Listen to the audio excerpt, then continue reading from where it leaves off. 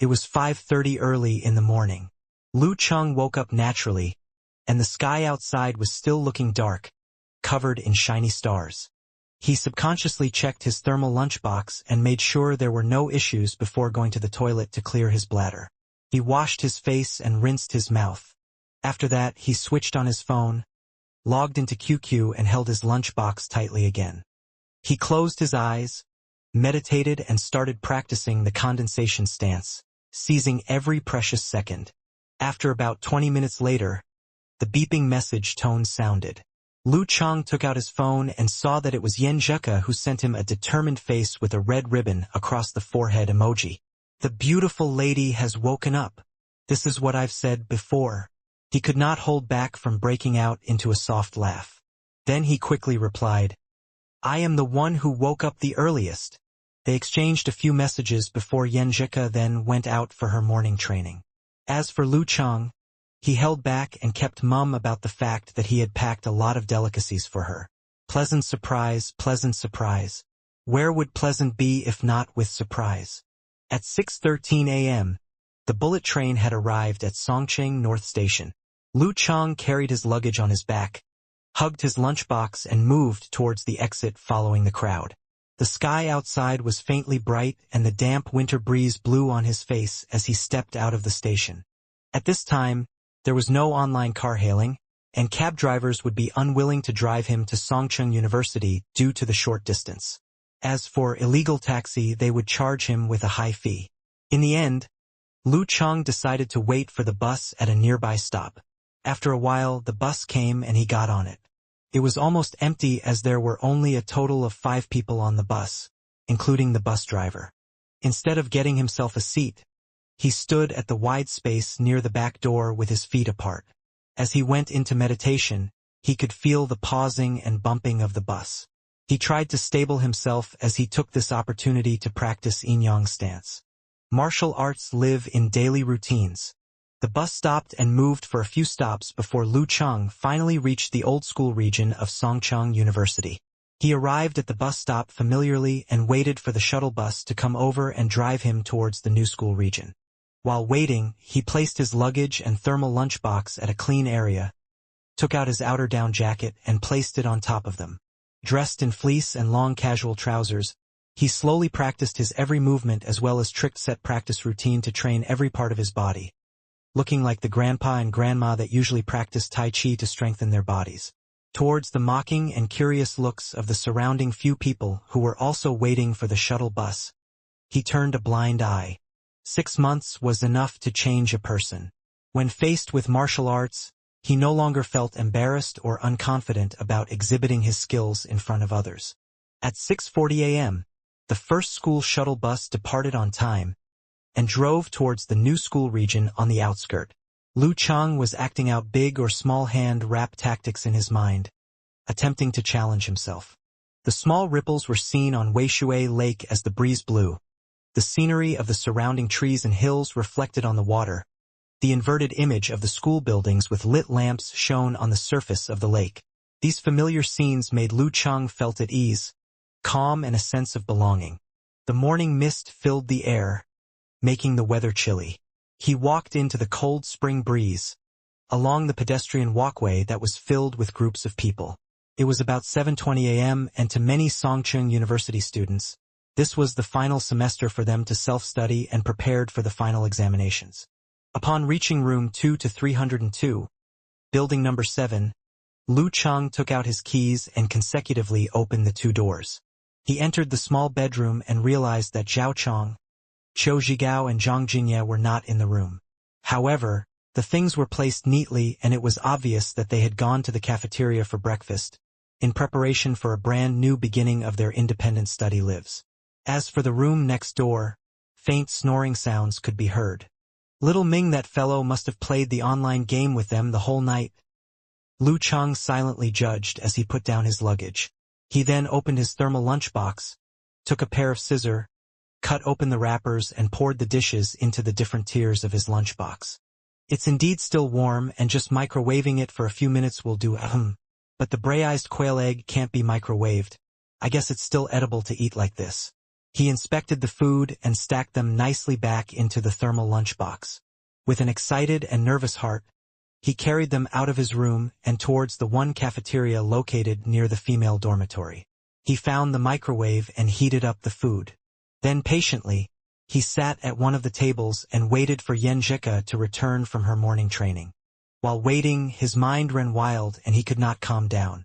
His heart was beating faster as he started to feel nervous, worse than the first time he got to the arena. What should I do later? I'll just tell her that I've bought her sticky rice cake and want her to come over. For that's the easiest to take away and the least obvious to reveal my real intention. When she sees others, I guess she'll be surprised. Then should I take that opportunity to say something? What should I say then?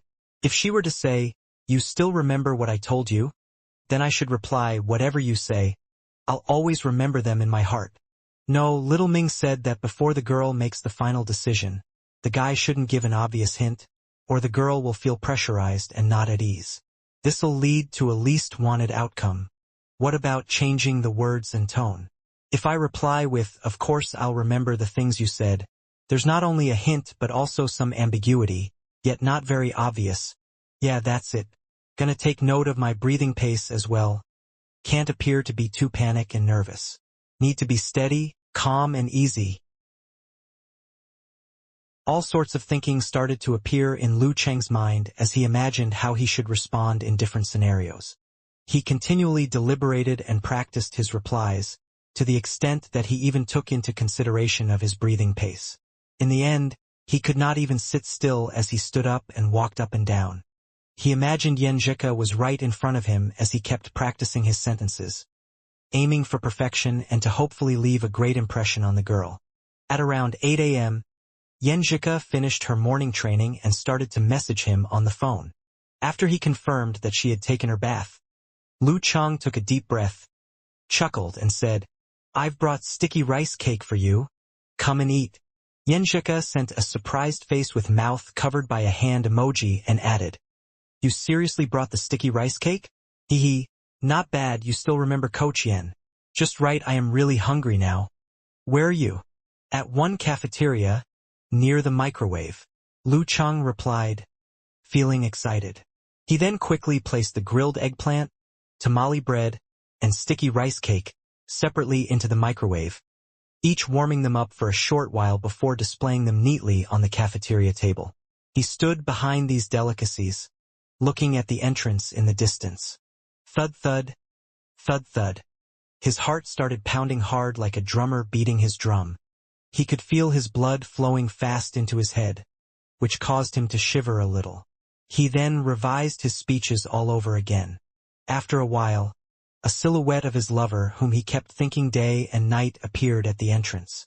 Yenjika, dressed in a white woolen sweater topped with a long plain color-down jacket, and wore a dark-colored pair of jeans with a pair of snow boots, attracting many passers-by's attention. She stood there and glanced around the area to look for signs of him, seemingly a little lost.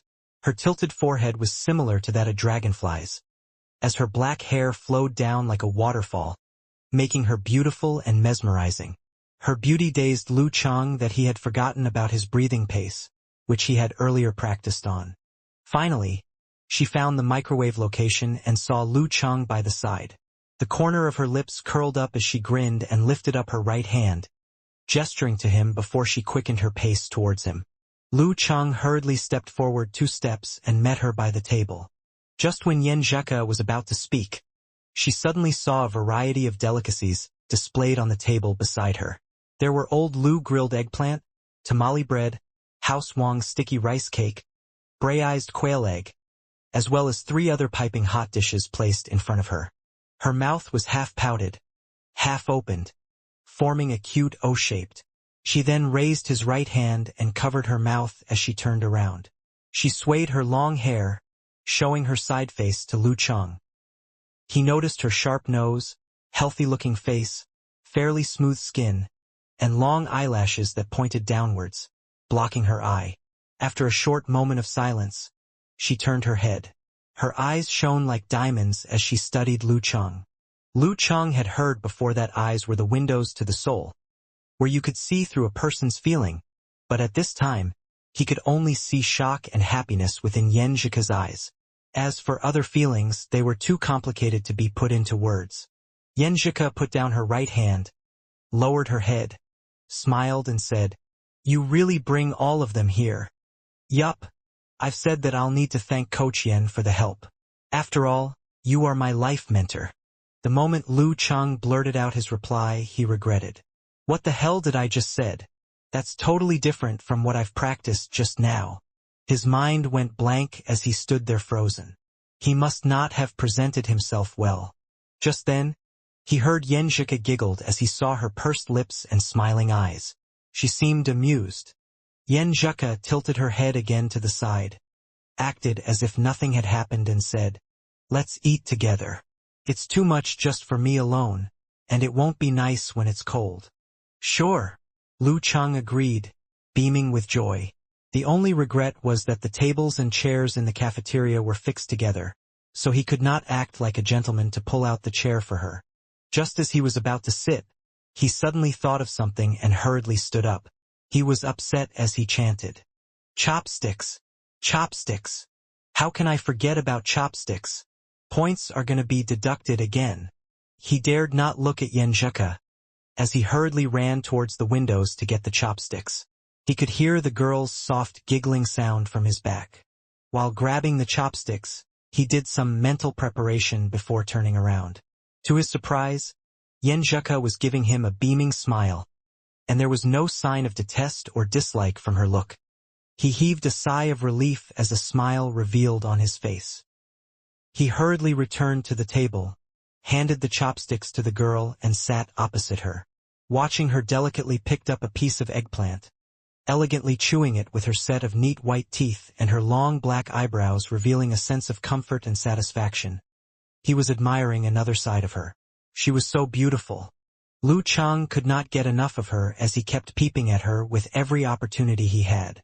To him, Yenjika's passion towards the food was equivalent to her affirmation towards him, and this gave him a great sense of satisfaction.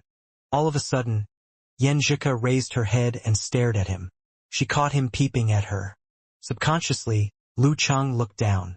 He grabbed his chopsticks, randomly picked up a pea and put it in his mouth, covering up his embarrassment. On the other hand, Yenjika seemed to be getting a little warm as her face reddened. She looked down once again. A faint smile crossed her face as she spoke softly. Coach Sher sent an email to all martial arts club members, stating that martial arts lesson is starting the day after tomorrow when school reopens. As for special training, it'll start tomorrow as soon as everyone has arrived. If not, it'll start on the day after tomorrow, so it's to be confirmed. Have you seen it? Ah! Lu Cheng was confused at first. Then he finally came to himself and said, Saw it. Saw it. He might discuss the preliminaries then. A long-distance communication during the school break had caused the face-to-face interaction between Yenjika and himself seemed anxious and awkward. He was not sure what to speak about, but luckily, the girl initiated the conversation and talked about the stuff in the martial arts club. This enabled him to go with the flow as he went on with other topics, not letting there be any awkward silence in their meeting. Unknowingly, Yenjika placed down her chopsticks. There was only residue left in the multi-tier lunchbox, and of course part of the food was eaten by Lu Cheng. However, he was too focused admiring the girl who sat opposite of him and too mesmerized with her smile, so he did not focus much on the food he ate. "I've eaten so much. Gosh, will I grow fat?" Yenjika gasped, feeling worried. Lu Cheng hurriedly consoled her. "Nah, you've been practicing martial arts, which consumes a lot of energy. That's why you should replenish it." Yenjika slightly nodded, took a glance at the thermal lunchbox and commented, "This works so well? The braised quail egg is still warm, not cold at all. Works better than I thought." Lu Cheng grinned widely as if he was being praised. After chatting for a while, he packed his lunchbox and sent Yenjika back to her dormitory. The two of them walked side by side. Lu Cheng could smell the sweet light fragrance from her, and this triggered his heart, making him felt as if he was in the fairyland. Not sure if the fragrance was from her shampoo or her body. His thoughts started to run wild as he, again, quietly studied the girl. He noticed the fair-looking skin under her dark black hair, her tiny-looking ears, and her non-stop chatting mouth that kept rambling on. Soon, the two of them had arrived in front of the entrance of Block 3 at Yenjika's dormitory. Before bidding goodbyes, Lu Chang suddenly thought of an idea as he hopefully yet anxiously tried his luck by asking, "Well, I did say to treat you to a big meal to thank you for the luck you brought to me, so when are you free? Please don't go back on your words. Hope I can successfully date you out." Yenjika tilted her head to the side, closed her lips lightly and smiled. She then replied, "Then you get to prepare a strategy. I don't want to eat any awful food." Strategy? Lu Chang looked dazed all of a sudden, then finally realized that the girl had agreed to a date. His mind was in a mess as he felt ecstatic, and he quickly replied, Sure. I'll do my best. No, I'll immediately come out with the strategy. Alright, I'll go back first. I still yet to finish my winter break investigation report." Yenjika left without turning back as she waved her hand and walked towards the Block 3 entrance. Lu Chang stood outside the entrance. He was feeling very restless and joyful, as his eyes followed Yenjika's back until she entered the unit entrance. Her hair is already as long as her sweater. Ah, what a great hair texture. She seems to be about 1.65 m tall with such a perfect ratio, and her legs are long and slim. Just when his mind was straying off, he suddenly noticed the girl looked back. This shocked him, and was afraid that the girl saw his lecherous look. Looking him at a loss, Yenjika looked around before she broke into a sweet smile. A loud thud sounded in his mind. Lu Chang stared blankly. This was the first time he deeply understood what the ancient Chinese poem meant by, "Her charms dazzled many," as she turned back and smiled. It was till the girl left the unit entrance did he started to wake up, feeling ecstatic and restless. What should I do next? Can I take this opportunity to try holding her hand as we are crossing the road? He could not calm himself down and decided to return to consult little Ming about it. When he entered the dormitory, before he could knock on the door of the opposite room, Kai Zoming popped out from the door, with a black hero head kerchief on his head. "What's up?" Lu Chang said, shocked by his sudden appearance. Kai Zoming replied with a stern look on his face. "I, Kai Zoming, am fucking displeased with your strength." Lu Chang almost burst out laughing as he replied him with a popular internet slang. "Duh, you're gonna bite me?" Kai Zoming was filled with determination at first, but his spirit wilted immediately after as he replied sourly, "I'm just expressing my determination." "Got it? Determination. Wait till I join the special training this semester, and I'll re-challenge you before the summer break." "Great, I shall wait and see." Lu Chang did not pursue on with this matter but moved on with what's on his mind. He glanced left and right before he whispered, "Talker, to the balcony. I've something to consult you." Kai Zoming took down the hero head kerchief on his head, gave an evil laugh and said, "You're goddess and you have a breakthrough, and you need my advice on what to do next?" "Fuck, how did you guess that?" Lu Chang replied with a shock. Kai Zoming tisksked. "Look, you just don't carve the matter out into words. Your lecherous expression tells it all." Lu Chang touched his face, smiled forcefully and said, "Is it that obvious?" While chatting, both of them arrived at the balcony. They had closed the glass door that led to the living room, isolating themselves from the rest of the world. Just as Lu Chang was about to start, Kai Zoming grinned cheekily and said, "Well, feel like there's a need for some cigarettes whenever we're here to chat. How about this? You pretend to give me a cigarette, while I pretend to smoke." Lu Chang gave him a despising look and pretended to take a cigarette from his pocket. He then handed it to him and added, "Come, Casanova, here's a cigarette for you." "Great!" Kai Zoming grinned and took it. He placed it in his mouth. Just when he was about to light it, Lu Chang smiled and added, I fire. Let me light it up for you." "Not bad, you're pretty observant." Kai Zoming praised and stretched his head forward, waiting for someone to light his cigarette. Lu Chang tried to suppress his smirk as he stretched out his right hand and snapped his finger loudly in front of Kai Zongming. Bam! A small fire appeared and burnt Kai Zongming's 2 strands of hair. Dafug, Kai Zongming blurted out. His eyes seemed as if he was still looking at that fire and said, "Bastard, you know magic? Magic? Have you seen cool magic like this before?" Lu Chang boasted as he snapped his finger again and again, creating several small fires. Kai Zongming touched his hair on his forehead as his expression kept changing. He then blurted out, "Chung, I'll take back my words about challenging you before summer break. Bastard, how can you bully people with your supernatural ability?" Lu Chang smirked and asked, "Why take back your words? Don't tell me you're getting cold feet." "Why would I? This is a promise between men, so we're gonna keep our promise," Kai Zongming promised, giving off a sense of righteousness and justice. "But you're gonna tie up one of your hands, to be fair." Sure. I'll just fight you with one hand." Lu Chang beamed with happiness. By then, Kai Zongming had finally calmed down as he asked surprisingly and curiously, "When did you awaken your supernatural ability? Is it strong?" "Thought you've seen the video on my battle with Yi Yaoding?" Lu Chang questioned him back instead. Kai Zongming saw the light and added, "That battle? If you talk about other battles, perhaps I can't remember, but I've got a vivid impression of that battle. Yeah, that lady is not bad looking. Anyway, you mean that your final fierce attack is your supernatural ability awakening?" "Yup. Currently it's not strong. I'm gradually working on it. Now it can only be used to light a cigarette." Lu Chang honestly stated the power of his supernatural ability. As for how he could work on it, he was sure there would be a way.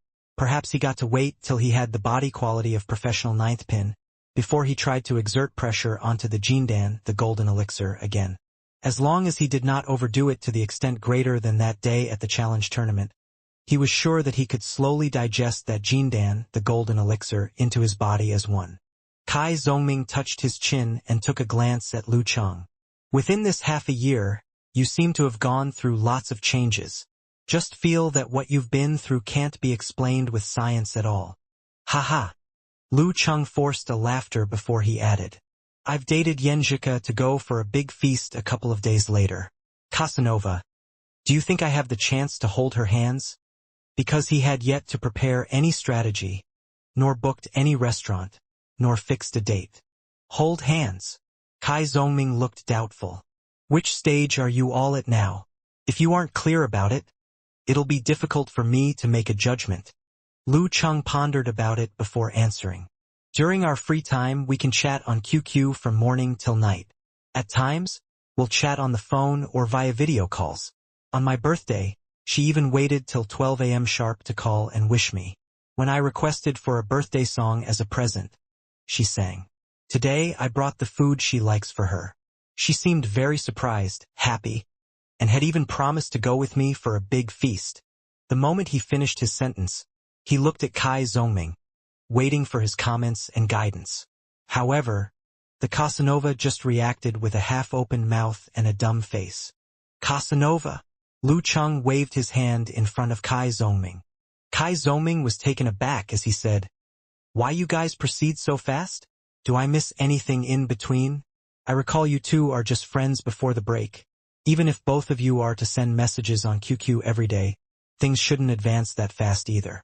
Moreover, with your personality, it's impossible for the relationship to improve by leaps and bounds." Seeing the old hand was surprised by how fast their relationship had progressed, Lu Chang was ecstatic. He recalled and said, "I feel that our relationship breakthrough started during the few days at Warrior Sage Challenge Tournament. Since both of us shared a common interest in martial arts, and also it was my first time participating in a challenge tournament, not forgetting the shocking experience I had in the later battles, our relationship had become stronger and better." Kai Zongming pondered and said, "No wonder. I always think your goddess will be hard to pursue, or else you won't need to try all means to please her and be prepared to fight a long-term war. Never thought that you could take advantage of the challenge tournament to win the girl's heart. What a lucky bastard you are." Lu Chang did not despise the way he put it. His eyes widened as he gazed at him instead. You mean she likes me too? Kai Zoming smiled gently and answered, Don't say it so directly. Women are complicated. All I can say is that she certainly has a good impression of you. As for to what degree, I'm not a mind reader, nor did I see her first-hand reaction there, so how would I know? However, being at this stage also means that this is a very dangerous period.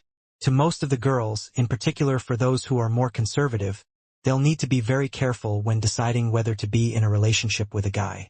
It's better that you don't pressurize her too much, or it might lead to rebellious mentality, or worst, her good impression of you will decline. Even so, you can't stop flirting with her and can't stop presenting the best side of you. If you didn't do anything for the next 1.5 years, this bastard will end up becoming her bestie. By then, you'll only have the leftover girls to pick from. Now that you say this, I'm feeling anxious again, Lu Cheng commented, taking a breath of cool air. Kai Zongming jested. Chill bro, you're almost near the finishing line. As long as you continue to perform your best, there's still chance. Moreover, you still have me as your strong backing. Isn't it? Why your words sound kinda disgusting. Strong backing? Lu Cheng joked, trying to make himself forget the worries and feel better. I kinda start to understand. You goddess must have chosen to focus on studies while in junior high school. So no matter how outstanding her pursuers were, she wasn't bothered by them. If you tried your luck at that time, even with the same Warrior Sage Challenge tournament experience, I believe there would be zero chance for you to win her heart. However, by the time she goes college, she'll feel that she's an adult and will no longer be very stressful about studies. Subconsciously, she starts to look forward to falling in love. That's when a crack appears in her inner defensive wall, and just then, you appeared. Kai Zongming excitedly analyzed the situation. Upon hearing, Lu Cheng was impressed by it and said, What you've analyzed in the first half is exactly what Yen Zheka told me. Student killer. Kai Zongming initially grinned, then followed by a sigh before he displayed an old hand look. He then added, This is about meeting the right person at the right time. Then I shouldn't try to hold her hand when I date her out, or else I may give her too much pressure? Lu Cheng went back to the main topic as he voiced out his concern. Kai Zongming cackled and said, It's only your first date and you've already thought of holding hands?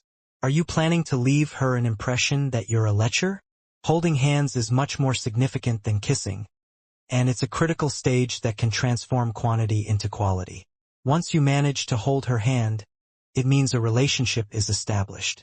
Kissing is just a matter of time. Of course, if the both of you are just planning for a one-night stand, then ignore what I've said. Lu Cheng was suddenly enlightened and he added, I never know that holding hands can be so critical. Casanova, how do you think I should present myself on that day? Just present yourself like you always do, and do things that please her as usual. You gotta know that she's nervous as well, so do your best to create a comfortable atmosphere. Kai Zongming paused all of a sudden, chuckled and whispered, Also, I'll teach you another thing. What? Lu Cheng answered excitedly. Kai Zongming coughed twice and continued.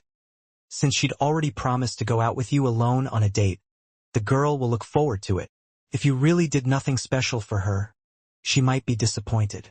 She'll be weighing the pros and cons of this relationship and start to think if you haven't loved her deep enough. So you gotta do something without making her nervous and stress. What I gotta do? Lu Cheng immediately asked. Kai Zongming grinned and added, Gotta find a chance to hold her hand. Oh, but don't really hold it. You must express your excitement and expectation. Yet at the same time, your unfamiliarity, nervousness, and act as if nothing has happened. Show her your upsetting look when you fail to hold her hand twice and give up. Let her know your feeling so that you can make her feel nervous and stress without overdoing it. Even if within her heart, she feels that both of you are not yet to the stage of holding hands, and cause her impression of you to worsen a little after the matter, both of you can continue to flirt and work on the relationship since you have not successfully held her hand. After you're done with this, come back and observe her attitude. If there's not much change, then there's more than 70% possibility that you have succeeded.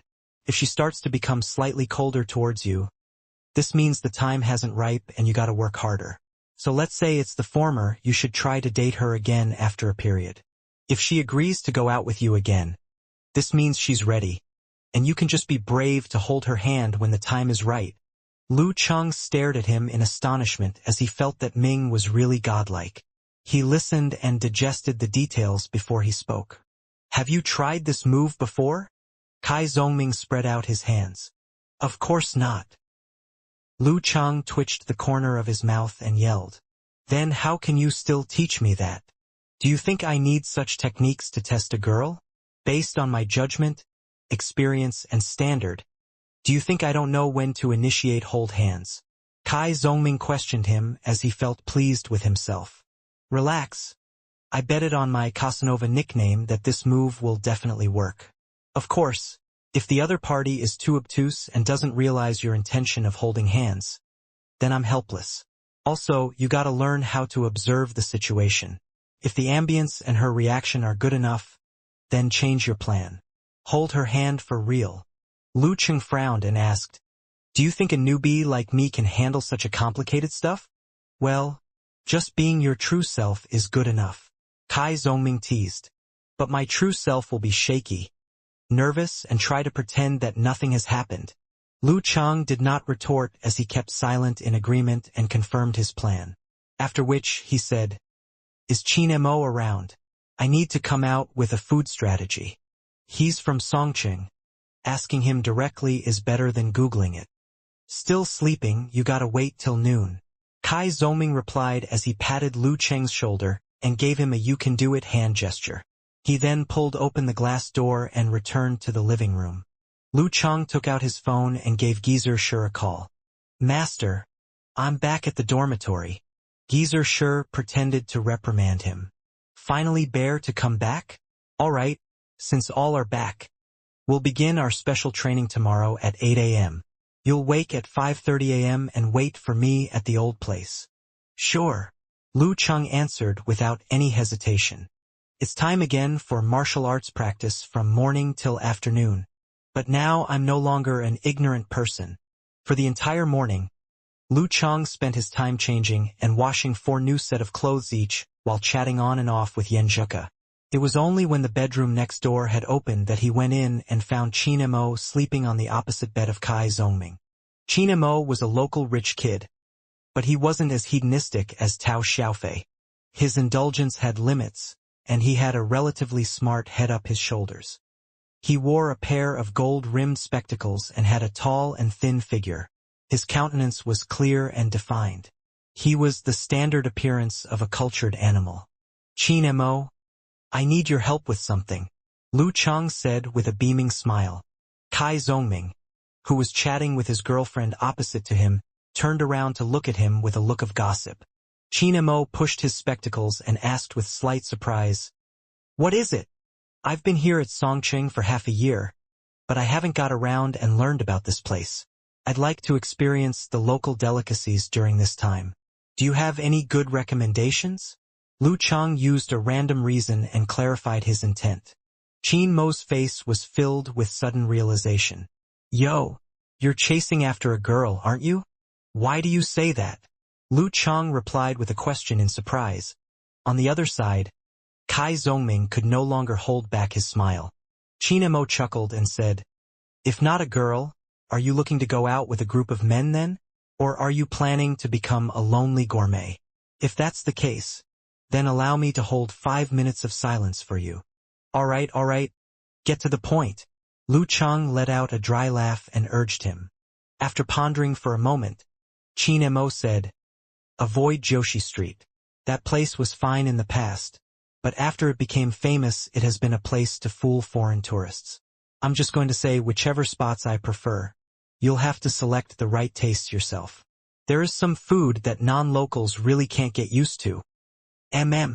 Lu Cheng put on the attitude of a young student paying attention in class and recorded the restaurant names, addresses, specialties, and so on. Qin Mo told him into his cell phone's memorandum.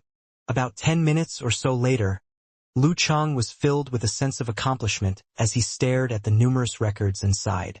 I'll go on the internet later to check for reviews and confirm the tastes. Then I'll circle out 2 or 3 places and check them these few days. Check them? Qin Mo looked a little confused. Kai Zoming on the opposite side knew Lu Chang very well, and he said after letting out a soft laugh. He's saying that he's going to taste the food and make sure that his goddess will be satisfied with them. Lu Chang added with a little bit of embarrassment. She and I come from the same place, and she likes the local specialties I enjoy too. Concerning taste, we should be pretty similar to each other. If what I'm fine with those places, then there shouldn't be a problem. Plus, checking doesn't just mean testing the food. I have to know the surrounding areas as well. For example, I need to know if there's a cake shop in the area, and whether the cake shop has the kind of cake she enjoys, so she can bring it as her tomorrow breakfast. I may also need to check if there are cafes or quiet places to spend some time, if the theater is far away, if there are any movies suitable for girls recently, and so on. At any rate, I need to familiarize myself a little with the surroundings, so I wouldn't be taking her on a pointless trip if we really are to head someplace. Qin Mo was stunned by what he heard. So that's what you mean, Chang? Seriously? You're so earnest that I'm embarrassed to say I've chased a girl before. Back at middle and high school, he had spent quite a lot of effort in chasing the girls he liked. But even then he was never as earnest as Lu Chang. Of course, this was mainly due to the differences in their behavior and attitude in dealing with things. It was not a question of the sincerity of one's feelings. Student Xiao Ming turned on his taunt ability and mocked. He is what you call a diligent fool, doubling his efforts to fix his own weakness. As long as it can be fixed. Lu Chang paid no thought to his taunt and chirped. Didn't you always say that girls care a lot about intentions and attitude? My attitude is definitely in the right place. Isn't it? Kai Zoming let out a he and said, It is more or less. But the problem is that the other party doesn't know about it. What's the bloody point if your counterpart doesn't know how much effort and thoughts you spent? I never thought about letting her know about this. I just want to see her satisfied with the food, enjoy a good time, and be happy. Lu Chang said after a momentary blank. Student Chang, when it comes to chasing girls you can't just say and not practice, or practice and not say either. You have to let the other party know that you spend so much effort on her and touch her. Only then your efforts will be worthwhile. Qin Mo at the side shared the same opinion as Kai Zongming's. Lu Chang frowned and said, But I can't tell her these directly. It just looks like so extremely shallow and false. Kai Zongming scoffed. Who told you to tell her directly? If it's too direct, then it'll lose its hazy beauty and give the other party the feeling that you're forcing them to feel moved. You'll be adding pressure to her. When she asks you about something relevant, you can just mention indifferently that you've checked the spot for the date and it'll be okay. Just stop here and let her fill in the blanks with her own imagination. The imagined beauty is also the kind of beauty that can touch oneself the most. Holy shit, Mouth King. Your theoretical knowledge seriously just doesn't stop coming. The one who let out the exclamation wasn't Lu Chang but Qin Mo. Kai Zongming spread out his hands with an arrogant look on his face. Not only do I have theoretical knowledge, but I also have practical experiences as well. Lu Chang memorized the instructions firmly and opened the calendar on his cell phone. He was confirming the time he would check out the spots, and then set the day right for the date. Suddenly, he was startled when he saw the date. Thursday is Valentine's Day. Shouldn't I express a little something? It doesn't look like right if I chose not to express anything. This is a question of attitude. There is no way to set the date on Valentine's Day directly either. I have to practice martial arts in the morning, and I have class during evening and night. This is my own timetable, and Yenjika should be just as busy. Even if I could muster the courage to skip class, the girl who enjoyed studying might not necessarily be willing to skip class. And even if she was willing, we couldn't bloody get out. Songqing University's new school district was under close management, and after the official start of a term, they were only allowed to enter and exit the venue during the weekends. Normally, they would need a teacher identity card or a postgraduate, PhD students or final year students' student identification card to ride on the school bus. For the first half of the semester, they could at least buy a few more spare tickets during the weekends and save it for other times, but later on, this tactic was defeated by the dates and, for use today, only letters imprinted on every ticket. In reality, with his skill, it really wasn't a problem for him to get out of the university if he wanted to. He could do this just by finding a place where no one was looking, flipping over a wall and fence and resolving this. However, this didn't look like the right thing to do when bringing a girl out on a first date. Kai Zongming's mouth twitched once. Just what are you trying to express? Just make sure you're prepared for your date. If you're really worried, then select 2 or 3 dates with Valentine's Day among them and let the other party make a choice. After all, you have to match times with her, right? This way, she'll understand that you plan to date her on Valentine's Day. You have presented your attitude, and whether she chooses to come out on that date is her problem. Of course, you'll have to be more attentive and drop more hints on that day. Understood. Lu Chang couldn't help but feel that listening to the words of Casanova was superior to studying 10 years of books. Once he was done, he recalled another thing. Mouth King, I brought up your request to Coach Sure. If you wish to participate in the special training, then you only need to meet up at the gathering tomorrow 8 a.m. at the Martial Gym. All right? I'll pull my socks up, Kai Zongming said with purposeful pretension. After a day of web inquiry, review reading and selection, Lu Chang locked down about 2 or 3 targets. He planned to take the 2 days before the term began to check out the spots. It was early morning, and the sky was dark.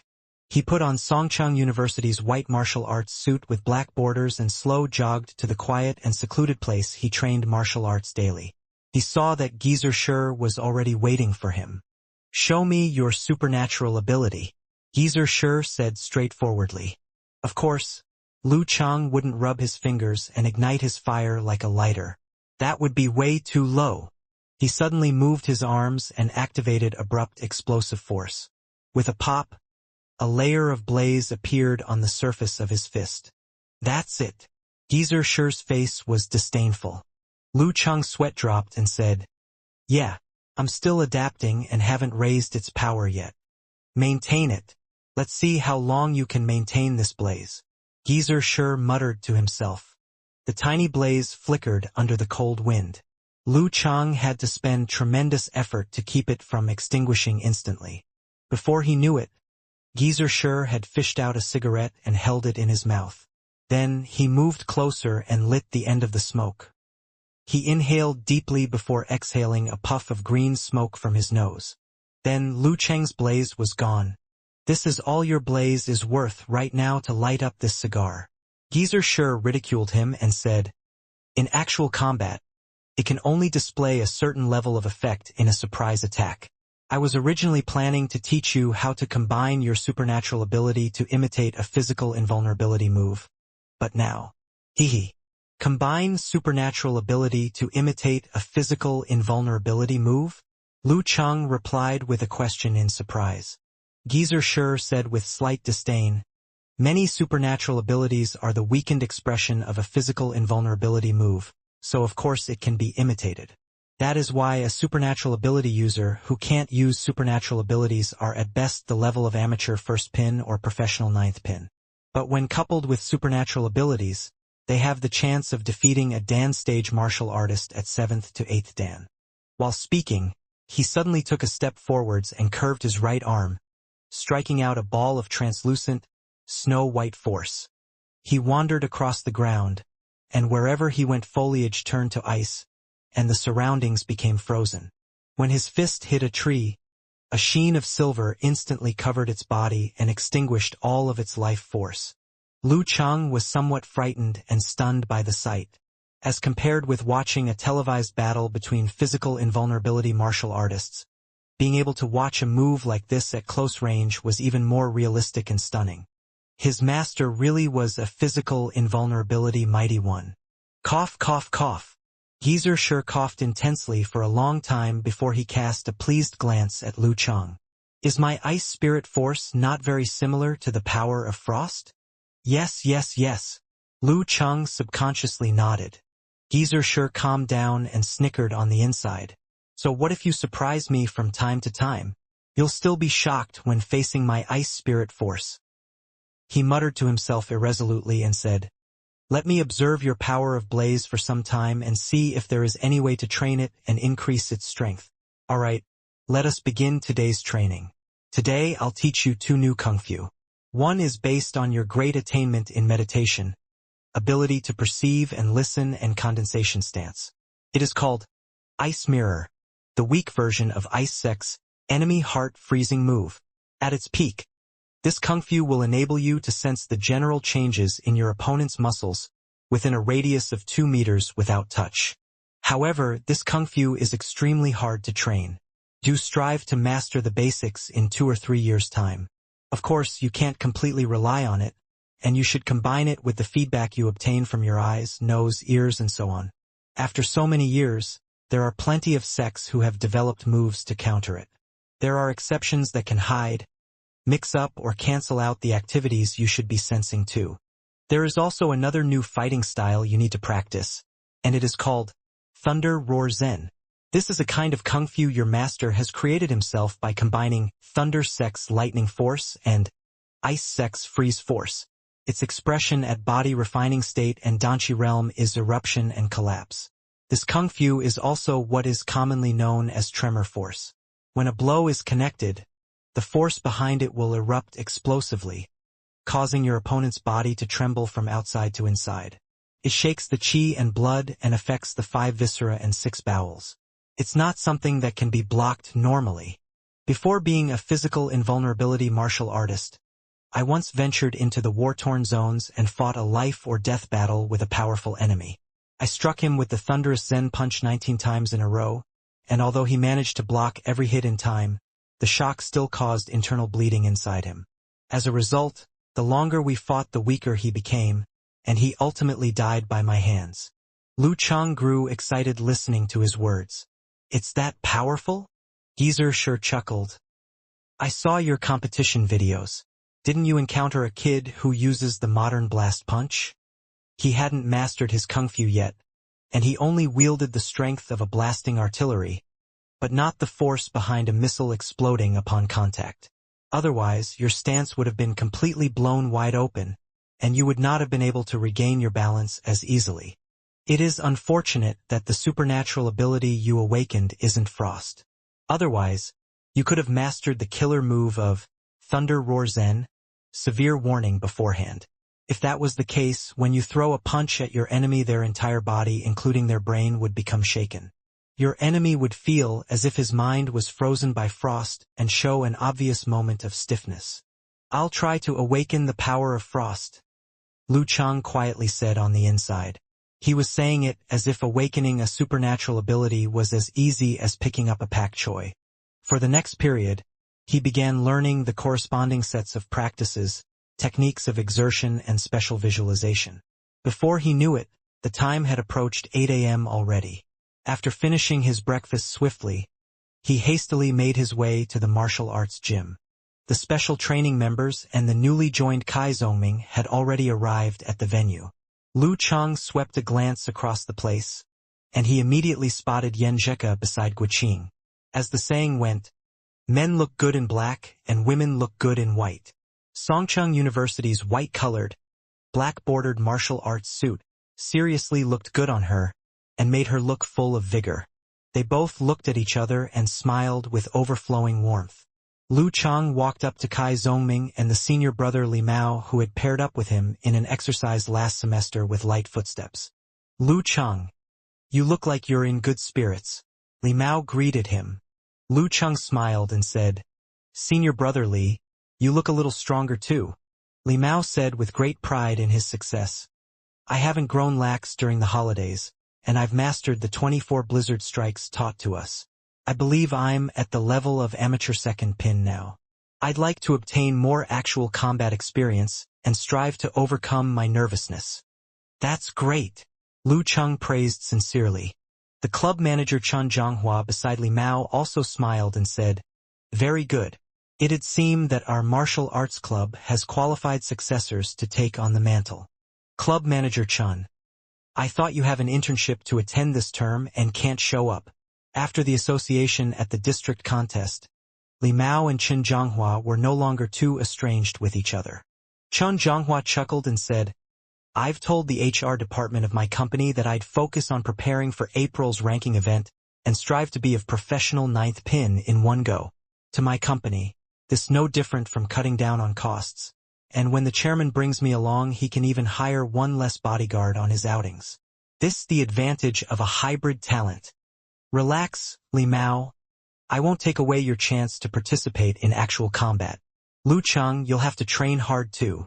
Lu Cheng left quite the impression on him, who was the new student busy with logistics preparation last year, right? While the crowd was busy talking and laughing with each other, Geezer Sure walked in and surveyed the surroundings one time. He motioned for everyone to fall silent, coughed twice and said, "There'll be no competitions this year. We'll have to find our own opportunities to temper ourselves in actual combat. Therefore, my plans are for our martial arts club to form a team and register to participate in the preliminaries." Preliminaries. There was a buzz. Other than Lu Cheng and Yan Zhika, who knew about this a long time ago, everyone else had lost their usual cool. Some people were surprised and some were shocked. They were actually going to use the entry competition into the professional martial arts circle as training. After a while, everyone calmed down and looked to be brimming with joy. They awaited Geezer Shure's latter words with high expectations. Geezer Shure smiled slightly and said, "After a winter break, I can no longer grasp the full extent of your abilities quite accurately. Let's have a versus battle ladder so I can figure out your limits. But before this, I'll announce the 2 leading players of the preliminaries." 2 leading players? The crowd looked towards Lin Ke and Chen Zhonghua. First lead, Lin Quebec. Geezer Shure's voice was slightly louder. No one was surprised. They all thought it was only natural. Geezer Shure coughed once before continuing. Second lead, Lu Cheng. When Li Mao heard this name, he subconsciously raised his hands and dug his ears. He had a feeling that he had just experienced an auditorial hallucination. Lu Cheng? The preliminaries' leading player? He just couldn't connect these two at all. It wasn't that he was disappointed by the fact that he wasn't able to become a leading player directly. According to his estimations, Chen Zhonghua, whose skills approached the level of professional ninth pin, was stronger than everyone else but Lin Quebec. Even if he was about to leave the martial arts club, no longer taking up a chance for actual battle training, and had informed Coach Shure about this beforehand. Wasn't there still last semester's district contest leading player, senior brother Sun Jian? He had not slacked off during the winter break either. He had practiced hard every day and finally transformed all of his hard work and accumulated efforts into rewards. He now had the fighting level of amateur second pin. Would senior brother Sun Jian really work by fits and starts? If that was the case, then what other motivation would he have to participate in the special training? Moreover, senior brother Sun Jian's girlfriend Lin Hua was not much weaker than himself. She had had a moment of enlightenment and mastered the still stance, and she used the winter break to chase up to their footsteps. It wasn't necessarily anything worth to be astonished about. However, the second leading player of the preliminaries wasn't Chen Zhonghua, senior brother Sun, or Lin Hua. It was Lu Cheng. If it was any other name, Li Mao would probably just accept it after a moment of surprise. While Jiang Fuxing, Li Xiaowen, and Wu Meng had average talent, and their greatest objective in participating in this special training was to increase their rank within limits and gain more job-seeking channels in the future, it wasn't like the story of a sudden awakening leading to the meteoric rise of a martial artist was uncommon. If they did experience such a thing, he would at worst let out a sigh, be envious for a long time, and feel a sense of loss for half a year. Meanwhile, the 2 new first-year undergraduate students Guoqing and Yan Zhika were rumored to be pretty talented, so it was not unreasonable to think that they might create some miracle. But the name that was announced was Lu Cheng. It was that Lu Cheng whom he first taught and pair exercised with. It was that Lu Cheng who normally gave him feint training. As someone who personally witnessed Lu Cheng's growth from a bewildered newbie to an amateur fighter with a practiced form, Li Mao was most familiar with his strength. He was once rather surprised by Lu Cheng, but that surprise was practically nothing to the astonishment he was feeling now. The distance between a regular greenhorn to a fighter with practiced form was much, much shorter than the distance between a fighter with a practiced form and the leading player of the preliminaries. Right now, The strange silence in the surroundings confirmed that he hadn't heard incorrectly. He could not help but feel a moment of absent-mindedness. Was fiction more reasonable than reality? He would not, could not, and did not dare to believe that the newbie who had just grown familiar with his form in his head had suddenly reached a height just second to Lin Quebec. Just how long had it been? Wu Meng, Jiang Fuxing and Li Xiaowen were all very unfamiliar with Lu Cheng. They only knew that he was a fellow special training teammate and remembered in general how he looked like. Their daily interactions only went as far as a nod and a greeting. They did not know about his rank, and they were unfamiliar with the progress of his martial arts. Right now, they were feeling a lot more bewilderment than actual astonishment.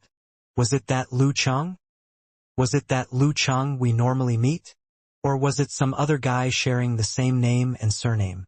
If it was the former, then how did he skyrocket from a body to a preliminaries leading player? Chun Zhonghua, Sun Jian and Lin Hua's feelings were in between their feelings and Li Mao's feelings. They stared straight at Geezer Shi, unwilling to believe that Lu Cheng, a guy who could not even enter the substitute list of the district contest more than 2 months ago, a guy who could only perform logistics and odd jobs, a guy who was completely lacking in presence would leap to become the leading player of their martial arts club without having to fight for it at all. They just stared at Geezer Shi and waited with expectations for the words, "I was just kidding," to tumble out of his mouth. It was to the point where they had forgotten that Lu Cheng was right beside them, and he could see their every move just by turning his head. Lu Cheng looked at Yan Zhika amidst this unspeakable silence. She simply wrinkled her pretty nose at him, seemingly saying, Look at the sins you've caused." The corner of his mouth lifted unconsciously, and he nearly could not hold back the smile on his face. He then cast a glance at Lin Kei beside him, wanting to see if this captain of the martial arts club had any opinion to share about his appointment as the second leading player. He wanted to see what his brother-in-law thought about him. Perhaps it was because there was a delay in between, and that the other party had the time to recover from his shock. Lu Cheng wasn't able to glean anything from Lin Kei's face. He was as cool and as withdrawn as ever, looking as if he wasn't interested in anything but martial arts. Cheng? How did Cheng become the second leading player all of a sudden? The person who broke this unnatural silence was Guiqing. She blurted out the exclamation and stared in astonishment at Yan Zhika beside her, seemingly wanting to get an explanation from the girl. Very soon, she turned her head and looked for Lu Cheng through several figures. She wanted to confirm if the other party had grown 3 heads and 6 arms. Cough! Geezer Shi coughed once and attracted everyone's gaze back to him. Then he instructed casually, "Lu Cheng, Lin Quebec, the two of you will do battle with each other. I'll be the umpire." Do battle? With Lin Kei, Li Mao, Sun Jian and the others finally looked towards Lu Cheng, unsure what kind of expression they should be wearing on their faces. It was as if they were saying, "This is for real. Do battle? With Lin Kei." First, Lu Cheng was surprised. Then he felt a tremble rippling through his body. He could not describe his feelings right now. This day actually came earlier than he had expected it would. After the Jindan had begun displaying its effects in his martial arts, he had often imagined that his strength would rise day by day, and that he would ultimately realize the embodiment of everything he admired as a man that he saw from Lin Kei, back when he met him for the first time during the 3rd or final year of his study. He had imagined that he would have the level to challenge Lin Kei for the position of captain of the martial arts club. After he had finished the Warrior Sage Challenge tournament and had a whole new level of recognition of his own martial arts level, he thought that if given half a year, and Lin Kei hadn't broken through his limits and reached Dan's stage, he was not without a chance of victory if they were to fight each other. When he began practicing Thunder Roar Zen this morning, he thought again that if he had mastered the basics of this martial art, then challenging Lin Kei would not be a pipe dream. The fighting style of this martial art was to shock the enemy, and its training method was to shock oneself. Through the sound of thunder, he would send tremors throughout his bones, veins and 5 viscera and 6 bowels, and slowly train them. The purpose of this training was to pursue perfect unity of the force all over his body and obtain absolute reaction, thus building the most solid foundation for achieving Dan's stage. But he did not imagine that his master would make him fight a battle against Lin Ke on the first day of a new semester, the first day of their martial arts special training, and without any prior preparation at all. He closed his eyes and pacified the tremors rippling throughout his body. Excitement rose as his fighting will was raised. This was a battle with the goal of his past. This was a battle against the tall, big and powerful image of a young fighter he once held in his heart. To be honest, he was pretty worried that Yenjika would have a crush for Lin Ke in the past, but he wasn't able to feel any sort of jealousy due to the fact that he was way behind Lin Ke in every aspect at the time. Therefore, he could only feel a strong sense of envy, fear, reluctance to admit that he was inferior, and a definite sense of shame at his own weaknesses. This feeling had mostly disappeared after he learned that Lin Ke was his brother-in-law, and the last of these feelings would also entirely evaporate during this upcoming battle. No matter what the outcome might be, the fact that he was able to stand on the same arena as him and challenge him to a terrific battle was more than enough to bury his past sense of inferiority. Lin Ke's eyes seemed to brighten a little as he strode with wide steps up towards the arena. Lu Cheng subconsciously looked at Yenjika and found her looking at him as well with slight worry. Worry! Lu Cheng's heart became filled with warmth and even greater strength. Unhurriedly, he walked forwards and climbed up the stone steps on the opposite of the arena. You have 3 minutes time to talk with each other. Geezer Sure made everything look incredibly standard. Then, a soft voice entered Lu Cheng's ears. It came from Geezer Sure, and he said, "Don't use your power of blaze. Let your master have an accurate grasp of the pure strength of your martial arts." Lu Cheng nodded and pursed his lips slightly. While looking at the relaxed but cool-looking Lin Ke standing at the opposite side of the arena, he realized that this was the first time he examined him this way. Lin Ke was no longer a goal but his opponent now. So how much did Lin Ke know about his martial arts? While recalling, Lu Cheng abruptly realized that he didn't know enough about Lin Ke's martial arts. On the surface, he had watched all of the few battles Lin Ke had participated in from the sidelines. There was no way he lacked in recognition of his skills. However, he discovered a huge problem with the close analysis. The martial arts Lin Ke had displayed were either the most common combinations of the blast, pound, pull, tear, tug or stir moves, or the 24 blizzard strikes he had cultivated only after he arrived at the martial arts club. But what about his martial arts passed down in his family? He knew from Yenjika that their grandfather and grandmother were pretty powerful experts and that they possessed the inheritance of unique skills. So why had Lin Ke never used them?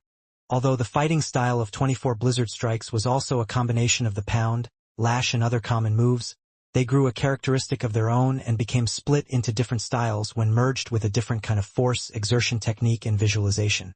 For example, Huxing was a traditional style shingi, and Blast Punch was a modern style shingi. The same went with Wuthering 8 movements and Pulsating Quake.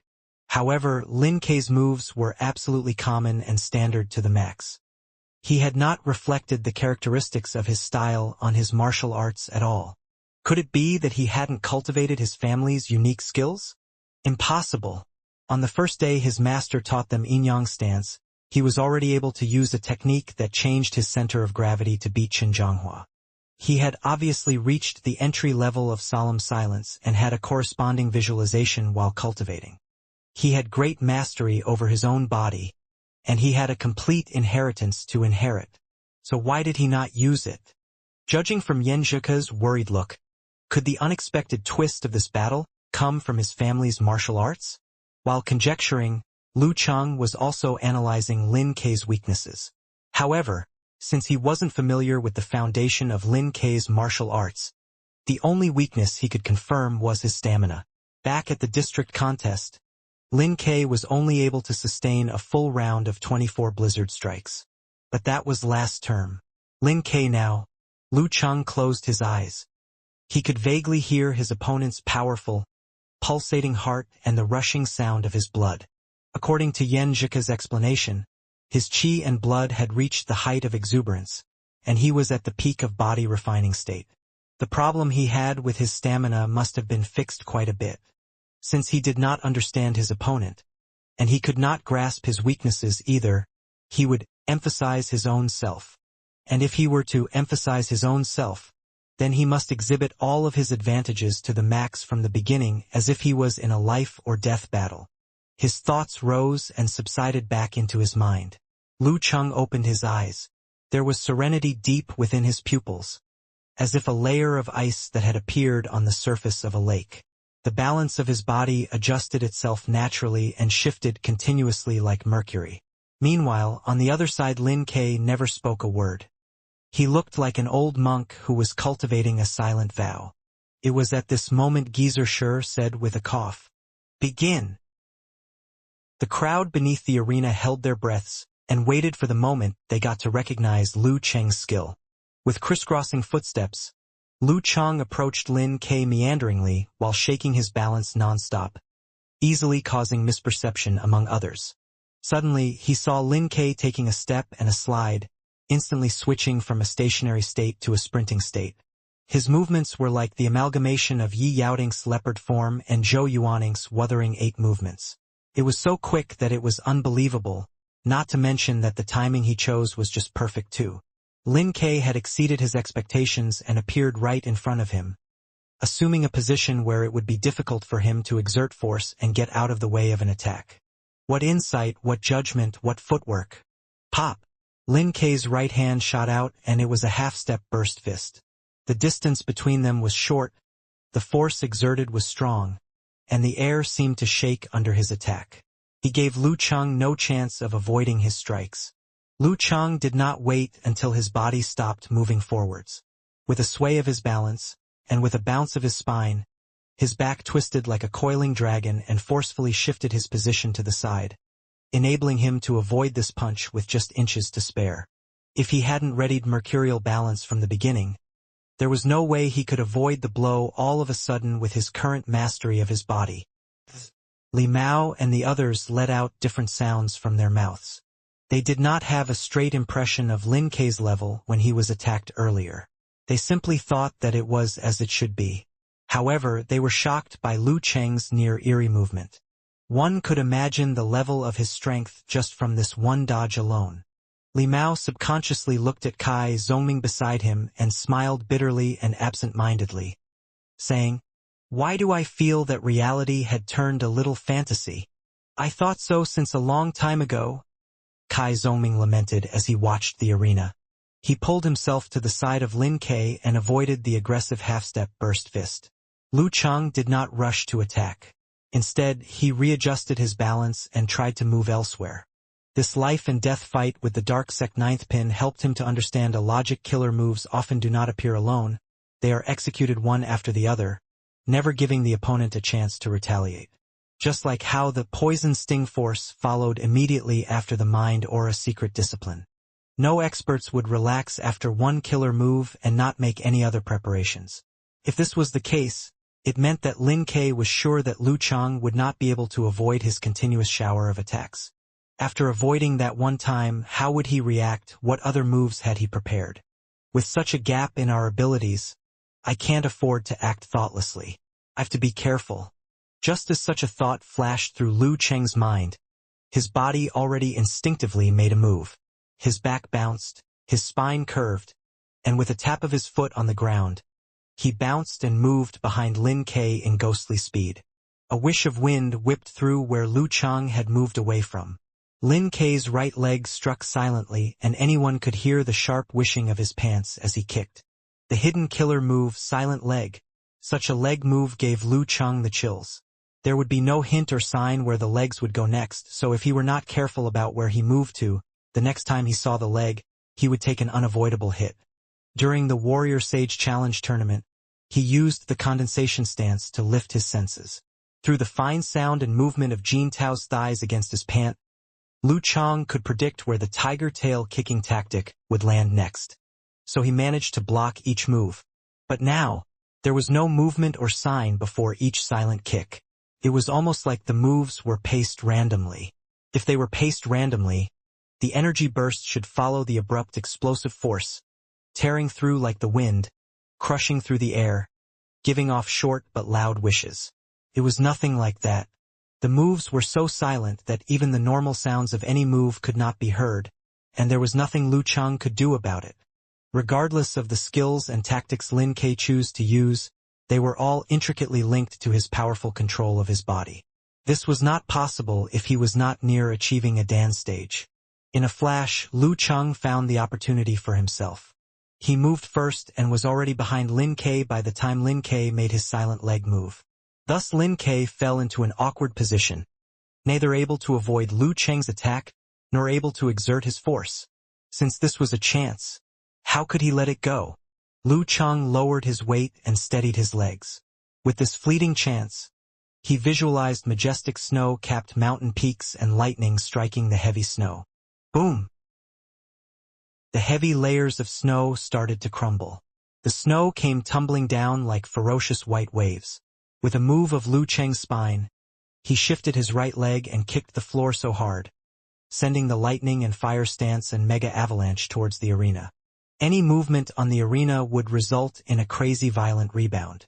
Lu Cheng's leg bounced off the floor, and like a dragon, his spine curved. In a flash, the strength from the legs was transformed into a force of the hand, pulling every strength of the body together. The aggressive palm strikes and punches were not on the upper body. They were between the legs.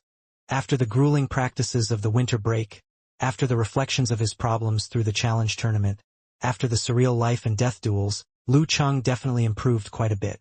Though he could not say that he no longer had any weaknesses, more importantly, he now knew how to release forces, how to use his surroundings to support his every move. Even more, he had gained a deeper and more in-depth understanding. Although there was not much change in the body's strength, his aura was stronger than it was during the challenge tournament. Even though he was not up to the level of professional ninth pin, he had the strength and level to fight with one. With a mad gush of strength from his back, he clenched his right fist. A downward cut with his fist smashed into the back of Lin Ke's back. With the crisp and loud thud, he used the rebound force and kicked against the limestone surface. Little bits of the limestone cracked off and puffed up in the air. Chun Zhonghua, Sun Jian, Li Mao and the rest were all shocked after seeing how the low-profile and usually quiet Lu Cheng managed to avoid Lin Ke's attacks with mysterious steps, and even found the opportunity to attack. Their eyes were all wide with shock. Even Kai Zhongming, the buddy who had watched his match clips, was taken aback and took a deep breath. No matter how powerful the professional ninth pins were in the video clips, they were just on screens. This fight with Lin Ke, someone whom they see and practice with every day, was another story. The feeling of battling him and being able to beat Lin Ke was completely different from a stranger holding a professional ninth pin. Yan Zhika had seen how Lu Cheng had grown. She also experienced the Warrior Sage Challenge tournament with him. Nonetheless, she only saw the actual match through video recordings after it happened, so she already knew his next steps and had a clear idea where he was heading. This time it was different. Nobody knew who was going to win. She could not predict what was going to happen next. With a bubbling curiosity, she watched the match attentively. When she saw how Lu Cheng grabbed the chance to retaliate, she did not seem relieved or happy. In fact, signs of worry flashed across her face. Pam! Just as Lu Cheng made his fist move, Lin Ke retracted his leg. Lin Ke's back was facing his rival, and he clearly did not have any time to make another move. Suddenly, Lin Ke's body stiffened and he sprung to the left. Right in front of Lu Cheng's eyes, Lin Ke avoided the fist strike on his neck, and with a shake of his shoulders and head, explosive forces burst from Lin Ke and went head-on with Lu Cheng's fist. Bam! When the two came into contact with each other, Lu Cheng felt that Lin Ke used his stance to absorb his force. Then he went with the flow of the force, slanted downwards and fidgeted. Lu Cheng's fist seemed to have hit a wad of cotton. This is no good. Lu Cheng suddenly realized what was happening. He tried to readjust his balance and returned to his previous stance. Lin Ke gave him no chance to do so, like a long pole, with one end lowered while the other end lifted. As he leaned backward, the force traveled through his spine. His thighs tightened, and his left leg stretched out, giving a kick. Lu Cheng was not in time to move away, so he lowered himself again, and his left hand was thrown into action. He held on to Lin Ke's leg like it was a chick being caught by an eagle. Bam! His ice-cold heart took a shocking blow. The strength of Lin Kei's feet was greater than he imagined. It was surging with energy. Its strength was probably greater than Yi Yaoting's bursts. Yi Yaoting was known to have extraordinary strength. It almost felt like two professional ninth pins giving a kick at the same time. Would it be possible to borrow strength? He absorbed half of my force earlier and reused it? Such a horrifying and threatening borrowing skill. Within a split second, Lu Cheng flew backward and lost his balance. His left hand went numb with pain. He could only fall backward without any stance, without any footwork. Lin Kei would definitely not let this chance slip away. For sure, he would strike when the iron is hot and continue to attacks in quick succession, just like how he beat Qin Zhonghua previously. Once Lu Cheng recovered from his shock, his heart lake also got back its icy cold state. Without much thought, based on his experience, he gave up on adjusting his balance and immediately lay backward. Riding on the momentum of his body, he kicked his left leg. Iron bridge moves. Dragon turning over moves. Lin Kei just got closer and saw the leg striking him. Unfazed and without giving Lu Cheng any chance to borrow his strength. His spine arched like a dragon flying in the sky and bounced off to the side. That was a move that was impossible given his current position. The muscles of his right leg tightened again and were all ready to strike out one more time. When Lu Cheng's kick missed its target, his stomach turned a little and his chest tightened. He decided to give up on the strategy on borrowing strength. He curled up into a ball, and instead of retreating, he went full force ahead towards where Lin Kei was standing. As he got closer, as Lin Kei's was about to do a whip kick, Lu Cheng's left hand hit and pressed against the cold hard ground. Bouncing back, he let the force travel through his hand and his back to his right hand. His right hand swooshed, throwing the rocket-like punch, going straight towards Lin Kei's package between his legs. He learned this from the dark sect ninth pin.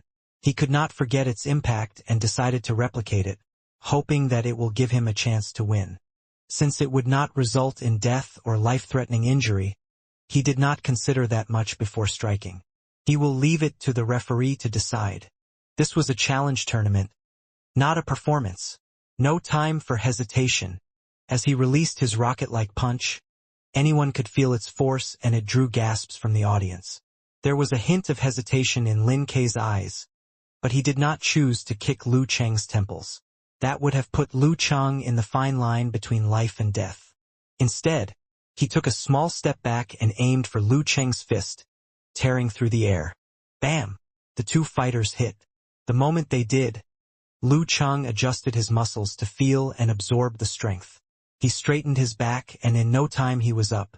He swung his left fist towards Lin Kei's chest with the force of the mega avalanche. Lin Kei also borrowed some strength and turned his body to one side. His right hand did a hook and pounded against Lu Cheng's fist. Bam! Lu Cheng's left fist was swung back due to the force, but with a shake of his wrist, his fist made a nice curve and looped back to grab Lin Kei's right wrist. This was a move from the big or small hand wrap. I don't believe that you have reached the same meditation level and have seen such powerful listening skills. He had just grabbed Lin Kei's wrist. Lin Kei's body and shoulders twitched. With a shake of his left arm, he exploded with energy and shook off Lu Cheng's left hand. Like it was a slippery snake, Lin Kei stretched and tried to do a reverse catch of Lu Cheng's fist. Within inches, the hands of the two fighters continued to exchange blows. Every time they separated, they tried to listen to each other's forces and adjusted their moves accordingly. Their joints and ribs were often subjected to tug and pull. There was no time at all to use the other arm or their legs. After a few rounds, Lu Cheng used his superior listening skill and successfully caught Lin Kei's wrist. Just as he was about to apply force, Lin Kei took a deep breath suddenly. The skin pores of his wrists closed and opened, and his skin seemed to have expanded. It did not only lightly push Lu Cheng's fingers away, they also stopped him from using his listening skill. At this moment, Lin Kei's temples swelled. His left arm pulled lightly, and within an extremely short distance, bam! A forward punch flew forward at lightning speed. His body looked like it just grew bigger in that few seconds. Lu Cheng could not move away in time and also could not use his listening skill. All he could do was lean forward and quickly duck. Bam! Lu Cheng was hit. He felt the force through and through all the way to his bones. He felt like he was bombed and his body shaken. From the blood vessels to the tendons and ligaments, from blood to joints, every molecule was in shock. In that very moment where qi and blood were all churning, there was nowhere to draw energy and force to retaliate. Lin Ke saw the chance. He stepped forward and used his shoulder to hit Lu Cheng's donjong. Geezer sure coughed and said, "Lin Ke wins."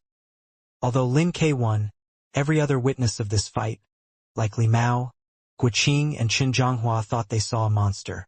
They saw a miracle and were speechless. The Lu Cheng they saw was not only professional to B level, but he fought just like a professional ninth pin. He just started practicing martial arts half a year ago. Lin Ke panted and looked at Lu Cheng coldly. For the first time in the day, he nodded his head and said, "Not bad." Near the bottom of the stage, Yan Zheke covered her face with both hands and looked at Lu Cheng with teary but proud eyes. Lu Cheng's was experiencing mixed feelings. He was happy that he was able to fight Lin Ke, something he'd wanted to do for quite some time. There was a satisfaction in meeting his match and being able to fight until his heart's content. However, he was also inflicted by a kind of feeling called, "Fuck my life." Lu Cheng wanted to challenge Lin Ke after mastering the Thunder Roar Zen, but he was instead defeated by a similar martial arts force which had left his body shaking. The experience was pretty uncomfortable. One should never underestimate a strong, mighty youth with great talent and deep family roots. As for the feelings of upset and the pain of defeat, he wasn't feeling them quite as strong this time. Could losing to your brother-in-law really count as a defeat? This was just a tactical victory. Didn't his brother-in-law just label him as pretty good? This meant that he would get a vote of approval when he visited Yan Zheke's family one day and asked for their daughter's hand in marriage. "There was a moment where I thought I could defeat you." Lu Cheng flattered Lin Ke while pushing off the sting of defeat. Lin Ke nodded his head imperceptibly and then turned to go down the stairs of the arena. Looking down at Yan Zheke, Lu Cheng found the girl pursing her lips to cover her smile, while her eyes shone like stars. The moment their eyes met, Yan Zheke turned to evade Lu Cheng's gaze, her face flushing slightly. "She seems to be satisfied with my performance." Lu Cheng had all eyes on the girl. It was as if he had turned into a camera and was recording Yan Zheke's nice gestures frame by frame. Noticing the concentration and adoration in Lu Cheng's eyes, Yan Zheke wrinkled her pretty nose and turned around with a ferocious expression, posing with her right hand in a rocket-like punch. "Humph!" Lu Cheng could almost hear the girl's unsaid humph, and then she complained, "How dare you try to use that skill on my brother?" "Well." Lu Cheng hurried to put his palms together and smiled submissively in hopes of begging her forgiveness. "It's game over. Why are you still up there? Come on down." The old man sure's voice greeted Lu Cheng's ears. Eft. Yan Zheke could no longer keep her fierce look. Instead, she raised her eyebrows and put on a charming smile, showing her shallow dimples. Entranced by her smile, Lu Cheng scratched his head awkwardly and felt himself in a hurry to leave, so he jumped down from the arena. Even though they had no idea what had happened, Li Mao, Qin Zhonghua, and other fellow members burst into laughter at Lu Cheng's funny behavior. Being the only person who had been watching carefully, Kai Zhongming almost fell to the floor laughing. The way Lu Cheng was advancing by leaps and bounds seemed almost miraculous, but this humorous incident helped to tone down their astonishment as they acclimated to his growing abilities. After all, it didn't matter how powerful he was, Lu Cheng was still the same freshman they were all familiar with. Watching Lu Cheng get back to his team, Li Mao allowed himself a wry smile. He then asked with surprise, "You were not this powerful in the last sparring exercise. How did you reach the level of professional ninth pin overnight?" Even though he was quite pleased with Li Mao's words, Lu Cheng stayed calm and modestly explained, "Brother Li, the last time we had a sparring match was before the district contest began. That was maybe 3 months ago. We all know that even 3 days is enough to change a man. Even if it had been 3 years, you could not convince me." Do you know how much effort it took me to improve from the level of amateur third pin to second pin? Your massive progress has greatly discouraged me, Li Mao exclaimed, only half joking. Lu Cheng smiled. I think I have a knack for meditation, and that is why I was able to acquire the method of visualization of the yin and yang stance and the 24 blizzard strike so quickly. They helped me enhance my control over my physical body and strengthen the effects of training. This way, every single workout I did had the impact of 5. The joking manner in which Lu Cheng explained this process sounded like a slogan. Lu Cheng's explanation comforted Li Mao and the others. They didn't need too many details after all. Once another round of sighs and a few more words of praise had passed, Chun Zhonghua said with regret, "If only I had known, I would have applied for a graduation delay and requested to join your team. Having Lin Ke and you as our lead players, we would have been able to qualify and made it to the national championship." Not knowing what to say, Lu Cheng nodded in response. Kai Zoming smiled blandly and asked in a lowered voice, "Cheng, remember our arranged competition before summer break? Maybe we could reconsider it." Without waiting for him to finish, Lu Cheng replied with a smile. "Again you want to call it off? Can't you keep to your commitments like a man?" "Of course I can," Kai Zoming said, immediately changing his tune. "But what do you mean by again? I just want you to keep both hands behind your back instead of just the one during the competition." Lu Cheng found this to be funny. "Shall I bind my legs as well?" Kai Zoming gave a shy smile. "If you wish. Get out," Lu Cheng replied in fainted angry tone. Waiting for the crowd to calm down, Old Man Sure coughed and then asked, "Any problems with Lin Ke and Lu Cheng's being the leading players in the preliminaries?" "No," the crowd answered with one loud voice. From the chorus of voices, Lu Cheng could easily distinguish different hidden emotions. This made him quite proud and yet a bit embarrassed too. Old Man Sure nodded in satisfaction and said, "Let's continue with the competition. It's Sun Jian and Li Mao's turn to fight against each other." Again Lu Cheng fixed his eyes to the arena, along with his fellow members. This time he paid close attention to his senior Li Mao. In an excited flurry of fists and feet, Sun Jian and Li Mao fought fiercely. They came at each other with movements that included the 24 blizzard strike. The competition went on a long time without there being a clear winner. They haven't crossed the threshold of solemn silence, and their so-called 24 blizzard strikes were flashy but without substance. Lu Cheng could not help but sigh. He used to think highly of the two senior brothers, but their performance today was greatly flawed. One of the core skills for the 24 blizzard strike is a kind of meditation named the visualizing skill, which distinguishes the 24 movements from other martial arts skills. Another core is borrowing strength to enhance one's own aggressiveness and endurance. This might not work though if one hasn't mastered the yin and yang stance and condensation stance. While the yin and yang stance helps to get good control of one's body, condensation stance helps to improve one's listening skills and sensory discrimination. After about 7 or 8 minutes, the match came to an end when the two reached the limits of their strength. Li Mao lost the competition to Sun Jian in a single move, but Li Mao had shown signs of obvious progress and thus lived up to his title as amateur second pin. The one-on-one matches continued and Lin Hua defeated Li Xiaowen, and Wu Meng defeated Zhang Fuxing. Next up, Guoqing and Yan Zhika. "Step forward," Old Man Sure stated as he swept his eyes over the team. Turning his eyes to Yan Zhika, Lu Cheng found the girl chewing on her lower lip nervously. Suddenly Yan Zhika turned around to look at Lu Cheng. The moment their eyes met, Lu Cheng made a gesture and mouthed words of encouragement.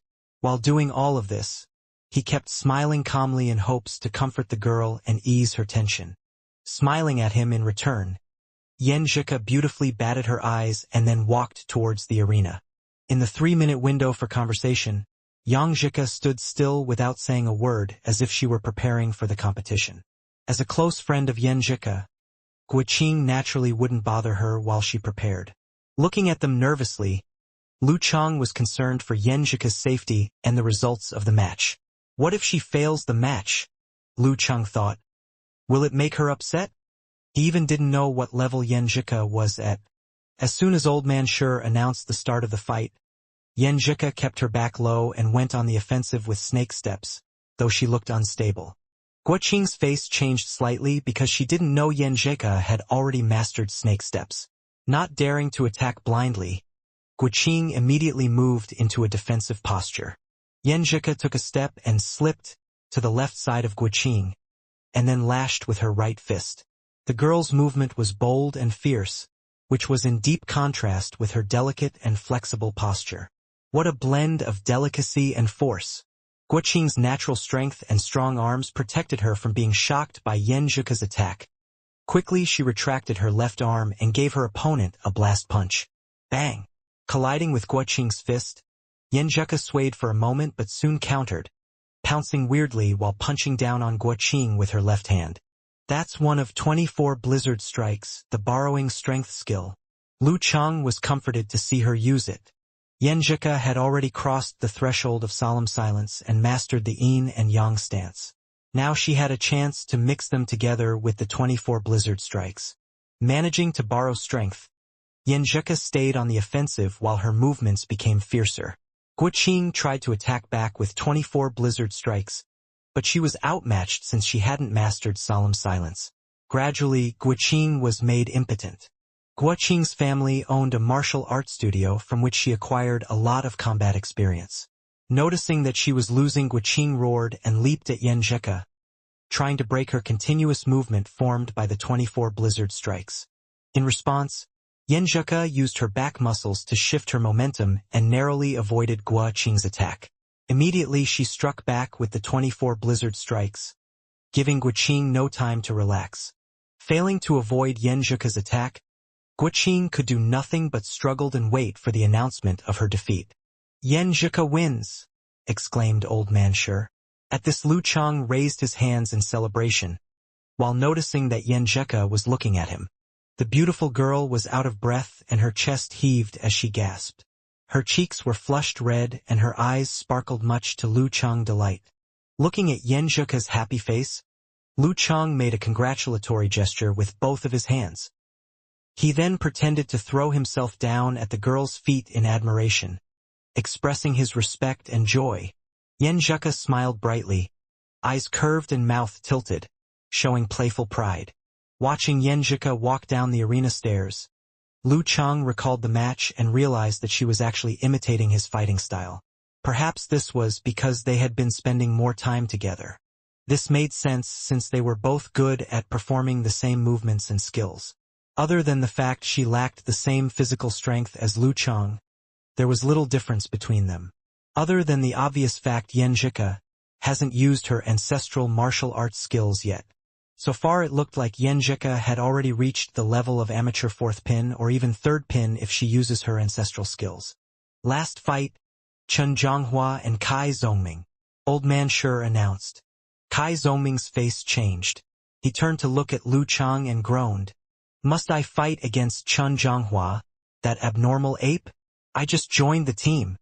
Lu Chang looked at him cordially and said, What a pity. When Kai Zongming was closed in by Chen Zhonghua, Lu Chang could not help but cover his eyes. He could almost imagine what would happen next. Little Ming was in fact quite talented, but he had been working by fits and started all this time. Forget the fact that he didn't participate in the martial arts special training previously. He would often attend once or twice the martial arts lesson which were only taught 3 times a week. Under such circumstances, even if Geezer Shi had taught every student the front part of 24 blizzard strikes, it would only enrich his fighting style but not make him stronger. It would only improve his abilities as an amateur 5th pin a little. The moment he ran into a professional-to-be expert like Chen Zhonghua, the outcome was imaginable no matter how deadly his mouth was. As expected, Lu Chang saw that Kai Zongming was pressed down by Chen Zhonghua. They rubbed together on the ground, looking tragically like a beautiful maiden who was being trampled down by a strong man. Don't laugh, don't laugh. Lu Chang admonished himself again and again. Then, he put on a sympathetic attitude and welcomed the return of Kai Zongming. Damn! I feel like I was raped by my opponent. Talker Kai Zongming belittled himself mercilessly while still wearing a bewildered look on his face. I can't hold it any longer. Lu Chang covered his mouth and laughed softly to himself, enduring Casanova's aggrieved stare before he finally calmed down. Then he said with a serious face, "Now you understand why people practice day after day? With your talent, it shouldn't be a problem for you to rise to the level of an amateur third or fourth pin after a semester of special training. Have you made up your mind? Do you understand that you should train hard now?" "Of course I know. Now I feel fucking embarrassed that I want to quit our martial arts club. After this battle, my handsome image has totally disappeared." Kai Zongming sighed, giving the impression that his life had no hope. "Luckily, this special training. Only a few of you guys saw this fight, or I'd be ashamed of myself." Lu Cheng pretended to answer him seriously. As the saying goes, news travels fast beyond your imagination. A person can pass messages to 10 people and 10 people can pass messages to 100 people. There are more than 10 people here. Kai Zongming stunned a little and said, "Please strangle me." At that time, Geezer sure coughed a little. "Good. After the special training of the last semester, you little boys have made significant progress. Some of you even have promoted several pin, but you can never be too proud because this kind of progression is very normal in the amateur rank. Well, now I announce that the third leading player of this preliminary is Sun Jian. Sun Jian, you have to practice a lot to improve yourself to be of amateur first pin as soon as possible. The substitute members are Li Mao, Lin Hua, Yan Zheka, and Guoqing, and the rest students should keep practicing hard." Hearing that, Lu Chang could not help but look to Yan Zheka with his eyes full of joy to congratulate her being selected into the preliminary team. Yan Zheka also looked back and she slightly lifted her chin to show her joy. The atmosphere between them became very tacit and warm with their keen eye contact. Geezer Sure continued, "Starting today, I'll teach the rest of the 24 blizzard strikes. Guoqing, your character isn't suitable for this playing style. In order to make full use of your power, I'll teach you a fist position called Mountain Moving Punch, which focuses on ferocity and strong power.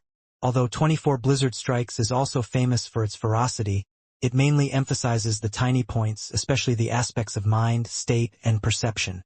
All of these are your weaknesses, and we should strengthen our strong points and avoid the weaknesses.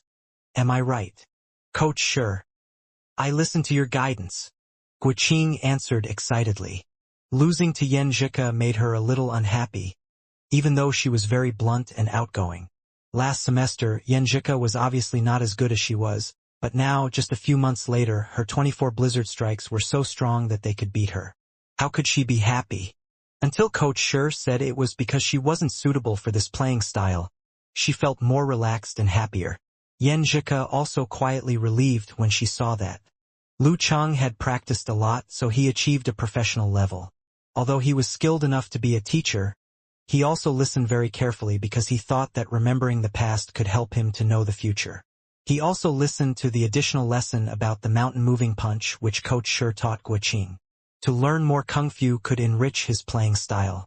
Maybe one day he could beat the enemy with the mountain moving punch. Practicing the still stance, trick set, playing style, power, footwork. Time flew during such a dedicated atmosphere. At last, all the members started to do pair exercise. Except for Kai Zongming, who was paired with Chun Zhonghua. All the pairs stayed the same as before. Lu Chang changed his position with Li Mao, and now it was time to give hand to Li Mao to learn the rest part of 24 blizzard strikes. During this process, he learned a lot. If you put your feet in other shoes, you could recognize a lot of problems you have ignored before. Li Mao was like a mirror. Some of his weaknesses could help to reflect out Lu Cheng's bad habits. Practice referred not only to exercise but also to beat. By constant beating, one could force the impurity out of his body. This was one of the methods to achieve body perfection. Around noon, Geezer Sure announced that the special training had finished. Then Lu Chang and Kai Zongming came together and watched Yan Zheka nervously. "What are you nervous about?" Kai Zongming asked contemptuously. Lu Chang took a breath and said, "I want to ask her when she'll be free, and whether the 14th or the 16th is a better time for us to have a date. But the 14th is Valentine's Day. Would that be too straightforward? Will it cause a bad reaction?" Kai Zongming laughed and said, There's nothing to be nervous about. However, if you asked her with your present mood, the effect might be better. Why? Lu Cheng was confused. In the romantic area, Kai Zhongming is skillful enough to be my professor. Kai Zhongming said casually. Just think about it. A mighty young fighter who behaved very calmly and ferociously on the ring like he can rebuke heaven. However, he felt nervous and shy to talk with you. Such an apparent contrast can make the girl feel that you are abnormally cute. I can bet that most of the girls like it. Oh my god, abnormally cute. Lu Cheng thought it over and found that it really did make sense. However, he would not admit this to Kai Zhongming. Kai Zhongming laughed proudly. I am the old hand swaying the entire internet. Lu Cheng gained courage and walked towards Yan Zhika quickly. At the moment that he stood in front of her, Guiqing snickered and said, Here it comes again. You two can talk now. I'll not bother you anymore. In that instant, Lu Cheng thought he had blushed. So he ran the condensation stance by instinct to try to suppress his emotion. However, he saw that Yan Zhika also blushed, which made her complexion whiter and more luminous than usual. His mind bombed and drew a blank, which smashed the condensation stance he used just now. Yan Zhika looked at him with her lovely eyes and she felt so shy. Don't listen to Qing's nonsense. Okay. Lu Cheng nodded. He was so nervous that he blurted out his entire plan. I'll pick out a few Songqing restaurants, taste their food this afternoon, and choose one restaurant in the end. So when are you free, on the 14th or the 16th? After saying that, he wanted to slap himself in the face. Casanova had said that I should say it easily and casually when Yan Zhika asked. How could I directly say it out loud? No matter how good the practice set is, the plan will fail if I misbehave under the actual situation. Yan Zhika smiled softly with her faintly discernible dimple. She glanced at Lu Cheng, who was nervous from her soft smile and grave mouth. She seemed to think out loud. On the 14th. Suddenly, she lowered her head to avoid the sight of Lu Cheng. Her ponytail also shook with her nodding head, and her crimson cheeks had not faded yet. Seeing this scene, Lu Cheng once again thought of a poem. The most was the head of attraction, like a water lotus very gentle. After getting along with Yan Zhika for a long time, it seemed that my literary knowledge has improved. When he was dispelling his apprehension by self-mockery, Yan Zhika said softly, I'm afraid that I'm full of classes in the afternoon and evening on the 14th. But Saturday is available. I have nothing to do except martial arts training. Okay. Lu Cheng was so glad when he found Yan Zhika didn't show an indifferent attitude. Then he thought of what happened before. He added, In the last combat, I was not deliberate to play the last fist. I played it subconsciously.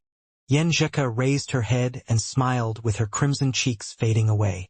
At first, I planned to pretend to be angry, but I just let it go. My grandfather has said you shouldn't consider any problem about restricting your power or whether you could play the ferocious style or not, and these problems are judged by coaches and supervisors. Otherwise, fighters on the ring can never compete with the one who has experienced serious fights.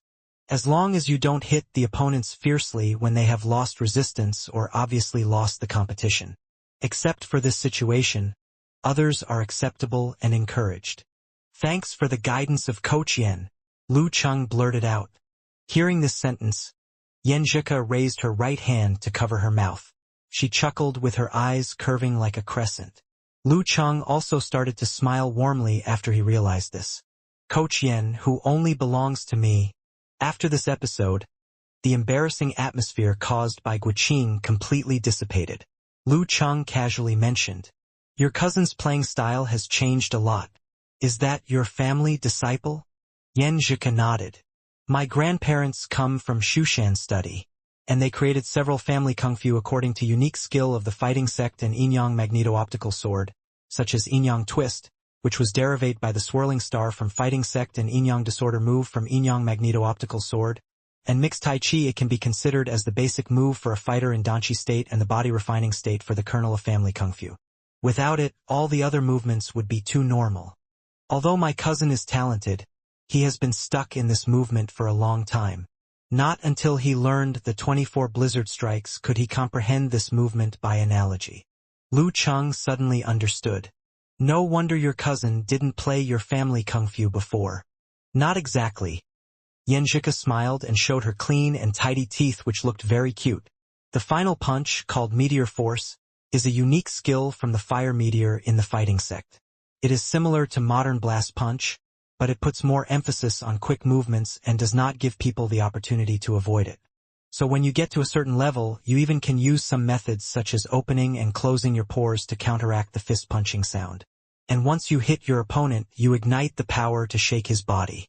After one gets into physical invulnerability, he can blast out fire directly with somersaulting air billow. However, Meteor Force requires good physique. Before this fight, my cousin can play it out only once. If it wasn't in a critical situation, it would be more convenient to use 24 blizzard strikes. And now, because he has reached the top of the body refining state, he might use it 3 or 4 times. Lu Cheng heard it with interest. Oh, that makes sense.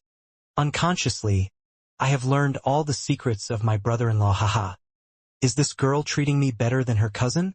Thinking of this, he remembered one thing and asked, have I said that I want to be your sparring partner?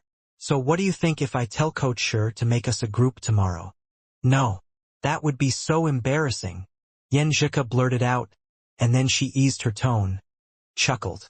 If you really want to be my sparring partner, then please spare 1 hour on Saturday and Sunday. Spare 1 hour on Saturday and Sunday? That means I could get along with her privately every weekend.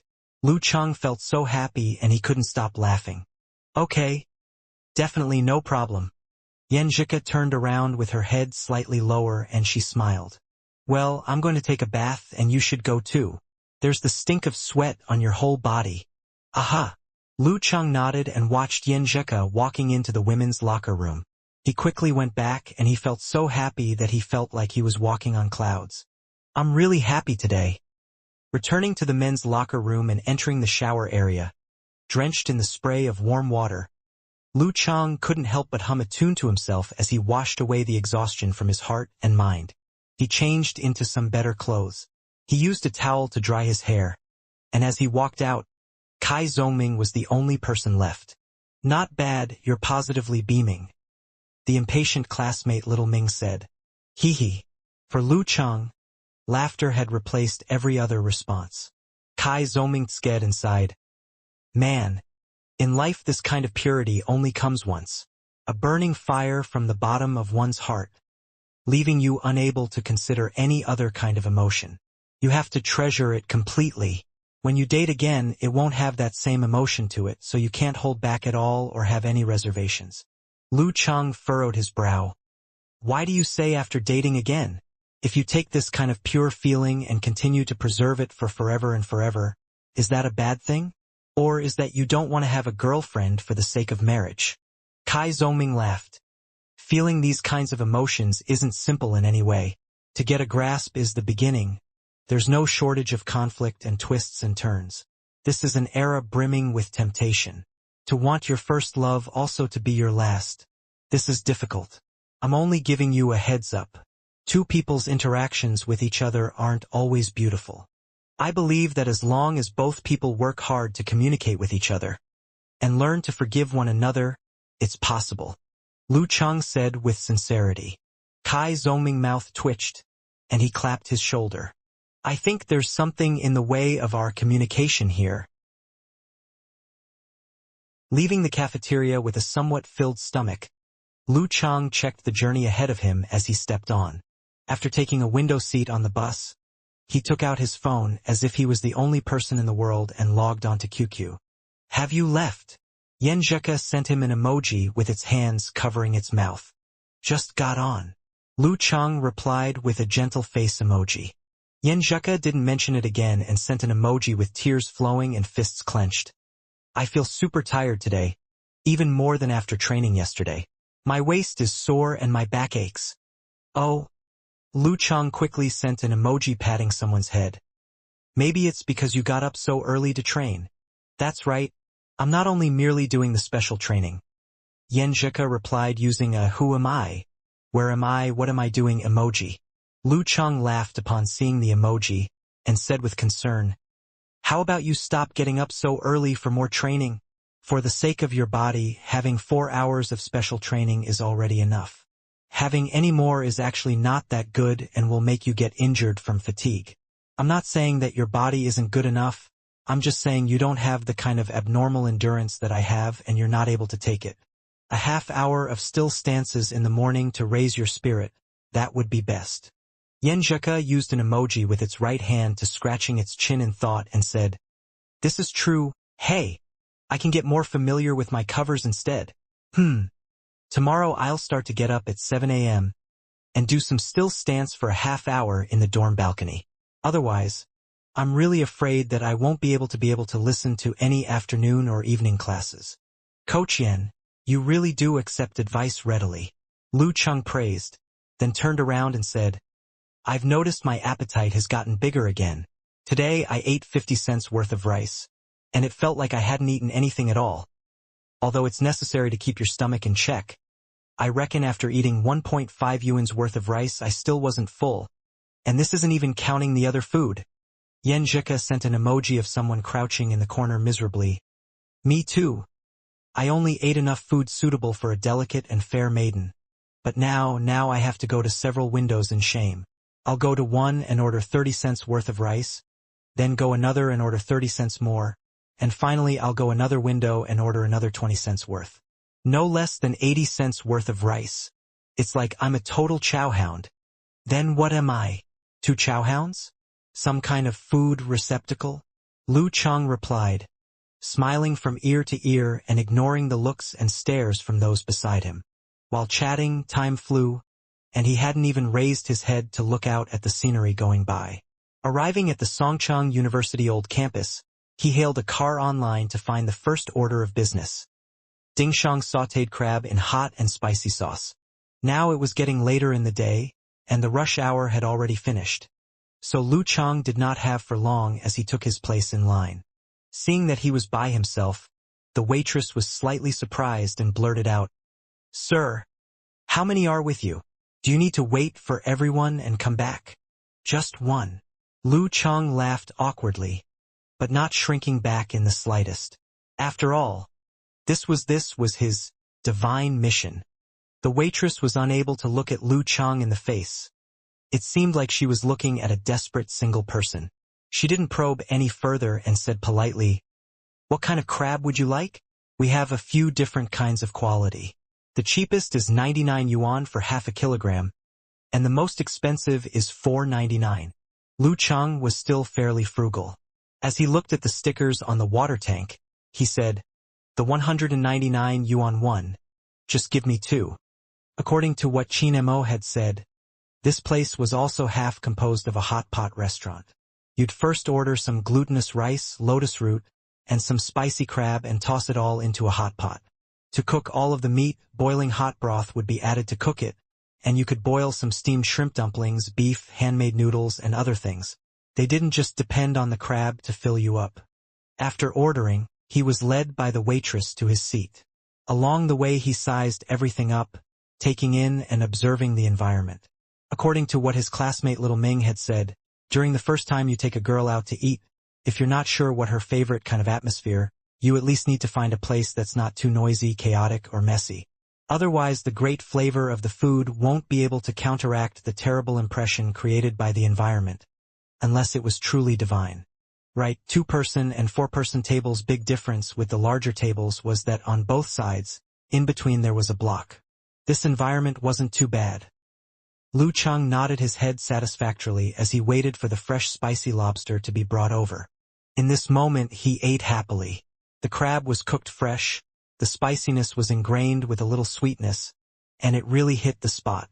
After cooking the handmade noodles in the hot pot, as well as the vitality meatballs, it could be considered a great meal. She should enjoy it. Lu Cheng thought happily as he compared it to a different person's tastes. After paying, he hurriedly went outside and looked through the surrounding stores, as he still had to try out 2 other places. He was strapped for time and couldn't afford the luxury of casually and carefully wandering around. Instead he ran, ignoring the staring of passerby as he glanced left and right. It's commonly said that, if you run in this way, it's impossible to avoid running into other pedestrians or telephone poles. But he was all eyes. All of his energy was focused in his footsteps as he avoided everything just in time, running through flower shrubs and not walking away with the smell of flowers on him afterward.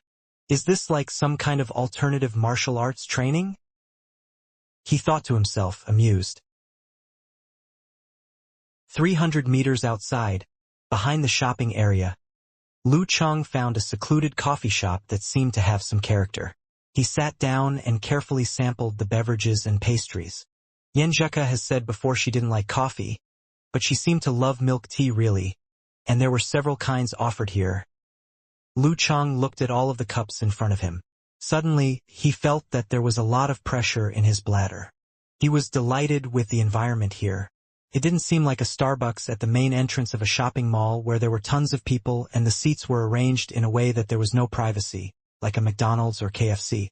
Those were absolutely not acceptable for a date, and this place also didn't feel the least bit pretentious. 100 meters to the left of the coffee shop, Lu Cheng discovered a cake shop. He walked to and fro, looking out for different pieces of bread, and chose a few that Yenjika usually mentioned. After buying them, he immediately sat down and began to eat. The quality is really nice. He patted his stomach with a sense of gratification. Lu Cheng took the elevator to the mall's 5th floor and surveyed the posters of the newest movies that were showing. He asked the employees about the characteristics of each film, as well as whether it would be easy or difficult to purchase a ticket for each. If it turns out we want to watch a movie then, I can directly give her a recommendation, make it seem like I'm confident and have my own opinions.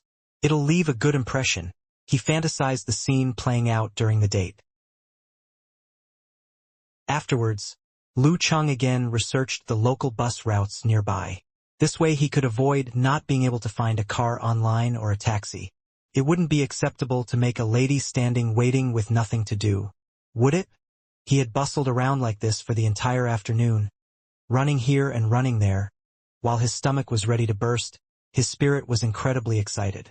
Finally, he'd chosen 2 other restaurants close to the Dingshang sautéed crab in hot and spicy sauce that had the perfect flavor, and that they could go to afterward during the date.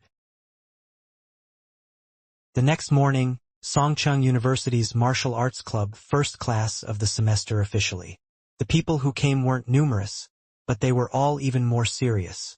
During the bitter training of the Ice Mirror's thunderous roar Zen, Lu Cheng, rather than training in the same way as the fellow members, instead acted as Geezer Sher's assistant.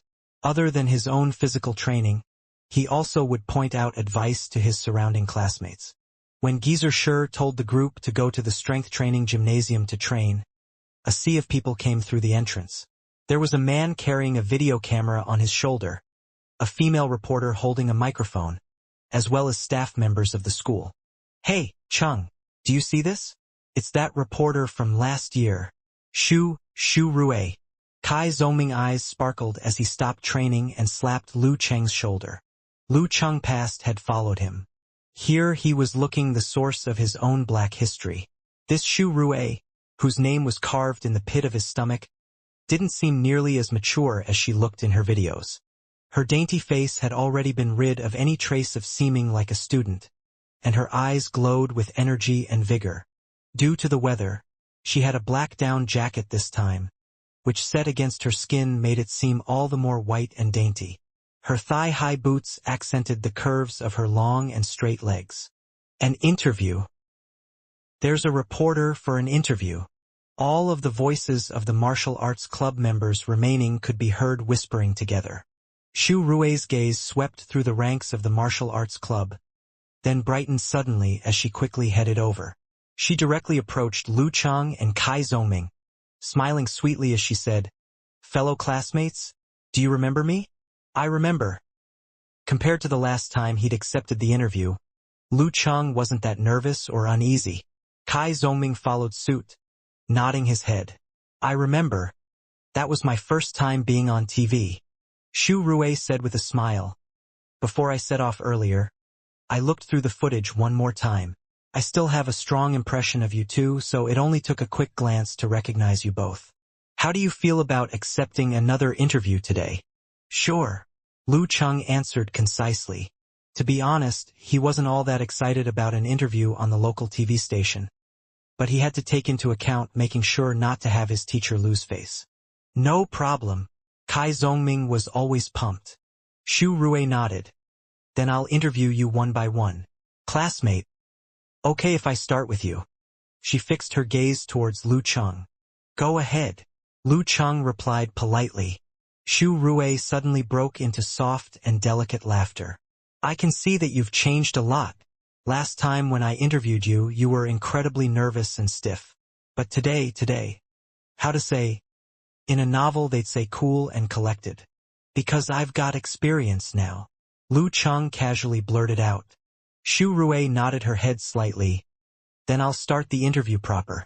According to the information given to me by your propaganda department, your martial arts club plans to join the preliminaries this time around. Did you know this information? Upon hearing this, all of the martial arts club members around them burst out in a din of sound. After listening to this, there was an indescribable excitement. The preliminaries? The martial arts club would organize a group to join the preliminaries? I know. Lu Cheng finally realized why the reporter had come. Xu Rui gave an encouraging smile. Then how do you feel about this? What kind of expectations do you have? I think it's a really good thing. There is no official match this semester, so to fill in the gap and get some practical fighting experience and training in, joining the preliminaries is the best method. That way we can exchange blows with real experts. We'll all surely be able to improve by a lot. Lu Cheng replied honestly. Xu Rui furrowed her brow, feeling that this answer was a little strange. However, she couldn't say exactly what was strange about it, and could only reply teasingly, Classmate, don't you think your response is a little too formal? It feels like you're the official spokesman for the martial arts club. I'm a martial arts fan, but I also watch a lot of news and news reports. Lu Cheng explained humorously. Xu Rui chuckled. Fine, next question. When I was on the way, I took a quick look at the list of names that your propaganda department gave me. I noticed a stranger's name on there, called Lu Cheng. Last year, he at the start hadn't joined the district contest of the National University Martial Arts competitions. But this year he's leapt ahead and become the preliminaries leading player. Is there any story behind this? Do you know what kind of person Lu Cheng is? Is he a private person?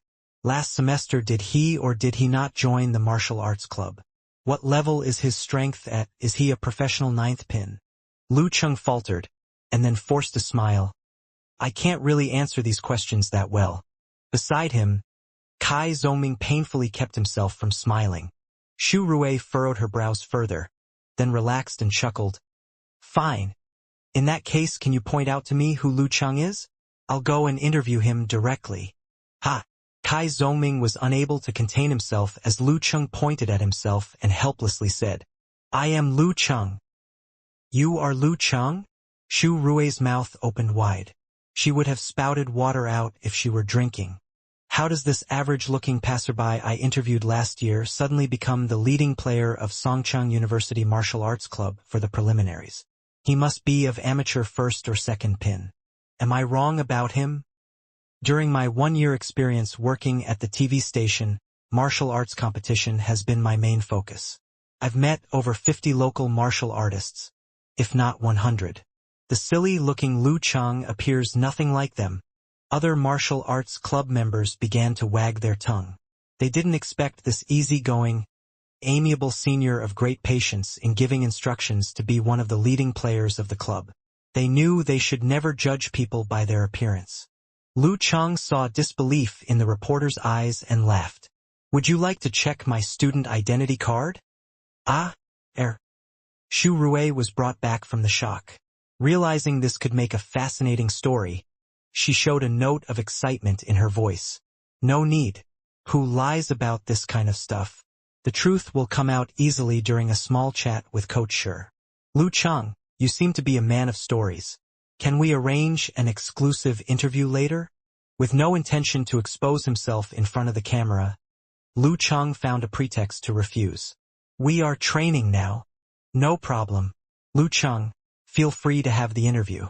It's a great propaganda for the school to have a martial arts expert, advised a teacher from the propaganda department.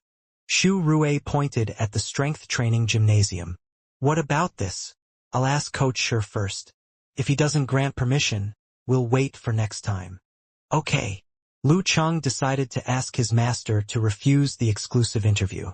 The group immediately moved towards the strength training gymnasium, leaving Kai Zongming standing there in a trance, whispering to himself, "What happened to the one-to-one interview?" Entering the strength training gymnasium, Lu Cheng picked up his pace to reach Geezer Shi before everyone else. He lowered his voice and said, "Master, a reporter wants to interview me. Please help me turn her down." Geezer Shi laughed. "What's wrong with having an interview? You'll have many of it if you keep up with your fast progress. It's important to learn to deal with the media. Your speed rising from 0 will be dug out by someone at some point. Why not take this opportunity and explain yourself?" Lu Cheng mused and nodded. "Fine." On his way to the strength training gymnasium with Xu Rui and the cameraman, he glanced at Yan Zheke unconsciously and saw her bright smile, beautiful eyes, and an encouraging gesture. As warmth filled in his heart, his resistance to the exclusive interview seemed weakened. Lu Cheng, relax. Take it as a casual chat between two friends. Just a casual chat. Xu Rui was no longer a new recruit. She seemed professional and confident about the interview. Lu Cheng was not nervous at all. It was just an interview with the local TV station which had a very limited coverage. He answered with a smile, "I'm very much relaxed. You can start." Xu Rui didn't have a chance to prepare this off-the-cuff interview in outline. She worked in her thought at high speed and improvised there. "You are a freshman, right?" "Yes.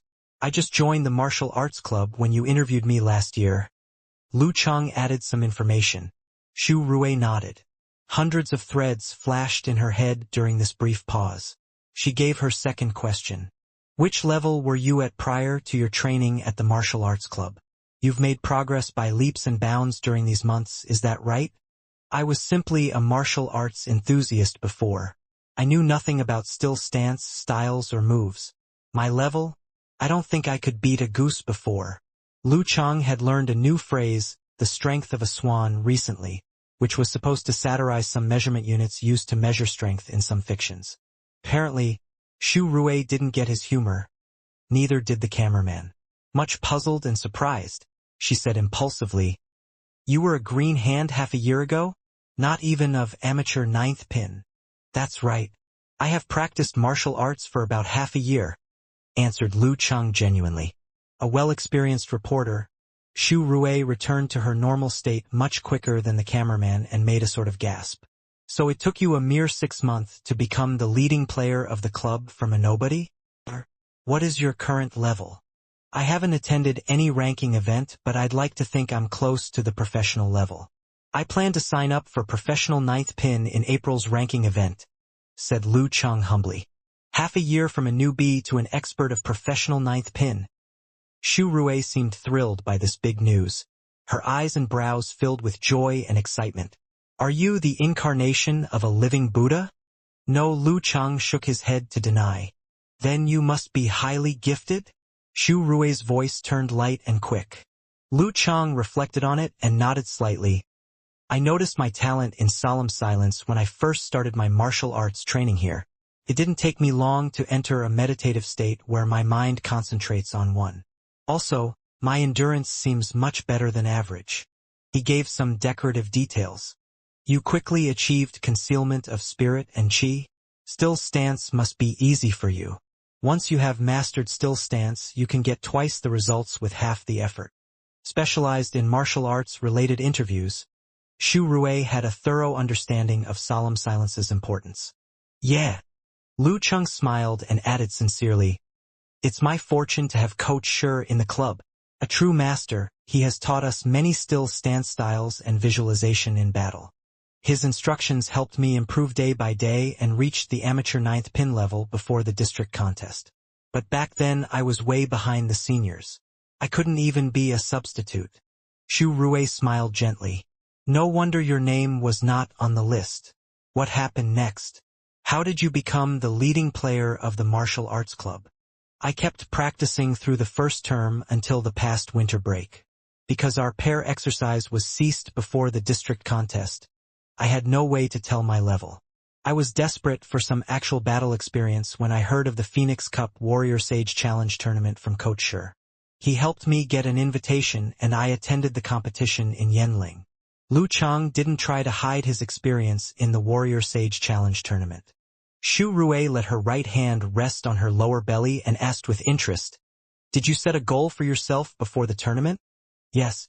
I wanted to make it to the second round so it wouldn't be too humiliating." Lu Chang joked at himself. Xu Rui chuckled. "And then? How far did you make it?" "The top 8. I learned a lot and improved fast from each match. I think I have become a real martial artist after that tournament, inside out." Lu Chang added with a tinge of emotion. "The top 8? Did you encounter any professional-level contestant?" Xu Rui was obviously surprised. "It doesn't sound like an amateur-level competition." Lu Chang answered frankly. "I fought 3 of professional 9th pin. Win 2 and loss 1. "Wow, that's really impressive. You are more than just professional to be." Xu Rui sounded amazed and impressed. "You are flattering me. Luck was on my side in those 2 victorious matches. One of the professional 9th pin experts hadn't had any real combat experience for a very long time before the tournament." Lu Chang went on to explain in short. A series of questions and answers led this unprepared interview to the end in less than 10 minutes. Lu Chang had pretty much sketched his story. "Thank you, Lu Chang. I'll let you go back to your training." "Sorry for the interrupt," Xu Rui said cheerfully. "No problem," Lu Chang answered politely. Xu Rui gave a little chuckle. "No matter what, thank you for your cooperation. I'll interview your coach Sher." Lu Chang felt relieved and turned around to join his club mates. As he was passing by Yan Zheke, he heard her whisper, "That reporter is so pretty. She does have a good set of features." Lu Chang held his tongue before speaking out his thought and changed his answer. "Pretty? I find her rather plain." Yan Zheke sent one glare at him. "Hypocrite. I'm honest with you. I guess she's just not my cup of tea," answered Lu Chang sincerely. Yan Zheke laughed in spite of herself. "Ha! Your aesthetic conception sounds quite special. Well, tell me what your cup of tea looks like." Lu Chang looked at her and smiled. "Have a guess." Yan Zheke waited for a second before spitting at him. She turned her face away. "Not a fan of your guessing game." Under the watchful eyes of his club mates, Lu Chang couldn't say more. He retreated into the team and continued with his training. Songqing TV station. Xu Rui reported Lu Cheng's story in brief to the head of her department. Director Guo said in a muted voice, "Don't air this interview yet. Wait for Songqing University Martial Arts Club to have some good performance in the preliminaries. Last time we made a whole program but they didn't go far. Just mention their participation in the preliminaries in the news." "Okay, I'll find more materials." Xu Rui saw this coming. Back to newsroom 2. She answered a call from her boyfriend and chatted with her colleagues about what they saw and heard before turning on her computer to search for materials related to Lu Cheng's exclusive interview. The first thing that came to her mind was the Phoenix Cup Warrior Sage Challenge tournament. Lu Chang barely said anything about it. She typed in the title of the competition and added Lu Cheng's name in the search bar. Many results were returned. She browsed the headings without clicking on any link. These few are from the Warrior Sage Challenge Tournament's official site. These, Lu Chang has a personal forum. Xu Rui gave out a surprised shout. She opened the forum to check if it was real, seeing Eternal Nightfall and Brahman grumbling at the serious lack of Lu Cheng's news. A smile climbed on Xu Rui's face as it reminded her of her days being a fan. She cut parts of the interview, made a crude preview trailer and posted with her almost forgotten ID, Lush gives birth to light. The preview of Songqing TV station's interview with Lu Chang. She then uploaded the edited video and typed, "Don't bother asking who I am. I'm just a good person. Yan Shaoling." An art student didn't need to go through the National College Entrance Examination as other students did. She stayed in bed browsing the internet on her mobile while others left early and returned late for school. In the background was an old song called White Moonlight playing on his laptop. Soon her responsibility half took charge and dragged her back to inspect the forum, making sure the site was not polluted by ads or scams. Preview of the Songcheng TV station's interview with Lu Cheng. Preview. Her eyes opened wide like a shocked cat as soon as the page was loaded. She clicked on it before her head could think it through and played the video. Who is Lu Cheng? How skillful is he? Has he reached professional ninth pin yet? I don't have answers to any of these questions. Joy gradually replaced the shock on her face. Yan Shaoling murmured joyfully, "It is Lu Cheng. It really is. Haha, how interesting." She asked who Lu Cheng was in front of Lu Cheng. He didn't have any martial arts training until half a year ago? The shock trailer was soon over. Yan Shaoling felt unable to suppress her exultation and astonishment. She quickly replied to Lush Gives Birth to Light's post. "Long live the good person. It really is our Lu Cheng. Ha! He is a caring boy." After 3 replies in a row, she opened her QQ to inform Brahman of this good news. "Hurry up. Check the first post on the forum. The first one under those topped ones." The words were not enough to express her excitement and joy. She switched to voice message mode and moved her phone close to her lips. "Haha! I'm so happy.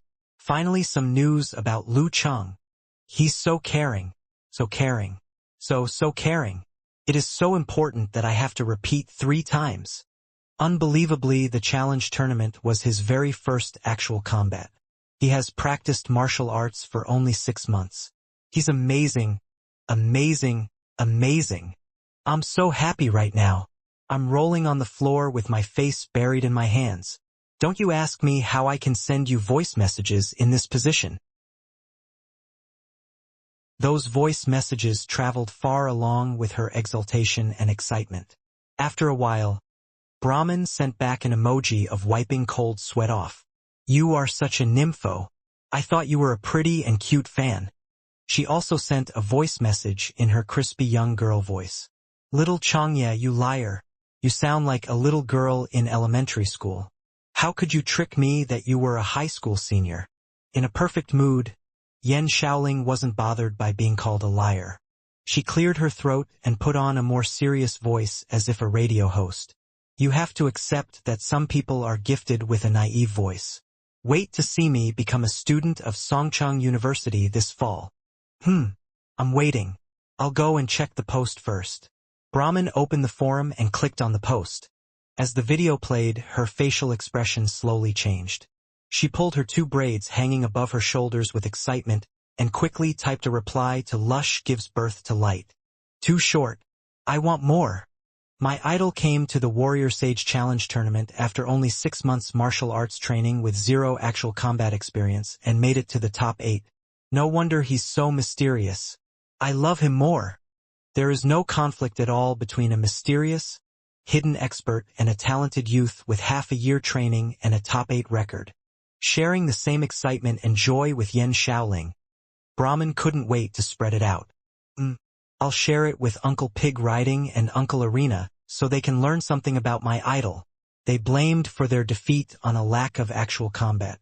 He has trained for only half a year. Brahman hesitated if she should post it in the douche section or the Longhu Club forum. The former one was probably better for Road to the Arena and Invincible Punch's face. But the limited number of viewers was obviously not satisfying for her.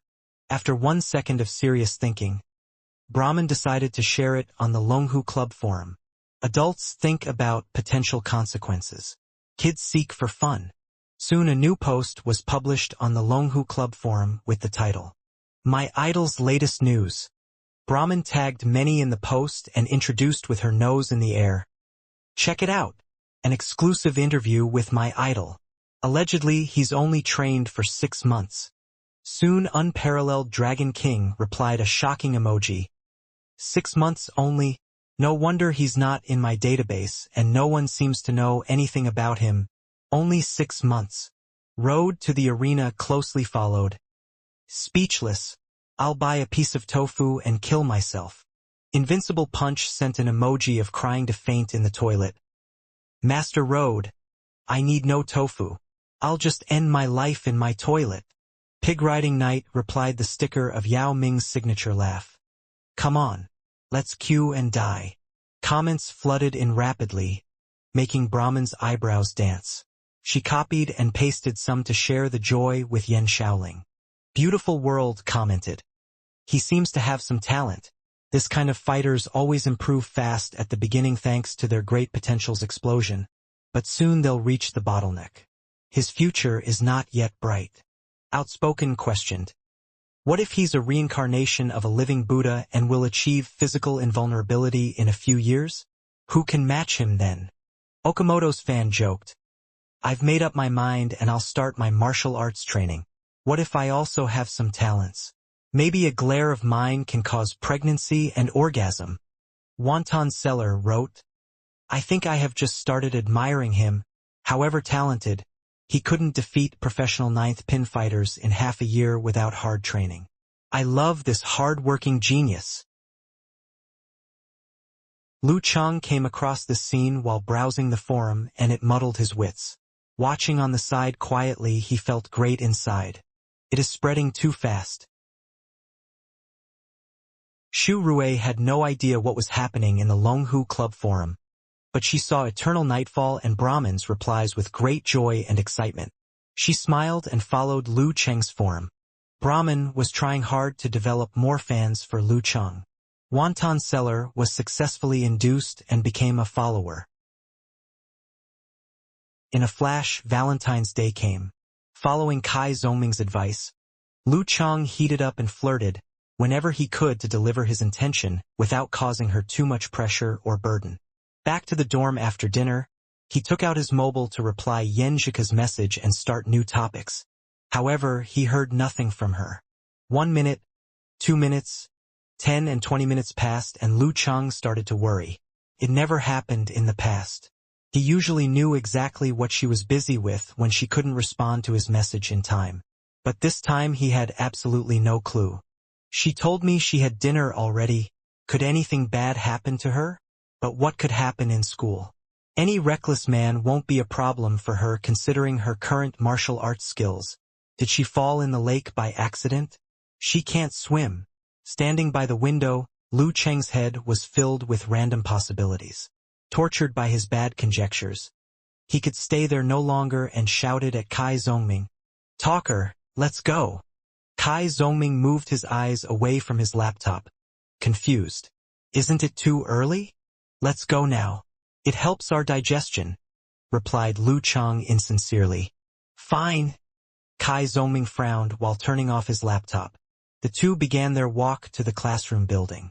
Lu Cheng kept his eyes sharp, looking for anything unusual or suspicious, but spotting nothing but loving couples which made him jealous. Yenjika left with her classmates, so there would be some uproar in case any accident happened. Abruptly his head clicked and his wild conjectures turned to an entirely different direction. Today is Valentine's Day. Did anyone confess his love for her? What would her response be?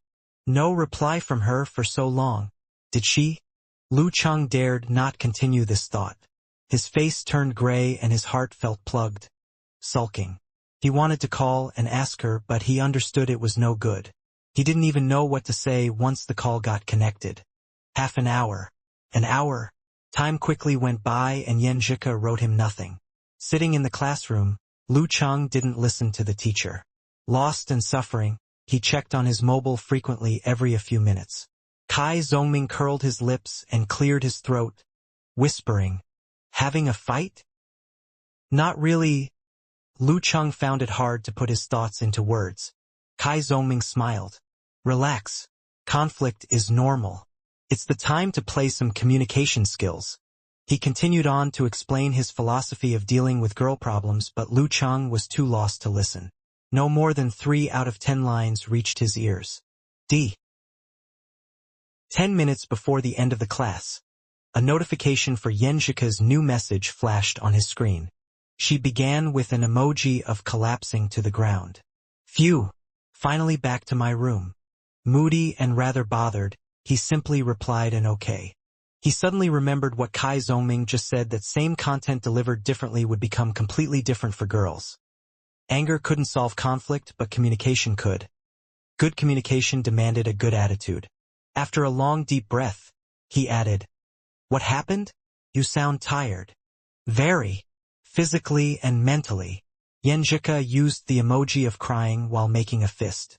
"Someone declared love to me after dinner. Candles and flowers in front of so many people. How embarrassing. I don't understand what is wrong with his head.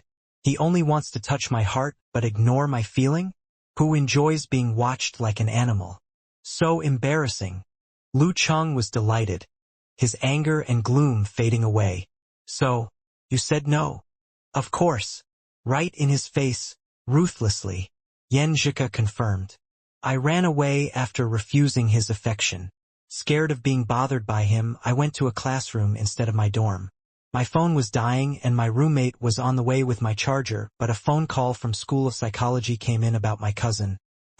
After that call, my phone totally discharged." Her phone had no power? Lu Cheng felt relaxed inside out with a tiny portion of emotion still trapped in his heart. School of Psychology? He was puzzled. "My cousin is studying in School of Psychology. We thought it might help his mild autism, but it was not the case at all. Psychological services didn't seem to work. Teachers called me over for this matter. I came back to my room, had my phone plugged in and immediately started my English test." Yenjika added an emoji of panting and squatting. Lu Cheng came to a sudden realization. "You completed your paper early?" "Yeah, I'm so exhausted." After a pause, Yenjika showed her acute senses. "Cheng, you sounded a bit weird earlier, thinking about denying." But Lu Cheng eventually chose to be honest. "You didn't reply for such a long time. I was concerned and went off into wild flights of fancy. I was afraid you might have fallen into the lake or encountered bad guys. I became very worried and disturbed. I always phoned you." "Ha! You were so good at cursing me." Yenjika chuckled. "Didn't know you are so easily disturbed and worried." This message lit up Lu Cheng's last bit of emotion. He blurted out, unable to contain himself. "Because I like Yenjika. I like Yenjika very much." Regrets hit him right away. "I screwed up. What happened to no declaration of love before starting a relationship? What about expressing love and affection face to face, not by phone or through the internet? Supposed to wait for 2 more days to use the trick set on our date. Damn it. I screwed up. Big time." Nervousness, upset, worry and expectation all came at once. Lu Cheng heard his heart beating fast, more violent than ever. Yenjika relapsed into silence again. The longer Lu Cheng waited, the more desperate he felt. Aren't you gonna say something?" He took heart and asked again, waiting for his doomsday. A dozen seconds later, Yenjika sent a shy emoji. "Let me enjoy it for 5 more minutes first." The implied meaning hit Lu Cheng hard, as if the most beautiful fireworks blasted in his heart, brilliant and bright. This is a yes from Yenjika. The most beautiful thing in this world is the girl I love happens to love me back. Lu Cheng wanted to jump up high. Joy and flashes of fireworks went on and on in his mind. He looked out of the window, seeing the full moon becoming brighter and brighter. Holding back his intense desire to scream and run in the classroom, Lu Cheng lowered his head and revealed the pure joy in his heart to Yenjika. "I feel I can't calm down anymore. I'm so happy that I want to jump off the classroom building and then swim a few rounds in the lake." Yenjika used a shy emoji and laughed. "Don't scare your teacher. Wish I were not in class. I want to shout out loud." Lu Cheng was delighted to the point of incoherence. His body was so full of joy that it was close to spilling out. He couldn't help asking, When did you start to like me?" Yenjika replied an emoji of a stunning dog. "When did I say I like you? When did I say yes to your confession? I just wanted you to enjoy for 5 more minutes." Lu Cheng's passion died at once as if in an icy cold cave, his heart uneasy and restless. Yenjika continued, To win my heart, you have 81 challenges to pass. There are still many requirements for you to meet beside the prerequisites that I agree to be your life mentor. Phew. Lu Chang breathed a sigh of relief, and joy once again occupied his mind. His mood went on a roller coaster ride, rising and falling rapidly and abruptly. She is just being bashful and playing hard to get. No problem. I'm ready for 10,000 challenges. He spoke out his resolution with no hesitation. Don't you forget what you just said. Yenjika added a shy emoji. When did you start to like me? Possessed by joy and excitement, Lu Chang opened up with Yenjika. Actually, to be honest, I was secretly in love with you in high school. I need 5 more minutes to laugh on the balcony. Yenjika flushed before coming to a sudden realization. It was not a random encounter between 2 school mates outside the stadium. You came to chat me up. I was so glad to meet someone from the same school. Trustworthy and reliable with no bad intention. I wouldn't have given you my QQ number. Although Yenjika couldn't see his face in text messages, Lu Chang scratched his head unconsciously, beaming at all this. He continued. You have no idea how nervous I was, so afraid you would see me through and refuse to give me your contact information. Yenjika chuckled. What if I didn't give you? What would you do? Give up? Naive and inexperienced, I wouldn't have any courage left if I was turned down. However, I might get up on my feet and march on following Little Ming's advice. Lu Chang thought while typing. No way. I have joined the martial arts club for you. I would certainly enjoy special advantages from this favorable position. You joined the martial arts club for me? Yenjika was genuinely surprised. Yeah. I saw you at the martial arts club's recruitment fair and signed Little Ming and myself up. Well, it's not a coincidence. It's fate. After the confession, Lu Chang could tell his skin was becoming thicker and thicker. Those loving words he used to imply vaguely now could be said easily. Yenjika sent an emoji of smiling and asked, Why do you like me? What do you like me about? The true fondness can't be explained. I don't know why I like you. I used to walk by your classroom just to admire your beauty. Then your figure started to lock my eyes, and any topics about you stole my full attention. And I would guess your exam results every time. I suddenly realized I like you. Lu Chang expressed his feeling with no decorative words. He continued before Yenjika could interrupt. Back in high school, I simply admired a perfect goddess, putting all my imagination about beauty and sweetness on you. I touched myself and hinted myself. After spending some time with you, I began to see you as a real girl who would feel happy, angry, sad and joyful with her little weak points. The more I know you, the more I like you. I like your lips twisted into a smile. I like your head turning away to cover your emotion. I like your bubbliness and brightness under your elegance and delicacy. I like your passion for martial arts. I like your taking part in my growth. I like your analysis of my enemy. I like your singing and cheering for me. I like your dislike of annoying boys. I like your staying in bed late in the morning. I like your pout. I like your longing to improve your martial arts. I like you very much. All of you. Lu Chang was quite impressed with his own romantic talk after reading it through. Is it because these words are all from the depths of my heart? Yenjika waited some time before responding. You are bad. My face is so red and hot now. And I have tears in my eyes. My roommates are coming back. I have to wash up now so they won't notice anything unusual and laugh at me. Okay. Go. Lu Chang could barely hide his joy. Raising his head, Lu Chang was shocked by the emptiness of the classroom. Only Kai Zongming and a few students on their study were there. The class is over? Lu Chang asked, puzzled. Kai Zongming cackled and said, Apparently. How come I didn't notice anything? Lu Chang murmured unconsciously. Occupied by love. How can you notice anything? Kai Zongming moved his brows. I think you are about to get naked and streak. Any breakthrough? I can't believe just now your face was gloomy like hell. After all, small friction is beneficial to romantic relationships. Lu Chang hastened to share his happiness. Yeah, I declared my love and she accepted it. Cough, Kai Zongming was almost choked by his own mouth water. You declared your love just like that? On QQ? And she accepted it? Lu Chang was flushed with success. Yeah. I typed my love on the spur of the moment. Type? Didn't you calm down a little bit while typing? Kai Zongming glanced at other students in the room and lowered his voice. You know, when you are at the moment you can't think thoroughly. My confession was only a dozen words, not an essay. When I calmed down, it was already sent. I was all like, how the heck am I? Where the heck am I? What the heck did I just do? Lu Chang explained his mental process. Kai Zongming was lost for a second and heaved a sigh. Very normal. Seriously. Puppy love is all about making mistakes and acting on the spur of the moment. Otherwise, we wouldn't call it pure and hot. Lucky you. You foreshadowed well in advance, or you would have been refused brutally. Phew. Lu Chang also breathed a sigh of relief. I'm rather scared when looking back. I wouldn't have any more chance in case she turned me down. Kai Zongming chuckled.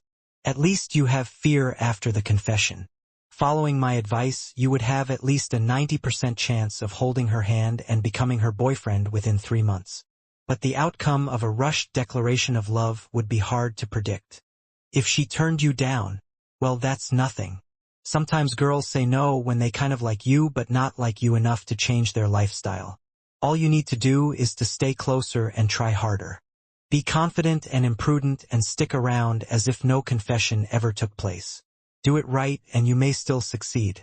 The saying, a hot girl is afraid of men who pursue and paw without giving up, makes sense. However, if she became very cold and desolate after your confession and stayed this way for a while, it would be time for you to quit. Lu Chang grinned, his eyes squinting. Thank God she likes me. He suddenly rose up, packed his bag and dragged Kai Zongming, longing to let off his ecstasy. Talker, let's run back. Run. Kai Zongming was not given any time to finish his sentence. Lu Chang pulled him and began to run, down flights of stairs of the classroom building, passing several school structures, a long bridge, and the pedestrian walkway all the way to Building 7 of the boys' dormitory. Phew, phew, phew. Kai Zongming was panting hard, close to throwing up. Damn you, you run. Why drag me? Drag me for what? Bloody hell. I didn't confess my love. You ran, and you ran so fast. Lu Chang answered with a smirk. I'm too excited.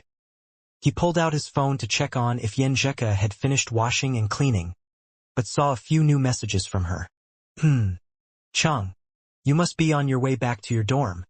Here are something I'm too shy to tell you in person. I'll say it quietly here. You asked me when I started to like you.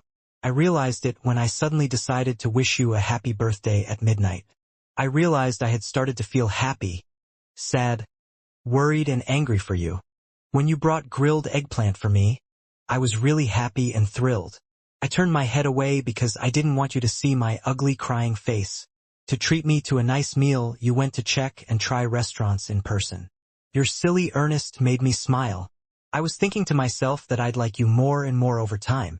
But you suddenly confessed your love to me today. I was very happy earlier. It is something I never experienced before. However, I have hesitation and bewilderment as I'm not ready yet. I haven't liked you enough to change my current lifestyle, and I don't have enough courage to invite one more person into my life. So I didn't write you anything until you asked again. I was also asking myself when you asked me, do I want to miss you? Miss this silly Lu Chang? I know I'll be very sad and sorry if I lose you. As I have already started to like you, why don't I give it a try? Chang, I think I need a bit more time to accept all the changes. To like you as much as you like me. To overcome my timidness and take the heart of grace to be your girlfriend. Will you wait for me? Lu Chang had tears in his eyes. He nodded heavily though she couldn't see. Lu Chang replied after a deep breath. I will. I will wait for you for the rest of my life. His heart and soul became lighter and lighter. The earlier ecstasy was replaced by a gentle but everlasting joy and peace, as if the lustrous moonlight was shining on the softest spot in his heart. Different emotions, but same beautiful. Lu Chang found everything so beautiful. Every student coming in and out so lovely. even noises so pleasant to listen and damp air so sweet to smell. The bright moon close to the full indicated perfection and satisfactory. Yenjika responded to his loving promise immediately with a silly but cute emoji. What are you talking about? I don't get it. My account was hijacked. Yeah, it was hijacked. Phew. Lu Cheng almost burst into laughter. He could see Yenjika shy and haughty, trying to be serious. Bad person hijacked my Coach Yan's account. I'll write down all these words in my notebook and read 100 times every day to recollect this memory and denounce the bad person. After this confession, he felt less constrained and more comfortable talking to his loved girl. Speechless, Yenjika sent an apostrophe. Forget about it. Delete it. Are you already planning on recollecting memories shortly after your love confession? Okay. I'll forget about it right now. Lu Cheng laughed before continuing. But I will never forget what I just promised. Yenjika used the sitting at a loss emoji. Did you have many relationships before? Why are you so good at this? I'm a square. These days cute girls love to say square whenever they are flustered. Lu Cheng hurried to explain himself. No, you are my first love. I'm not good at it. Just sharing with you the sincere thoughts of mine. Be honest and frank with no decoration. First love? Yenjika chuckled. What a pity I didn't go to your classroom often as I was afraid of being watched in high school. I missed the Lu Cheng arriving at puberty sillier and cuter. Lu Cheng's joy was spilling out. That's true. I was sillier back then and had very little confidence. I drew back from everything other than study and games. I'm glad you didn't notice me, or it would become part of my dark history. He talked about his past frankly, revealing the most real side of himself to Yenjika. I was the same at that time, very self-abased as everyone else was fine, but only I was congenitally deficient. I was very interested in martial arts but could only watch it enviously. Yenjika didn't seem to mind Lu Cheng's uselessness in high school but found some sympathetic response. Lu Cheng changed the topic as he didn't want Yenjika to soak in the past sadness. I was so happy earlier. I wanted to shout but was afraid of scaring others. So I dragged little Ming and ran all the way back at the speed of 100-meter dash. He's still catching his breath. I still want to cry out my joy. Phew. Poor little Ming. Yenjika chuckled. Don't show off in front the single. They will kick your ass. Little Ming is not poor. One day I'll give him a fat red envelope for teaching me, guiding me and answering my questions.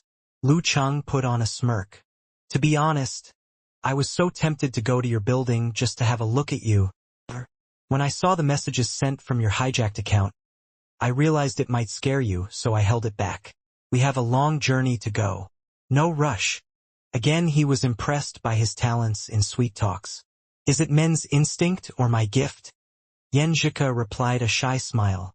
This is the good Cheng. Lu Cheng was very glad for the compliment. He asked out of curiosity. Did you notice my fondness of you long time ago? A little bit. Yenjika used the emoji with rolling eyes. I was all like, what is wrong with this friend? Why does he talk to me every day? Why every day? Yes, we have a lot to talk about. However, dare he confess his love for me? I'll say no crudely. Thank God I am making progress in a stepwise manner, said Lu Cheng after the emoji of wiping cold sweat off. Thank you, little Ming, for your persuasion and contrivance. My good teacher and helpful friend never fails me. I was too silly, fooled by your innocent looks. Yenjika sent an emoji in tears. I'll fool you for the rest of my life. Lu Cheng was too shy to say it. Abruptly his shoulder was tapped. Kai Zhongming had recovered from the long run, pointing at the time on his mobile and then looking at their dorm. Holy cow! Already past 10. Time flies when you are having fun. Lu Cheng felt melancholy. The evening class ended at 9:35. He wasted some time in the classroom and chatted with Yenjika for a good while. It was actually pretty normal to be past 10 o'clock. But 10:30 is my bedtime. I hate to do it. How disappointing. He thought about it and revealed her true feeling to Yenjika. It's already 10-something. I better go to bed now so I can get up early tomorrow for my training. I wanted to stay up until midnight, but little Ming's advice just came to my mind. I shouldn't hold back my feeling for her as I'm not good enough. Instead, I should improve myself to become a suitable match for her. I want to become a man that deserves your love, so I can't spare myself from my training. They were not his exact words, but pretty much the same. Yenjika replied a shy smile. I would urge you to sleep if you didn't volunteer. Go and wash up. Say goodnight to me after. Yes. Lu Cheng agreed gladly. Yenjika sent another message. That, I like the silly Cheng. And the Cheng focusing on martial arts training. Ah, how annoying. My account was hijacked again. Don't reply. Lu Cheng's eyes curved with joy and his heart warm and tender. He couldn't hold back his smile at this adorable Yenjika. He liked her very much. I didn't see anything and I didn't reply. He tried to sound serious. Putting the mobile back in his pocket, Lu Cheng raised his head, seeing Kai Zongming shaking his head with a bitchy sneer. Look at you. Your face reminds me of myself in my first relationship back to my primary school days. Say whatever you like. I'm in a really good mood. Lu Cheng responded in a merry tone. Kai Zongming chuckled. Well, let me tell you some brutal truth. In a relationship, the one that confesses first will become the provider and lose the initiative and the position of prominence. Lu Cheng looked at him, puzzled. Why do I need to seize the initiative and the position of prominence over her? I like her more than she likes me, so I cherish her and spoil her. Isn't it good? Kai Zongming appeared speechless, his lips twitching. I need to vomit. That's gross. Lu Cheng wasn't offended at all. He went back to the dorm room and washed up quickly. He wanted to climb up to his bed without chatting with Zhao Chong and Qiu Zhigao, but decided to back up his messages with Yenjika in his laptop and on several cloud servers. This is worth looking back for the rest of my life. How would we feel when we reread this in each other's arms when our hair is gray and teeth are loose? After turning off his laptop and taking off his clothes, Lu Cheng went up to his bed and sneered. I'm lying in my bed now. Can't sleep until you say goodnight to me. Slowly it will become a hug goodnight and then a kiss goodnight. Yenjika used the emoji of laughing behind its hands. Okay, good night. Sweet dreams. I'm gonna bed myself soon. Today has been intense. I'm pretty tired. Good night. Dream about me. Lu Cheng threw a bold flirt. Bah! No way. Yenjika felt shy from embarrassment. The night was drawing on. Lu Cheng fell deep asleep with a sweet smile, just as happy in his dreams. The next early morning he showed up at the lake on time. Gazing at the foggy dimness, he was hit by a sudden pity that he couldn't do better as a boyfriend like those in fictions delivering breakfast to their university girlfriend because of the morning training. Suddenly an idea came to his mind. I can totally make some time. If I start my training 20 minutes earlier, I can finish it 20 minutes earlier. During the endurance training, I can run far to buy breakfast for Yenjika from some restaurant other than the school canteen. Yeah, that's what I'll do once I figure out what breakfast she likes in Songqing. Having his spirits raised, Lu Cheng trained harder and harder. Geezer Sher was very impressed and confused if his student had taken any stimulant. Between punches and kicks, Lu Cheng visualized thunderclouds vibrating to pull his throat and chest and drag his 5 viscera and 6 bowels, giving out a low thundering sound matching with the tremor force. Little by little his bones and marrow shook, and those corners in his body that couldn't be reached usually were one by one touched. Before he noticed it, the morning training was over. He quickly finished his breakfast and ran to the martial arts stadium to see Yenjika. As he walked in, his eyes found Yenjika instantly like a radar. For eyes met. Yenjika quickly moved her eyes away, her long eyelashes flapping and her face flushing. She took a quick glance at Lu Cheng before turning her head away with a look of pretended annoyance. Unconsciously, Lu Cheng's face also turned red. Knowing girls were shy and she needed more time to adjust, he didn't recklessly run up to say hi. Instead, he went straight to his spot, frequently checking on her. Every time he had his eyes on Yenjika, she had hers on him briefly, which filled up his heart with sweetness and tacit understanding. The pair glanced at each other like that the whole morning. The training soon came to the final pair exercise part. Geezer sure coughed to clear his throat. The schedule of the preliminaries has been confirmed. Over 20 teams have signed up in Songqing. Together with a few neighboring cities, our division will be divided into 4 groups of 8 or 9 teams. 1 round of single-cycle home and away competitions settled by lot. The best top of each group will advance to have home and away elimination matches with each other, fighting for the 2 places of our division. We are in Group 3 with other 7 teams, so we have 7 matches to attend no matter we can advance or not. Our first opponent will be the Hongluo Martial Arts School from Songqing on the afternoon of 17. An away competition for us. I'll send all videos and materials to our members who will attend the preliminaries. Have a good study in the next couple of days. Lu Chang pulled himself together and itched to have a go. Friends from the Hongluo Martial Arts School. Feel my joy and excitement. After he was done with the pair exercise, Lu Chang cast a glance at Yenjika and was just about to head over to her. Kai Zongming, who had just been ravaged by gorilla, happened to pass by and mocked him once. Isn't it enough that the 2 of you have made eyes at each other for the whole morning during exercise? Spare some thoughts for the other damn singles, will you? Consider the feeling of this foreigner too. Hee hee. Lu Chang let out a laugh first before throwing him an excuse. I need to confirm tomorrow's arrangements. After he said this, he strode away with wide steps before Kai Zongming could reply and made his way right in front of Yenjika. How punctual of you. Guiqing teased him once while wiping the sweat from her forehead. She returned to the females' locker room. Lu Chang and Yenjika smiled at each other, as they noticed the embarrassment in both their eyes.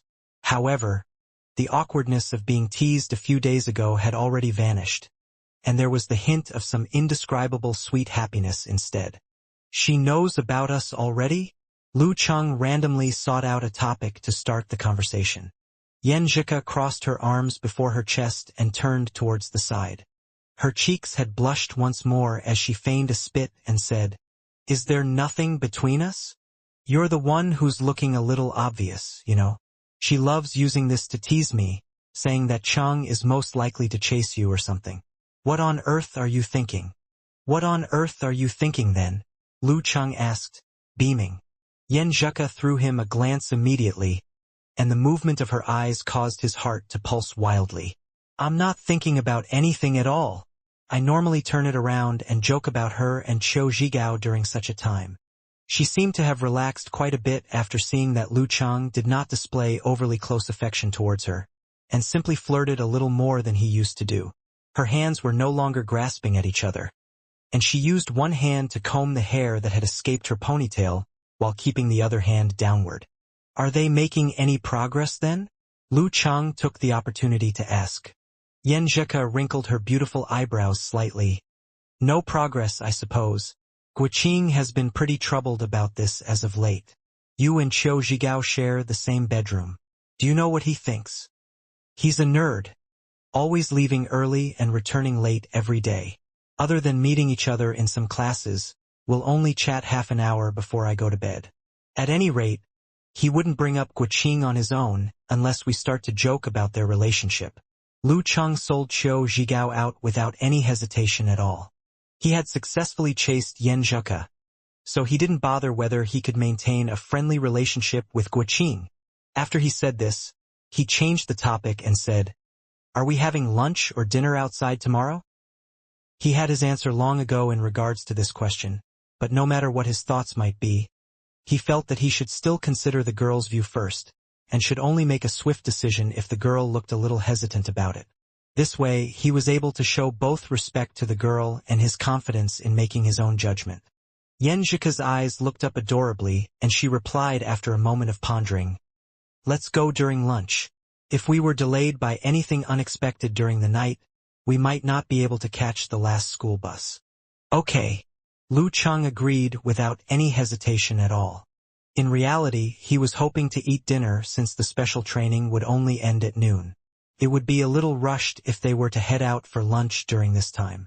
He was fine after the martial arts training in the morning, but Yenjika would most definitely be feeling a little tired.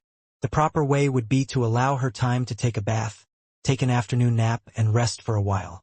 However, since the girl had made a choice to date during the afternoon, then he had to agree even if it meant raising all 4 limbs into the air. In the text, having a date with Yenjika, the important word was Yenjika and not the date. Moreover, he vaguely understood that Yenjika's choice was propelled by the fact that he had made his confession too hastily and consequently forced her to accept it just hurriedly. She wasn't used to the change in their roles yet, and she was instinctively afraid about what might happen next if they could not catch up to the school bus. This was the part where he needed to put on a good show of performance and allow her to lay down her defenses little by little. When he thought up to this point, he wore a slight smile on his face and said, "I'm going to analyze every inch of the data and videos on Hongluo Martial Arts School later today, so I can hurry up and ask your guidance tomorrow, Coach Yen." "Pooh?" Yenjika laughed involuntarily before her countenance smoothened. "Very good. It'd seem that you have a very positive attitude, so you haven't forgotten that I'm Coach Yen." Both parties chatted quite happily about this subject. There was faint happiness resonating between the space where their eyes met. By this point, Guqing had finished bathing, tidied her stuff, and walked out of the female locker room. As she stared astonishingly at the duo, her mouth turned into an O shape as she blurted out, "You guys are still talking to each other? How long have they been chatting?" She cast suspicious glances between Lu Chang and Yenjika. Yenjika hurriedly feigned normality as she said, "We'll talk more about Hongluo Martial Arts School when there's time. I'll be taking my bath now." After she said this, she hurried her way into the female locker room without daring to look at Lu Chang or Guqing. A blush seemed to rise on her face yet again. "Haha, I'm gonna take my bath too." Lu Chang avoided Guqing's interrogative gaze, let out 2 bursts of dry laughter, and headed towards the male locker room. Their strange actions caused Guqing to curl her lips involuntarily and mutter under her breath, "Something's off." The next day afternoon, the second the pair exercise had ended, Lu Chang flew into the male locker room with unsurpassable speed. He didn't seek out Yenjika to talk today because they had already agreed to meet each other at 12:50 at the bus station. After he had bathed himself from top to bottom carefully, he rushed straight back to the dormitory without waiting for Kai Zongming and opened his wardrobe. Following Casanova's guidance last night, he picked the short leather jacket that gave him a spirited look, and put on a pair of beige-colored casual pants in pursuit of a clean and refreshing appearance. After he was finished changing his clothes, he arrived before the basin, gave himself a serious shave and tidied his hairstyle while suppressing his excitement. He wished that he could do every detail to perfection. After he was finished with his preparation, he checked his cell phone and discovered that it was only 12:30 p.m. There was still a full 20 minutes before the encounter, and even if he walked all the way from the dormitory to the bus station, it would take at most 5 to 6 minutes. "Let's go there early and wait for her," Lu Chang thought while feeling both excitement and nervousness. "This is the very first date of my life." When he walked past the supermarket, he suddenly had a flash of thought, took a turn and walked right into the store. It would probably take at least 50 minutes between getting on the bus until the sautéed crab was cooked. This meant that Yenjika would only be able to eat after 1:40 p.m. She had trained for an entire morning, and now it was the time where she needed to replenish energy the most. She would be uncomfortably hungry by the time the sautéed crab was served. "I'll buy her some snacks to eat on the way." When he was making his selection, Lu Chang recalled the words Yenjika once said to him and sought out her preferences. She dislikes sweet biscuits and enjoys crackers more. I can't buy too much or it'll affect the next arrangements." A few minutes later, Lu Chang bought a small bag of biscuits to the counter.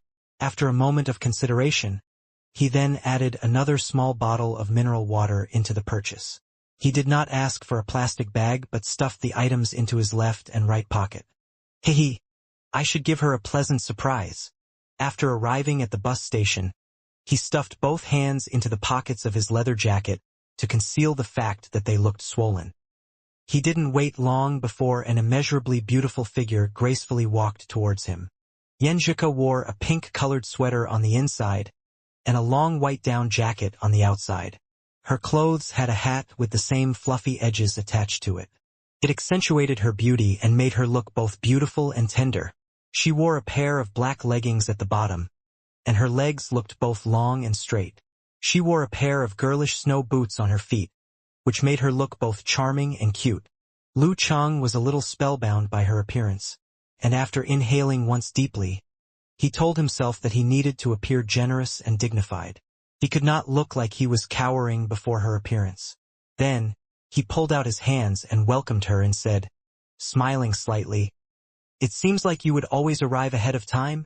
It was only when he approached Yenjeka that he noticed that she was wearing a cute shoulder backpack with thin strappings. It gave her a very student-like atmosphere. Yenjeka did not look as open as she usually did.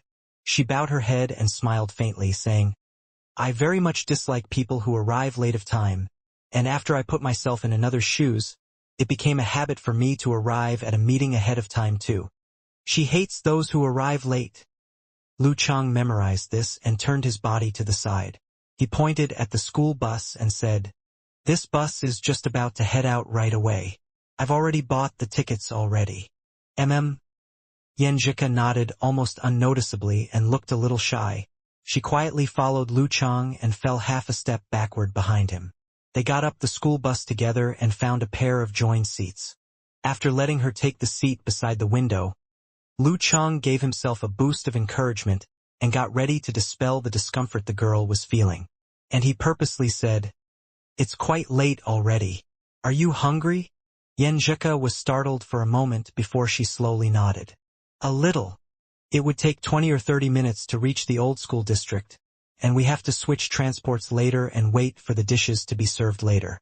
We may not be able to eat anything before 50 minutes have passed." Lu Chang purposely voiced his analysis before taking out the small bag of biscuits from his pockets. I bring a bag of soda crackers for you. Have some of these so that your stomach won't feel unwell." Yenjika raised her right hand and covered her mouth, looking somewhat surprised at Lu Chang. It was vivid that joy had flowed out of her eyes when she saw the bag of crackers appear in front of her. "I'll have some then," she said in a soft tone as the corner of her lips curled upwards unconsciously. Lu Chang hurriedly opened the bag for her and handed it over to her. Yenjika grabbed and took out one cracker using her delicate fingers. She was just about to put it in her mouth when she suddenly paused and said with a soft voice, I didn't bring water with me. It'll get pretty uncomfortable to eat crackers without water." Lu Chang conjured a small bottle of mineral water smilingly and opened the bottle cap. He stared straight at her eyes and said, "I've prepared it already." Yenjika's pink lips opened slightly, as a layer of haziness flashed past her beautiful eyes. She turned her head and looked out the window, biting her lips softly with her teeth and said smilingly, "I was wondering what's inside your pocket. So these are what you're holding." When Lu Chang saw her gracefully finish the crackers and drink the water, he struck while the iron was hot and took out his cell phone. He replayed a video he had downloaded beforehand and said, "This the collection of the best matches fought by the captain of Hongluo Martial Arts School, Jiang Guoxing. What do you think, Coach Yen?" The master of Hongluo Martial Arts School was a sixth pin dan stage expert called Wang Hui. He was old, and his disciples would be the leading players this time. The leader of the team was the professional ninth pin Jiang Guoxing. He was the direct disciple of the martial arts line, ranking at 5th place at 34 years old. Yenjika moved her head closer and watched the video with bright eyes, saying, "I've given it a serious research. Looking at the data available on the internet, it would appear that the school master Wang Hui once had a background at Longhu Club. Therefore, their fist style obviously carried a resemblance with the fire sect's unique skill. They are well versed in explosive power, attack, and possessed the secret inheritance called flaming force. Once this move struck an enemy, the force would burst apart, causing a burning sensation on one's skin. It's somewhat similar to your power of blaze, but it did not contain the tremor force that you speak of." Lu Chang also moved a little closer to her, and almost out of one's mind as he stared at her supple black hair and caught a whiff of her near indiscernible scent. He was so distracted that he nearly couldn't focus on what they were talking about at all, so he had no choice but to force Condensation's stance onto himself and answer seriously, Their fighting style is very much like the fire-like invasion move, exploding into bursts of power again and again. They aim to break their enemies through sheer force before their own strength is depleted. In this regard, Jiang Guoxing's fighting style is more prudent, whereas Fang Tong's fighting style is more frantic. Fang Tong is like an uncontrollable blaze of fire, but Jiang Guoxing has better mastery when it comes to dealing a killer move.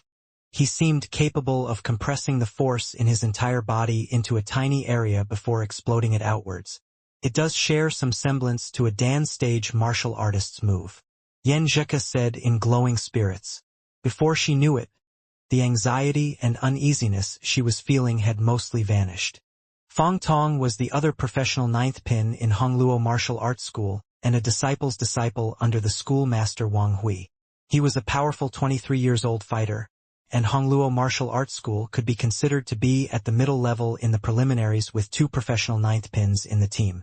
While exchanging words about this matter and arriving at the old school district, Lu Chang discovered with joy that Yan Zheka seemed to have regained a state of normalcy. She would only blush during the occasional moments he was staring at her. The duo walked inside the campus and rushed towards the closest north gate. The online hailed car was waiting right there. The cold snap of spring hadn't decreased along the way, and every blow of the wind felt very cold. Lu Chang subconsciously sneaked a glance at Yan Zheka's left hand. The girl's skin was white and tender, and her fingers were thin and long. Her fingernails were a healthy pink color. If I hold her hand, would she shake it off away? Thump, thump, thump. Lu Cheng's heartbeat abruptly quickened at the sudden appearance of the thought. Varied thoughts ran through his mind as they started a tug of war. Although she has said that she wants some time to get used to dating life, it should be fine if I held her hand for a little while since we have already confirmed our relationship. Shouldn't it? Would this make her unhappy, and make her think that I don't respect her enough because I forcefully hold her hand before she has adjusted?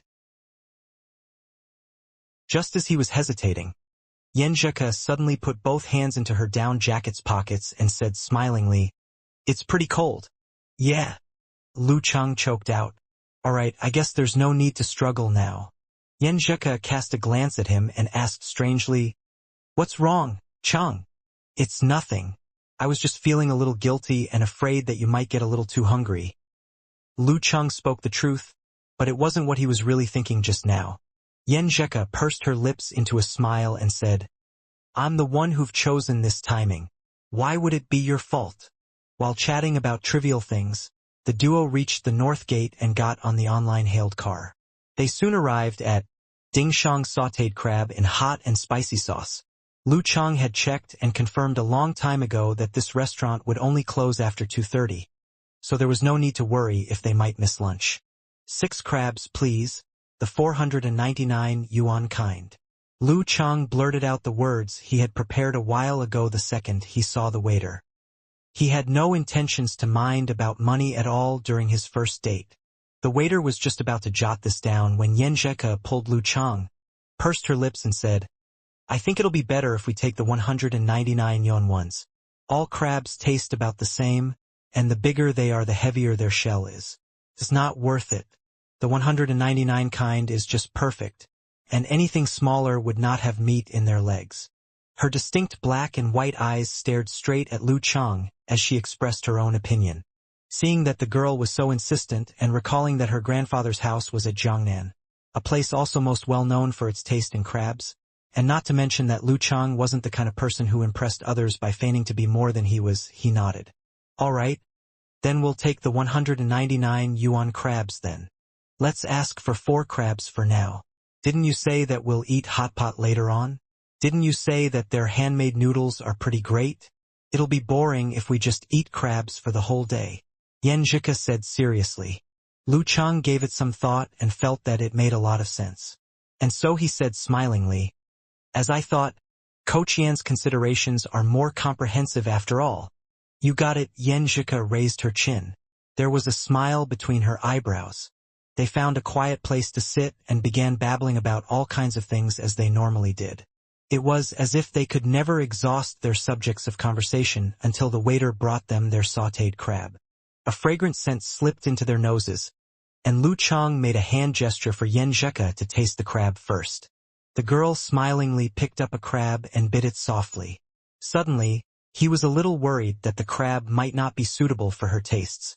Yen Zheka sucked out the meat inside the crab's leg in familiar fashion before closing her eyes. With a smile, she said, "It tastes really good. The sweetness of the crab's meat isn't lost, and it's spicy in a way that really whets one's appetite." Phew! Lu Chang let out a sigh of relief as if he was the one who was praised by her. He chuckled and said, "Eat some more then. Don't just watch. You're the main big eater who can eat 5 bowls of cooked rice." Yen Zheka joked with curved eyebrows.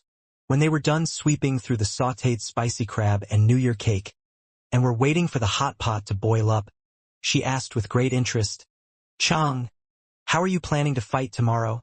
Lu Chang had thought about this a long while ago, and after deliberating for a moment he said, "If Hongluo Martial Arts School paid any attention at all, they would not just set my name aside and not search for my information. That means they should understand how I fight and know what I'm good at, except my supernatural power of blaze. Since this is an arena battle, naturally I'll be doing my best to win and not leave my trump card for the future. Therefore, the second the battle starts I'll use my power of blaze immediately, take down my opponent and open a path towards a swift victory. I'd lose the element of surprise when the second opponent arrives, so I'll first pretend to wander around using mercurial balance. The moment I find an opportunity, I'll immediately suppress them with the 24 blizzard strikes, not giving them the chance to unleash their explosive power at all. How could I not do my best when I'm fighting an official contest before the girl I like?" Yen Zheka held her face with her left hand and listened to his words with great attention. There seemed to be a sparkle in her eyes. After discussing how he was going to fight for a bit and enjoying the hot pot, they footed the bill with a full belly. Since there was a discount, they spent a total of 900 yuan or so. Lu Chang, who was rich and overbearing, after participating in the Warrior Sage Challenge tournament, did not feel any heartache after spending this much money at all. In fact, he even felt that the money was very much worth it, and it was acceptable as long as the girl was satisfied. After he got out of the store, Lu Chang unconsciously coughed once before he said with feigned casualness, "Let's walk around the shopping mall over there and digest the food a bit." Yen Zheka did not object to the suggestion. The duo walked shoulder to shoulder, and the girl's near indiscernible scent slipped into the tip of Lu Chang's nose again. It made him feel a sense of impulse and expectation once more. He swiftly cast a glance at the girl and found that her hands were swaying slightly at the sides. She had not put her hands into her pockets, probably because they had just finished eating a hot pot and feeling a little warm. Thump, thump, thump. Lu Chang heard the sound of his quickening heartbeat once more. Should I hold her hand for a bit? She wasn't completely prepared, but didn't she say that she's a little attracted to me, and agreed to my confession? Holding's hands should be within permission, right? Thump, thump, thump. Thump, thump, thump. Lu Chang felt like holding her hands, but he was afraid to do so. He was afraid that the girl would be unhappy, and that he would leave a bad impression in her heart. Suddenly, he experienced a flash of inspiration, and he recalled the method Kai Zongming taught him earlier. Should I try that? I'm just pretending to hold her hand, and not holding it after all. Thump, thump, thump. Thump, thump, thump. This thought completely dominated all of his mind, and Lu Chang could finally hold back his thoughts no longer. While he was still chatting idly with Yen Zheka, and while his eyes were staring straight at the front, his hand slowly, very slowly made its way to the side. Thump, thump, thump. Thump, thump, thump. Although it was just fake hand holding, he still felt as if his heart was about to jump out of his chest. It was because he had no idea how the girl would react and feel about this. It was because of the unknown outcome that made him nervous. It was because of its great importance that made him afraid. Thump, thump, thump. Thump, thump, thump. Lu Chang gulped once with difficulty as his right hand somewhat stiffly and tremblingly made its way towards Yen Zheka's delicate hand. He touched the back of the girl's hand and just felt that her skin was soft, tender, and slightly cool. From the perception of his listening skill, he could hear Yen Zheka's left hand abruptly shrinking away from him. However, it had frozen the spot just as quickly and did not move away, maintaining a tiny and near indiscernible distance. Is this? Light seemed to descend inside Lu Cheng's head and cast away all the darkness in his mind. Not daring to look at Yen Zheka, he abruptly flipped his palm over and grabbed her somewhat thin palm. His excitement, elation, and nervousness had reached the absolute limits. So listening skill could be used this way too. The girl beside him kept her head low and counted the ants beneath her feet. Lu Cheng felt as if he was stepping on clouds as he held her soft and almost boneless hand. His head was only filled with the thoughts about the place where their skins were touching each other, and he had completely forgotten the time of day. Sweat was forming in his palm because of excitement and nervousness. He just wanted to hold Yen Zheka's like this and walk on forever, praying that there would never be an end to their journey. He had no idea what kind of sceneries were around them, or what stores they just passed by. He didn't know how much time had passed before Yen Zheka finally asked him a question with a softly spoken voice. "Where are we going?" Lu Cheng let out a hiccup of bewilderment before he abruptly broke out of his trance. He looked at his surroundings with a dumb look on his face. "Where on earth have we walked to?" he explained in a somewhat panicked voice.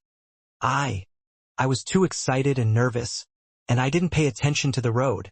And this is not to mention that my palm has gone all sweaty and wet. Yen Zheka must be hating this a lot.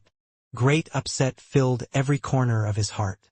Yen Zheka cast a sideward glance at him from the corner of her eyes before pursing her lips into a sudden smile. She withdrew her left arm and took down her backpack. She took out a napkin and passed it over to him. She said, smiling beautifully, "You didn't sweat as much even when you are fighting in the challenge tournament."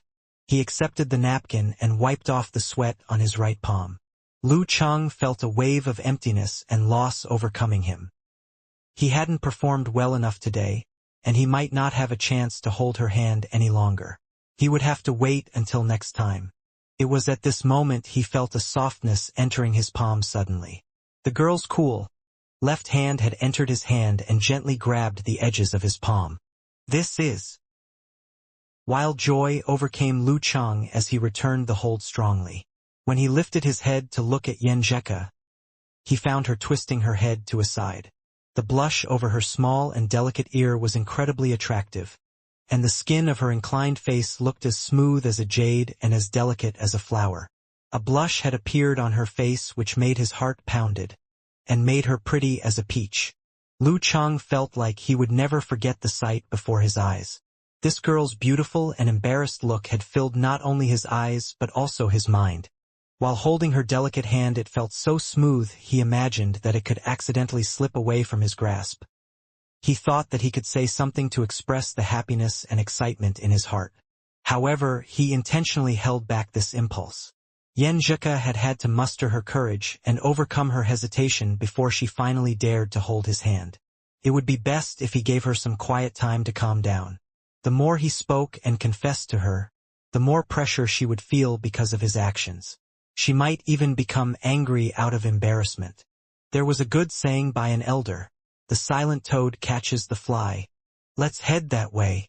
Lu Cheng feigned nonchalance and pointed in a direction. His hand holding Yen Zheka's right hand had tightened though, gripping it tightly. Yen Zheka responded with a voice that was as soft as a mosquito's. With a happy look on his face, Lu Cheng led the way and did not look at Yen Zheka, giving her some time to adjust as well.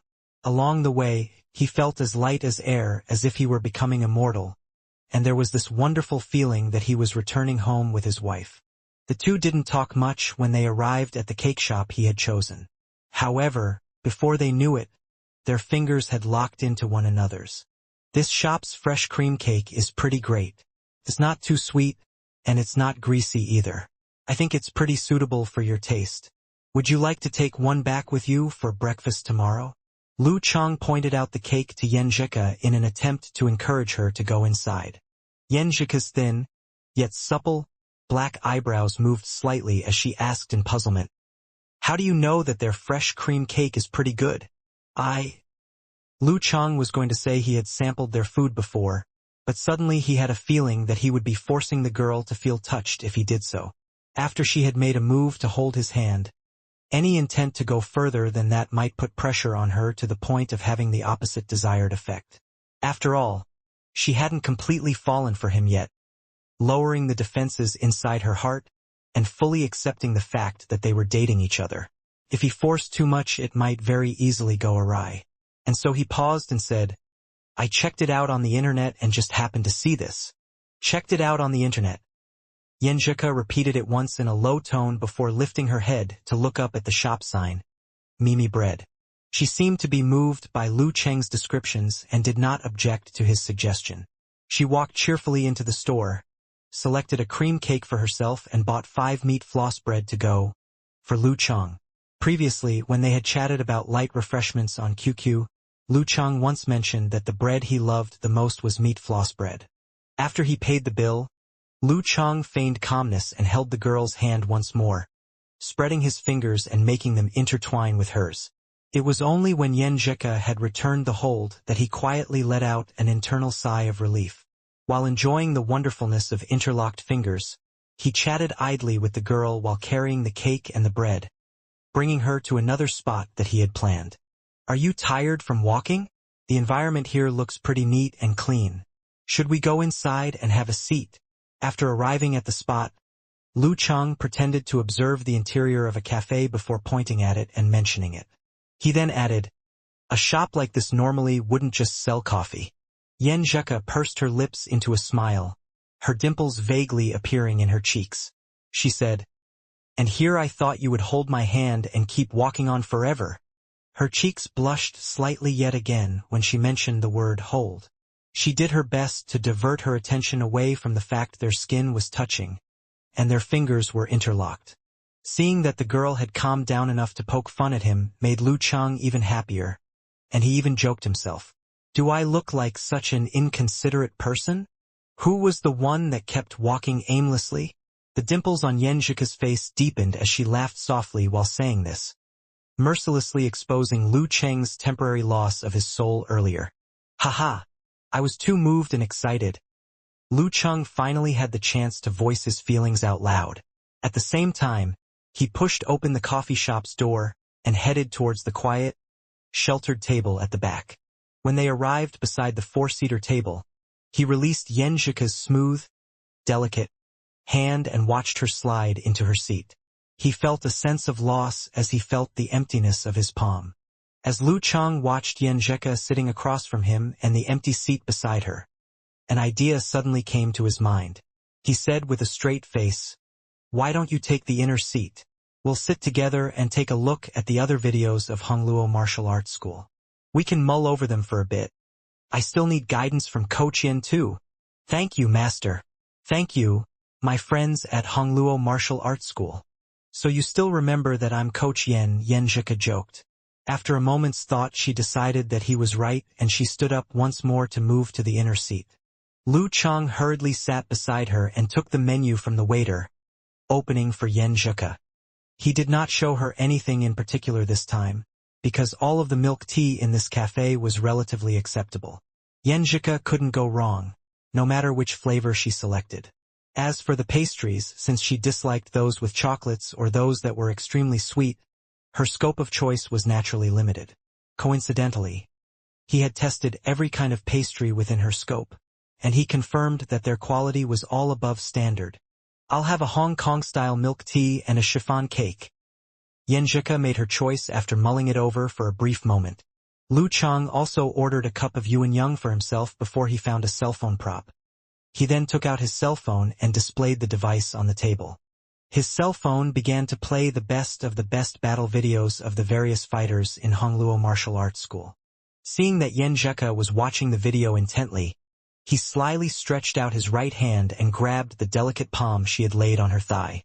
He pulled her hand close to and placed it on top of his own thigh. First, Yenjika was taken by surprise. Then she said with a touch of annoyance and amusement, "Pay attention."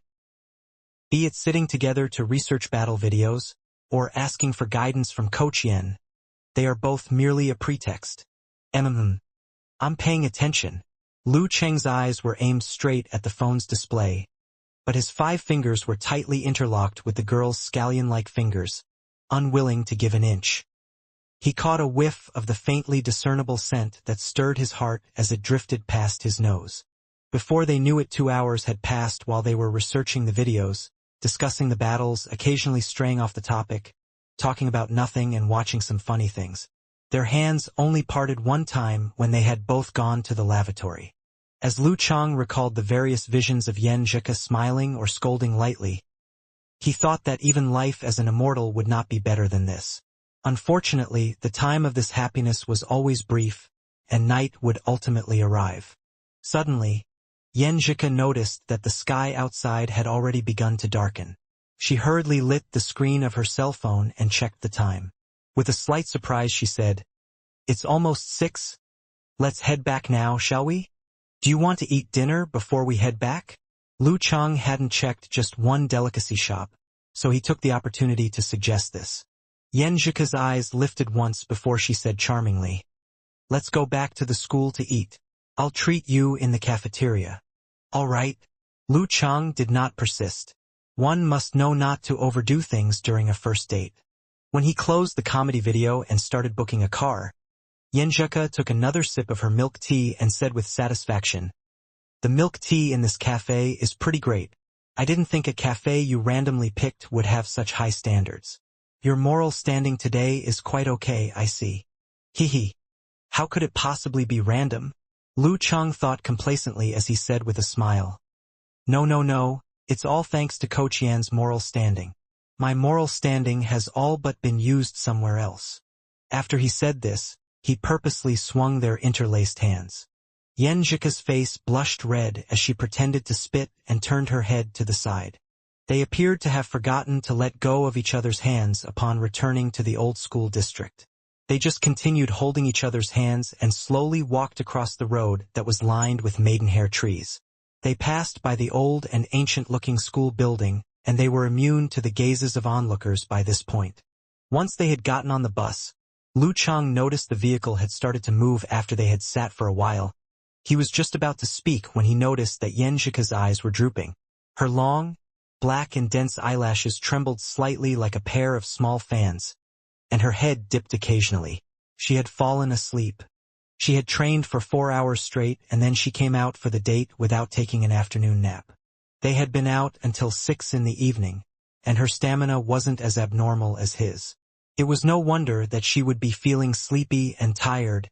Lu Chang felt tenderness for the girl as he watched her.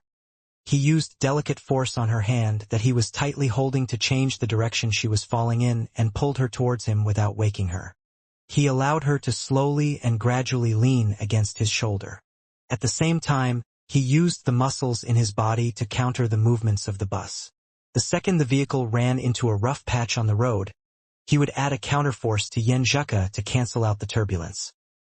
He did his best to ensure that she slept peacefully and did not fall off of his shoulder.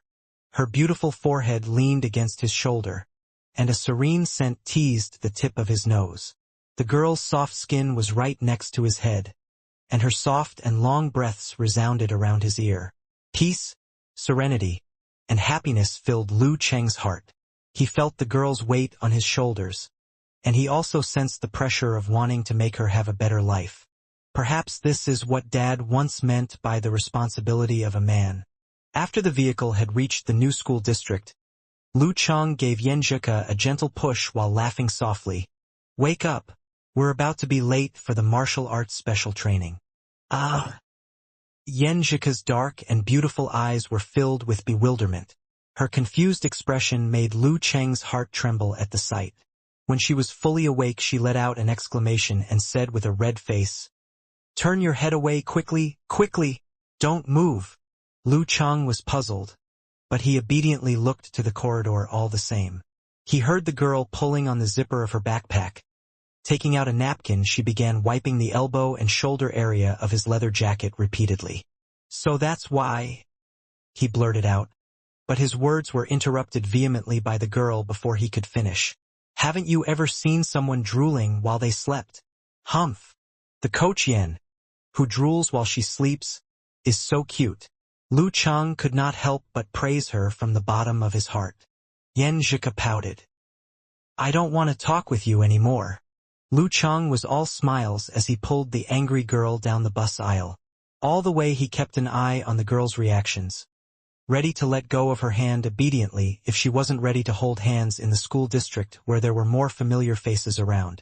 However, other than a bright red face, Yenjika showed no signs of withdrawing her hand. When they entered the cafeteria, Yenjika brought him to the rice window first. She took out her meal card and said, "Rice worth 2.30 yuan, please." The rice-serving worker glanced at the two of them in astonishment.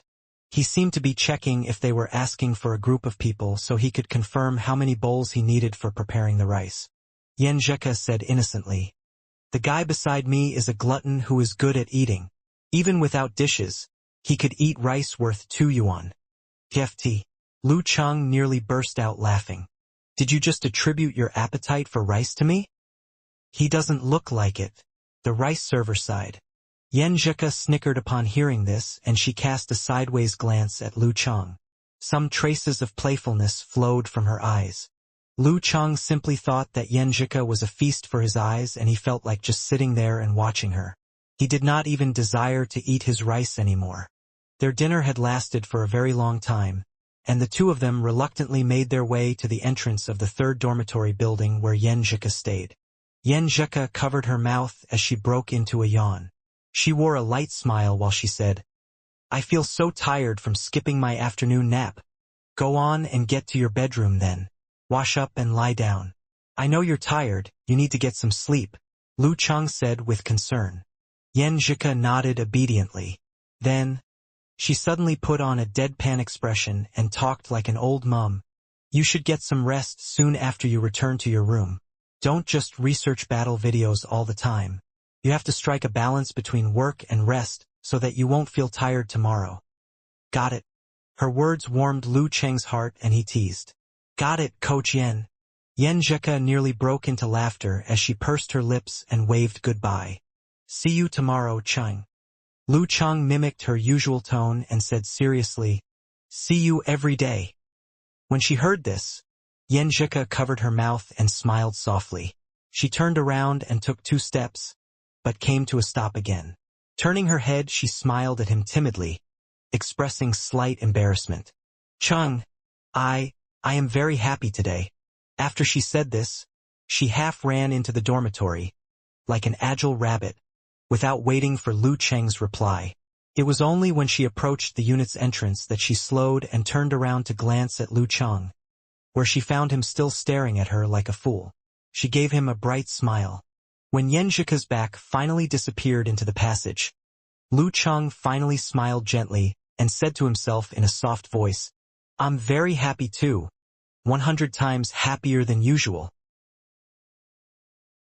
In a certain room on the 2nd floor of Hongluo Martial Arts School, the schoolmaster Wang Hui, whose white hair had a few lines of silver in it, asked the 3 men beside him, "Have you found any data on Songcheng University Martial Arts Club's Lu Chang, the one without a rank?" Jiang Guoxing had practiced martial arts for many years, and the environment and his self-cultivation had improved his temperament. He possessed some masculinity even though his countenance was relatively average.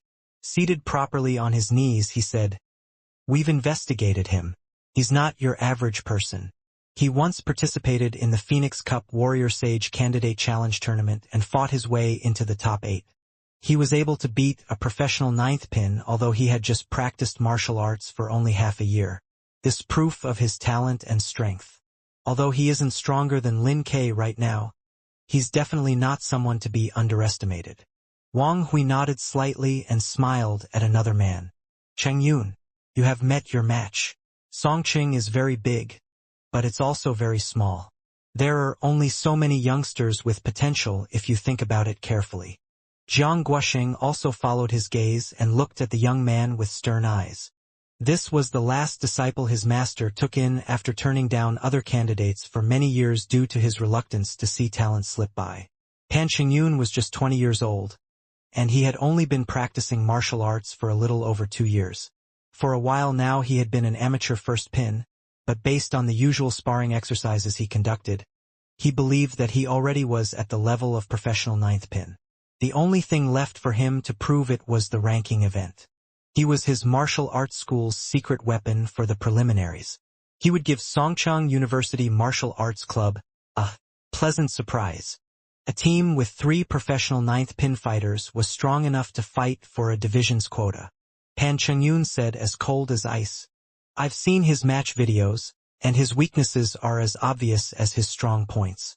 He's the kind of fighter who can take out a professional 9th pin, if he does well, but would lose even to an amateur 1st or 2nd pin, if he is properly countered. I'm confident enough that I can beat him.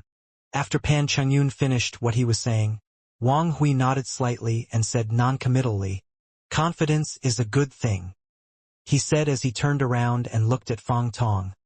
"But too much confidence is a bad thing. You must be prudent and not arrogant in your competition tomorrow." Fang Tong's hair was combed straight up, looking wanton and arrogant.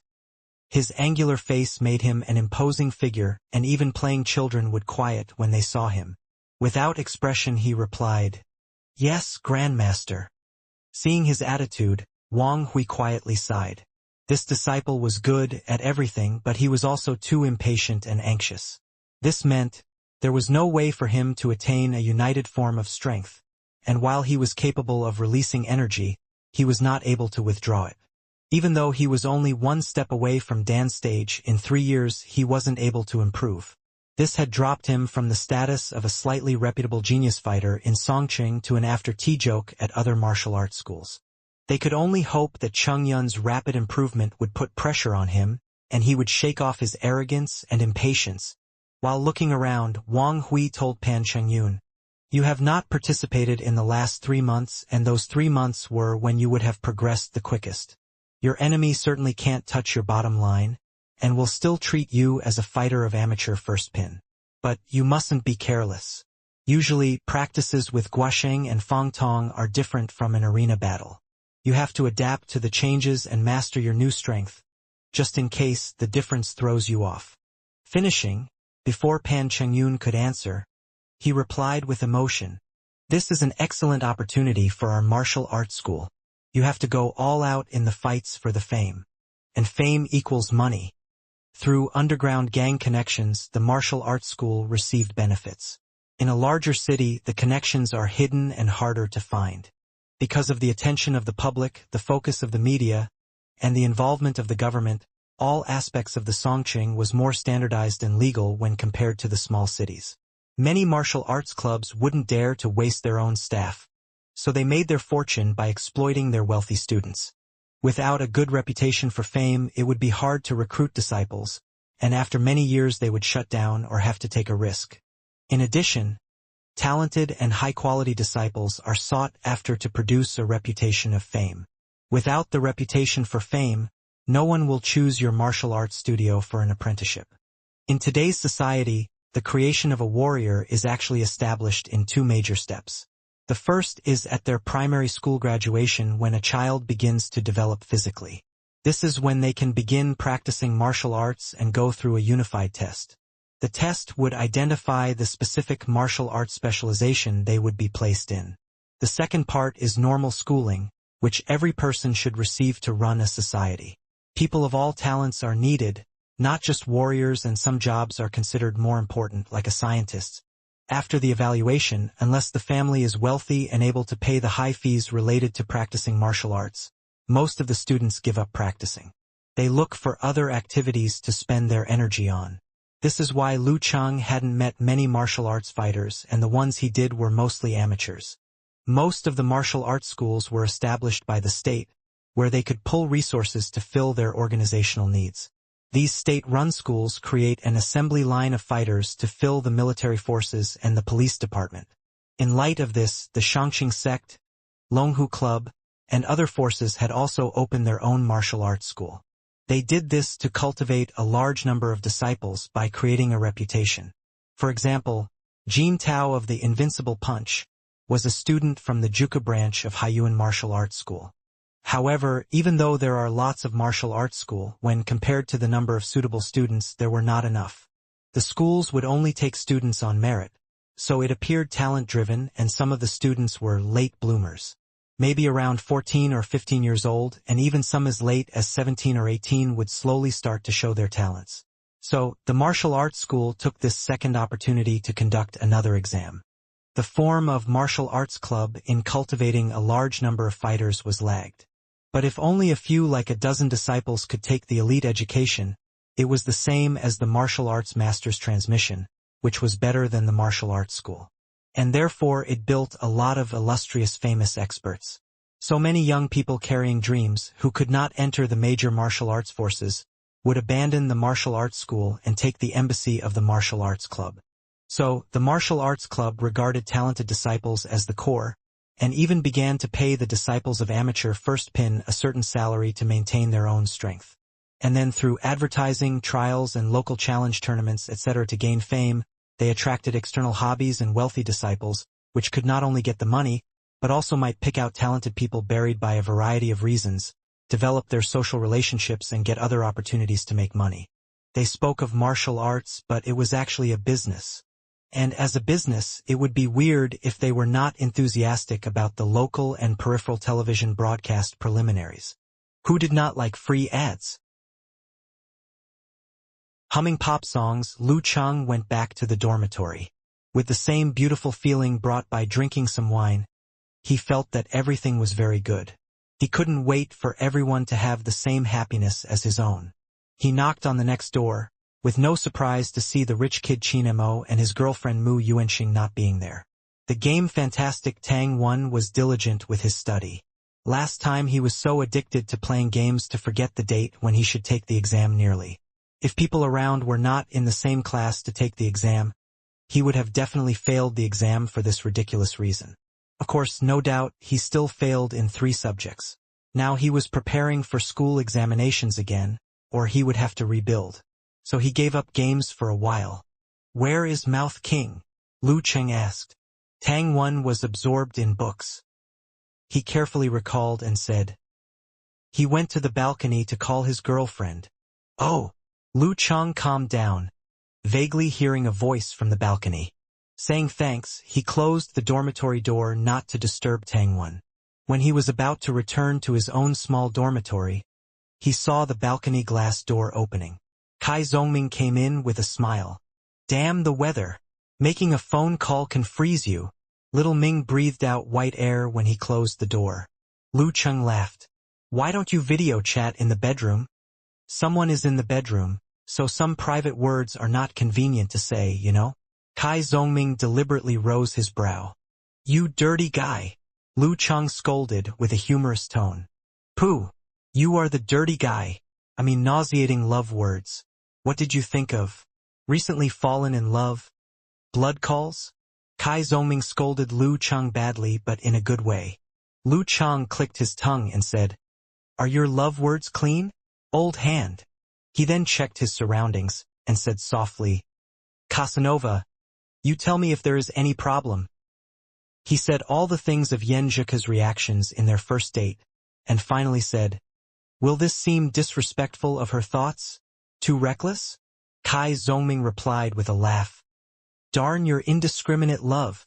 You wouldn't have any of these questions if you followed my steps. But you did a good job today. You can't let girls lead you in this case. You go fast." "Really?" Lu Cheng got into a serious student attitude. Kai Zongming grinned. "Your goddess is now in a state like standing on the swamp. There are full of temptations in the world of love below. It's difficult to resist, but give up resistance, and slowly sink. She has not adjusted the mind yet, so she slows this speed and adapts this gradually. If you pull too fast and make her sink too fast, out of fear, uncertainty, or inadequate love, it really will cause a rebellious sense and may let her start to hate you. But you can't do nothing, let her make her own mentality. Only Ghost knows what adjustments she'll make, maybe good, maybe not. Furthermore, when it takes longer, the feelings of the impact will get weak. She's gonna calm down and start over again.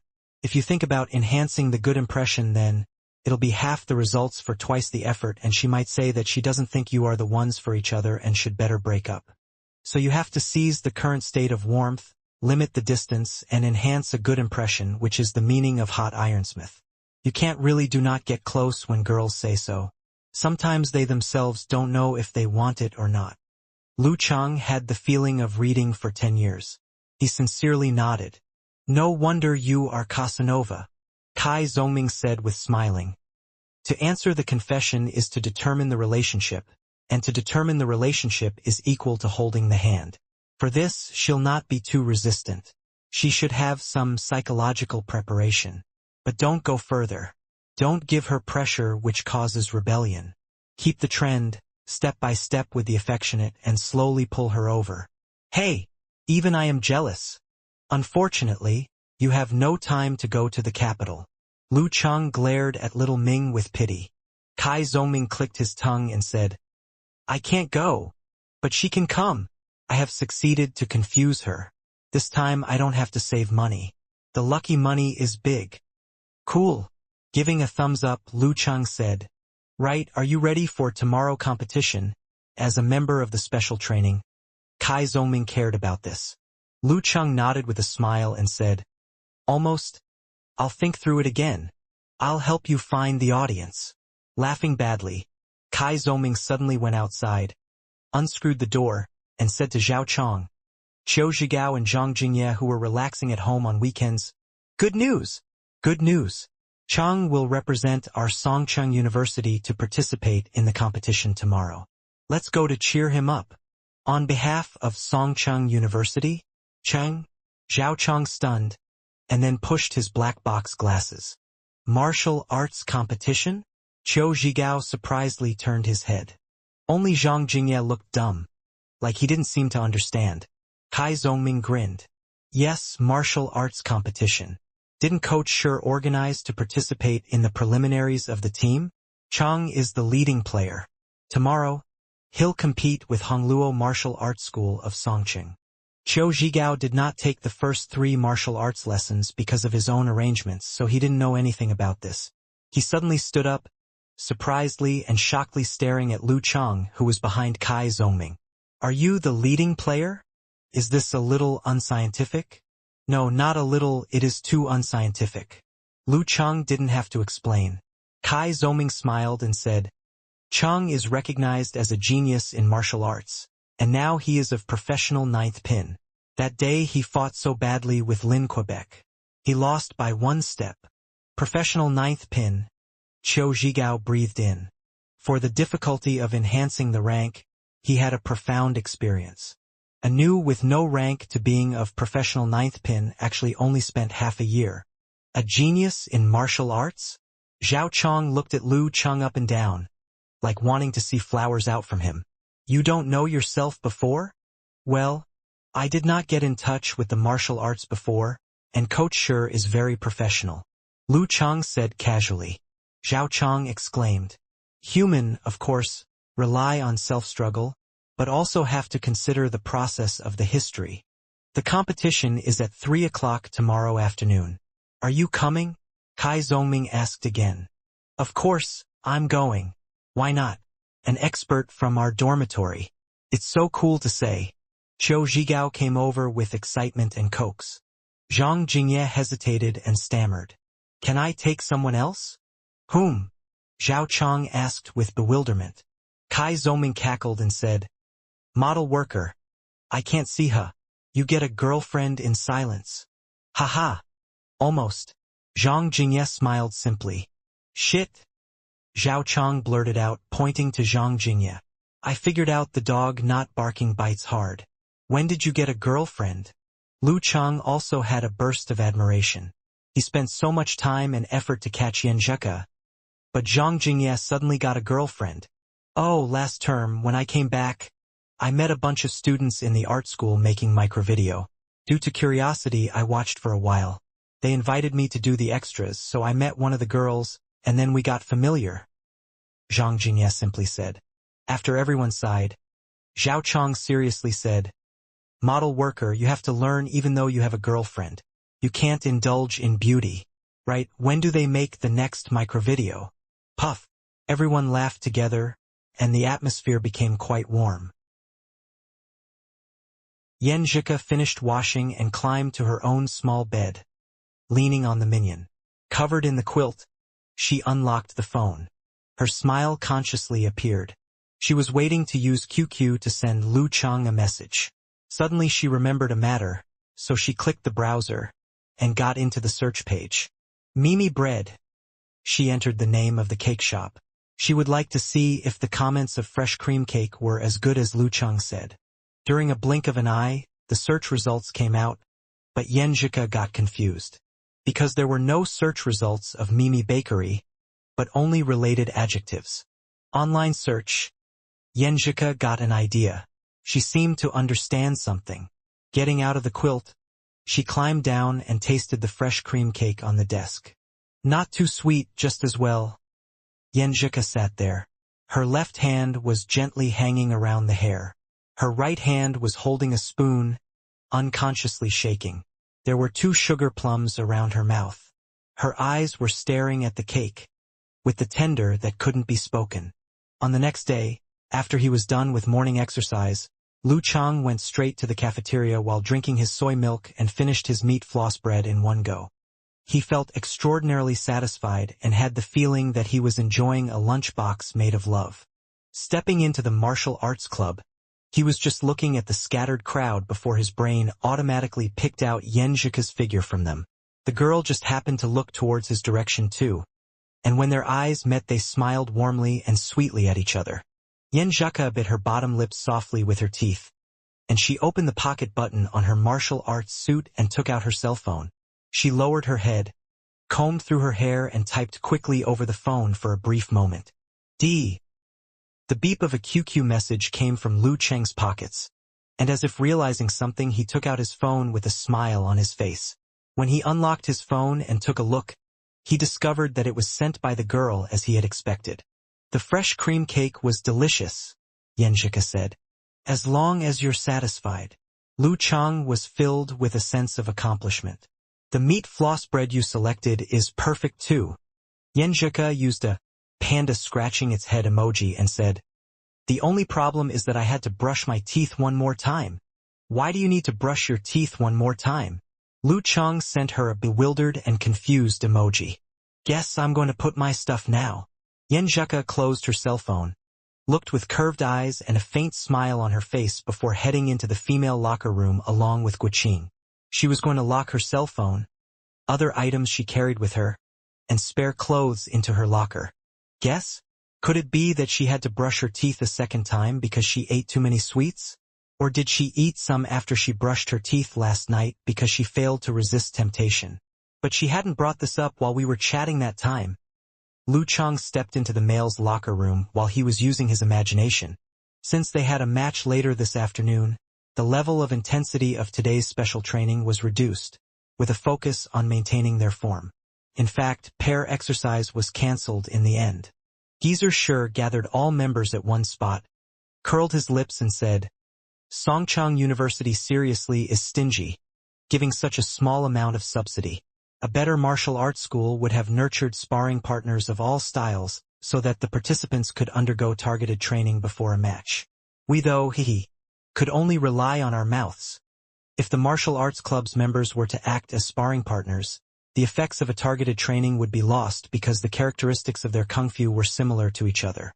If only there is a supernatural ability that could create a corresponding battle figure just through verbalization. Kai Zongming muttered in a small voice. Lu Chang cast a glance at him and ridiculed him with a soft laugh.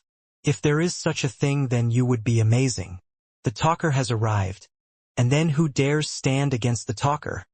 Unfortunately, God did not give me this chance. Kai Zongming sighed with relative regret. Geezer Sher coughed twice and said, The kids who aren't leading players and substitutes of the preliminaries may leave now. Those who are willing to watch the match may wait by the bus station at 1:30. Li Xiaowen will not have any audience since we are fighting away, so you don't have to organize a cheerleading team. You'll help to get the logistics prepared. After Yenjika had been promoted to a preliminary substitute, the cheerleading team she used to lead was passed on to her senior female schoolmate Li Xiaowen. When the other special training members had left, Geezer Sher finally said, You have all seen the data and videos related to Hongluo Martial Arts School, haven't you? I'll briefly explain things and analyze their fighting style, so that you all have something to mull over on your own along the way. Normally speaking, while targeted training would usually be performed based on the opponent's 2 or 3 days before a match, specific fighting arrangements would only be put in order inside the locker room before the match. This was to prevent a spy inside the team from selling intel to the enemy and cause them to fall under the control of the enemy. The higher the level of competition was, the stricter security in this regard became. However, the first stage of the preliminaries and competition at this level was the equivalent of nothing in Gizershur's eyes at all, and he did not think that Hongluo Martial Arts School would make a big fuss over such a minor competition either. Therefore, he had made his explanation ahead of time so that these young and inexperienced kids would have sufficient time to digest his words. After seeing that everyone's attention was focused on him, he chuckled and said, "That is all there is to Hongluo Martial Arts School, so you lot don't have to worry too much. Follow this old man's instructions, and your chances of victory will be pretty huge. You have all watched the videos already. Hongluo Martial Arts School's fighting style is an evolution of the unique skill of Fire Sect, called Fire-like Invasion Move. It emphasizes on aggressiveness and explosive power. At the max, their explosive power may very well equal the full-powered strike of a 7th to 8th pin Dan stage martial artist. However, this level of eruption wasn't something that could state of mind anytime they wanted to. They had to adjust their states bit by bit and receive feedbacks again and again so that their bodies could gradually compress and store energy like a spring. Therefore, the heart of this fighting style was to use small bursts of power to push even greater levels of bursts of power, accumulating power steadily until they reached their limits. Normally speaking, the 9th strike after 8 pushes would pretty much sweep anyone beneath Dan's stage. However, they are humans and not living immortals. Their strength would more or less be exhausted after a round of eruption. Taking the burning fire as an example, a fire would continuously ignite the things around it and grow fiercer and fiercer with each passing time. Once everything around it had been burned to ashes, the fire itself would become extinguished. In this regard, this is a fighting style that is very suitable for life and death fighting. The victory would normally be decided within just a few moves. Now that we've analyzed up to this point, some of you must be thinking, in this case then let's just stretch out the battle and delay until they've exhausted themselves. However, unless the martial artist who chooses to fight this way have the exceptional agility and is extremely well versed in hit and run tactics, they would quickly find their zone of activity compressed to a point where they could not escape by the time the people of Hongluo Martial Arts School had erupted a few times and displayed terrifying levels of speed and agility. Lu Cheng nodded indiscernibly at the coach's words. He knew this very well from experience. During the fight against Yi Yaoding and the fight against the Dark Sect's 9th pin, he had attempted to stretch out the fight using mercurial balance. However, he was either quickly forced into a head-on clash, or given no chance to stretch out the fight at all. Gizershur coughed a few times and reached the main point of the explanation. The best way to deal with this fighting style is to clash against them directly, disrupting their burst rhythm and suppressing their aggressiveness, so that their eruptions will grow more and more dissatisfactory. He began talking in detail how to disrupt the enemy's rhythm and suppress their aggressiveness. Lu Cheng and the others listened with great interest, and before they knew it, it was already noon. After eating lunch and resting for a brief moment, Lu Cheng arrived on time at the bus station and got on the school bus the logistics of the club had purposely prepared. Because Yen Zheka was shy and wasn't brave enough to sit next to him with so many familiar faces around them, she pulled Guqing with her and found a pair of seats for themselves. Lu Cheng had no choice but to sit together with student little Ming at the seat behind them. He didn't speak much along the way, and had started to adjust his form and state of mind. He had only opened his eyes only after they were about to arrive. Cheng and the others had quite the luck with women. Kai Zongming smartly decided against voicing his words, and instead typed it on his phone and sent it through QQ to Lu Cheng. Lu Cheng replied in surprise, "Why is that?" Model worker was going to ask his girlfriend out only, but it was found out by the girls in his girlfriend's bedroom. They were very interested in the match and wanted to come and take a look too.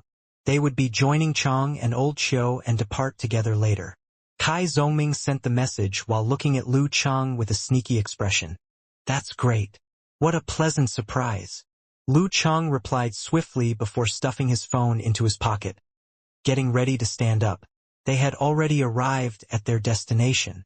Hongluo Martial Arts School was situated at the bottom of a large building, where it was quiet amidst a noisy environment.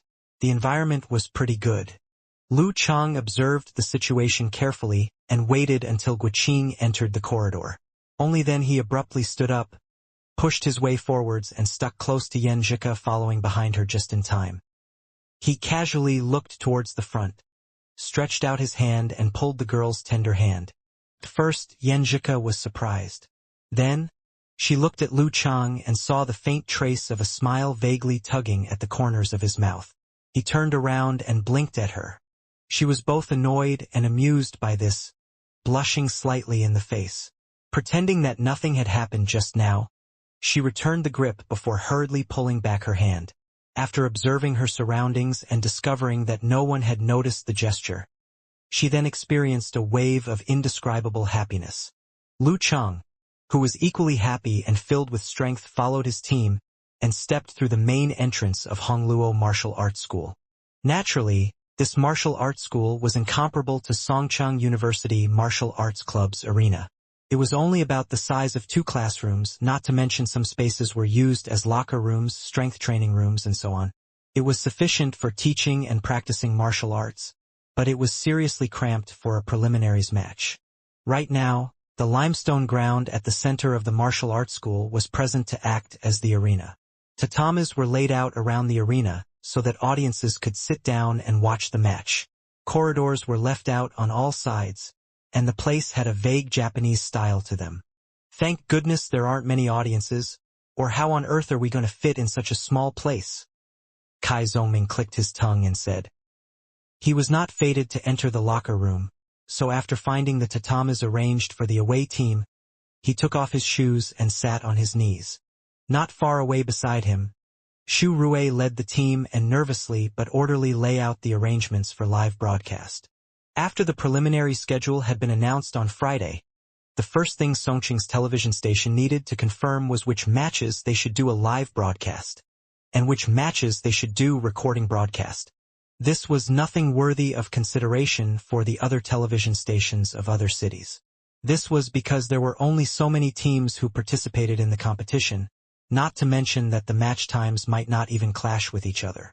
On the other hand, as the provincial capital Songqing attracted a lot of talents, and there were at least 20 teams who registered and participated in the preliminaries, the selection of teams alone would dazzle one's eyes. For a television station at this level, competitions of lower professional ranking were in fact more welcomed. For the audiences, the professional martial practitioners at the bottom 3 ranks were relatable and not too inhuman, even though they weren't strong enough.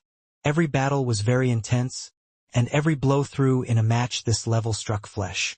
It could incite the passion in the audience's heart. Naturally, the decision to do live or recorded broadcast must be deliberated carefully. As the reporter who chased mainly the news related to martial arts, Xu Rui had participated in the meeting and voiced out her own opinions.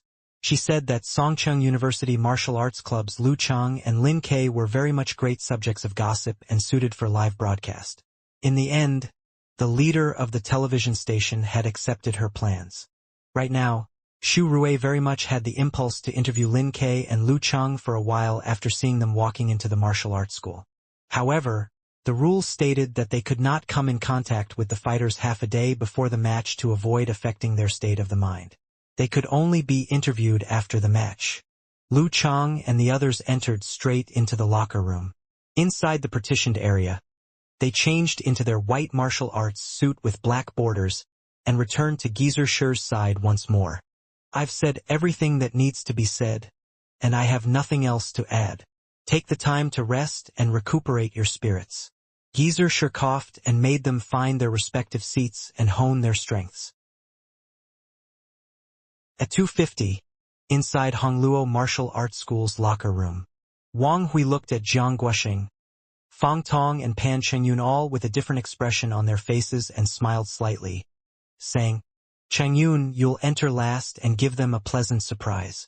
That being said, you may not need to show up, so if that's the case then we'll leave the pleasant surprise to the future.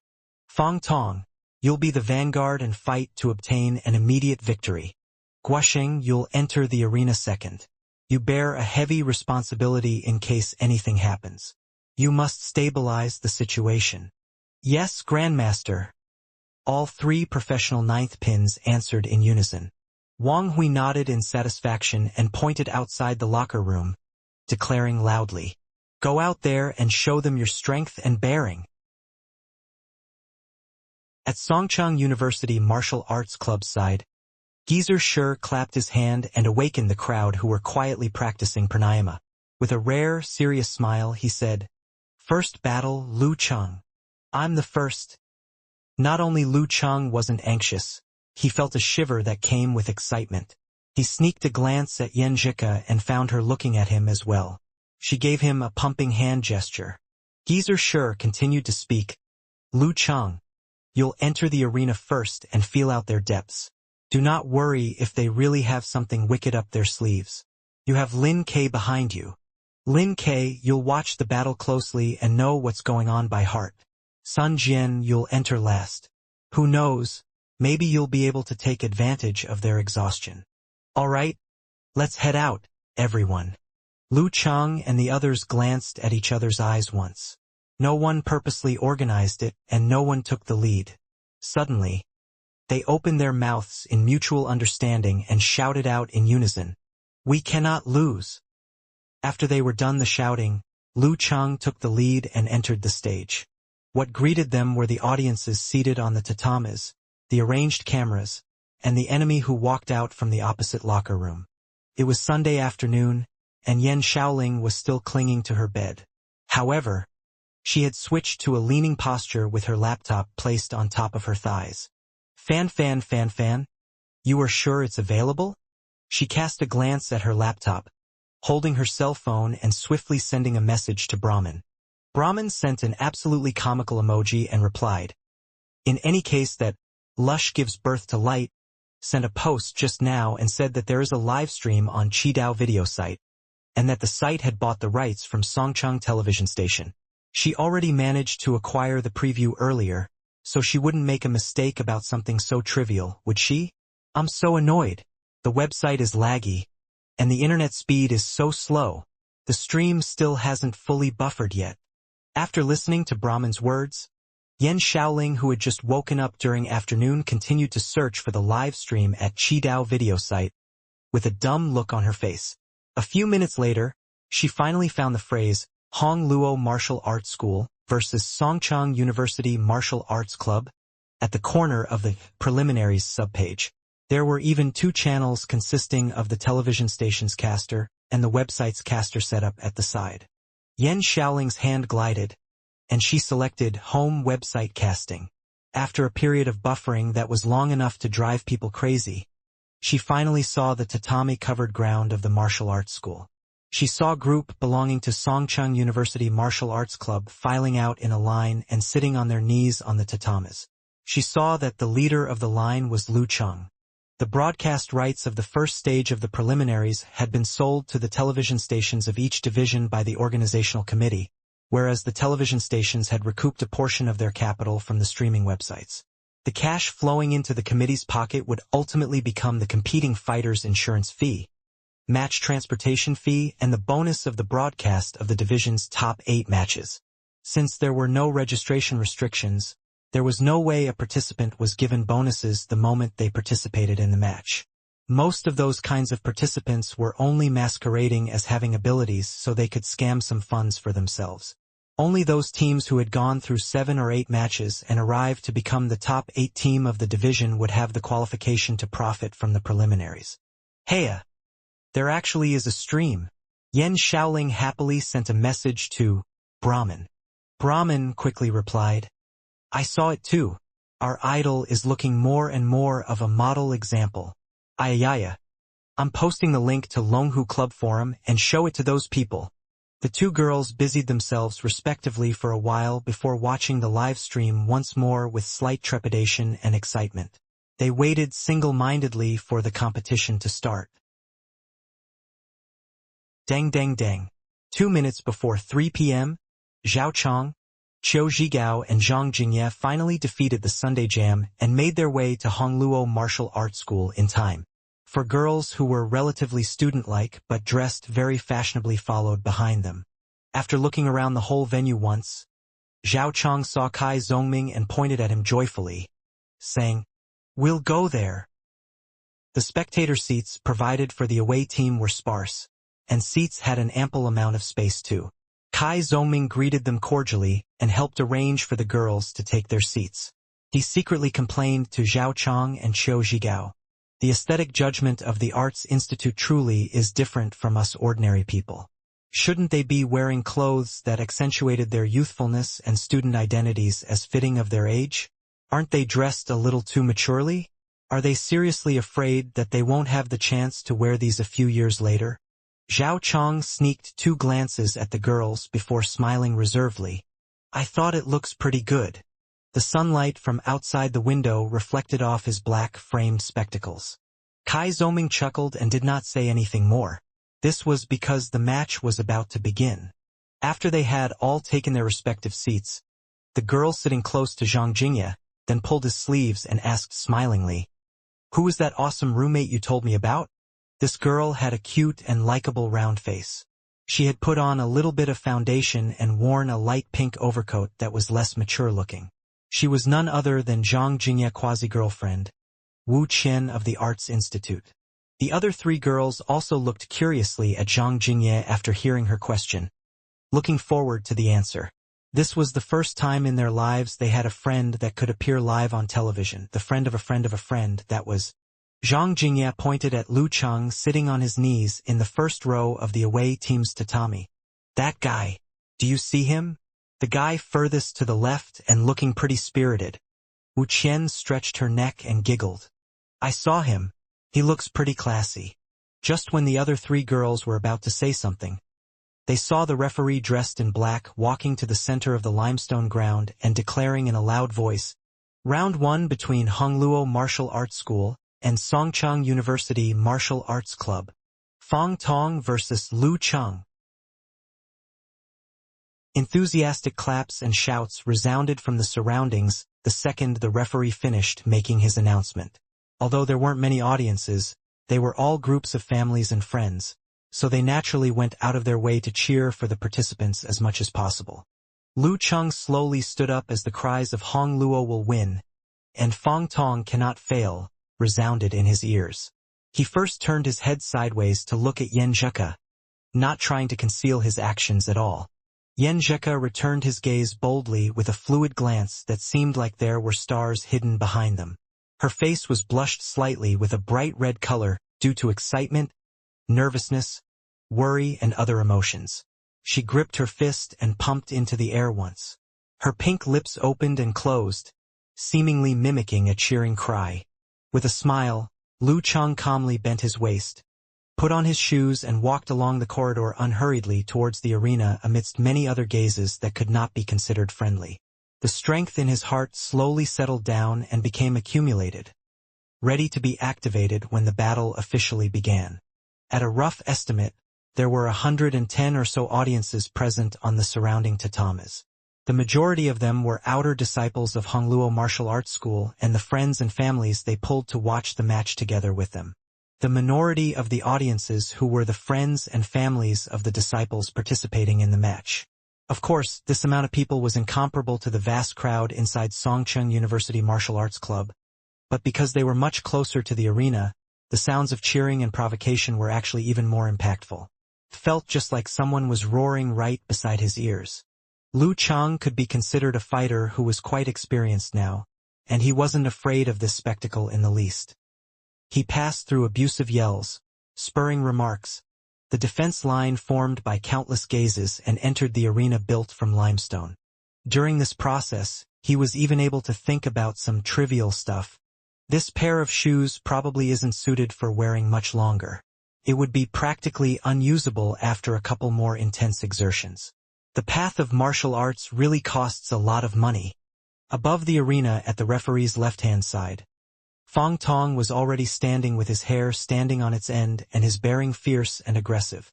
He looked like he was liable to erupt at one wrong remark. His figure was tall and above 1.85 meters. Somehow he managed to give the impression that he was wearing a body-hugging formal suit, even though he was in fact wearing a simple martial arts suit that was as scarlet as fire. "You have 3 minutes to talk with each other."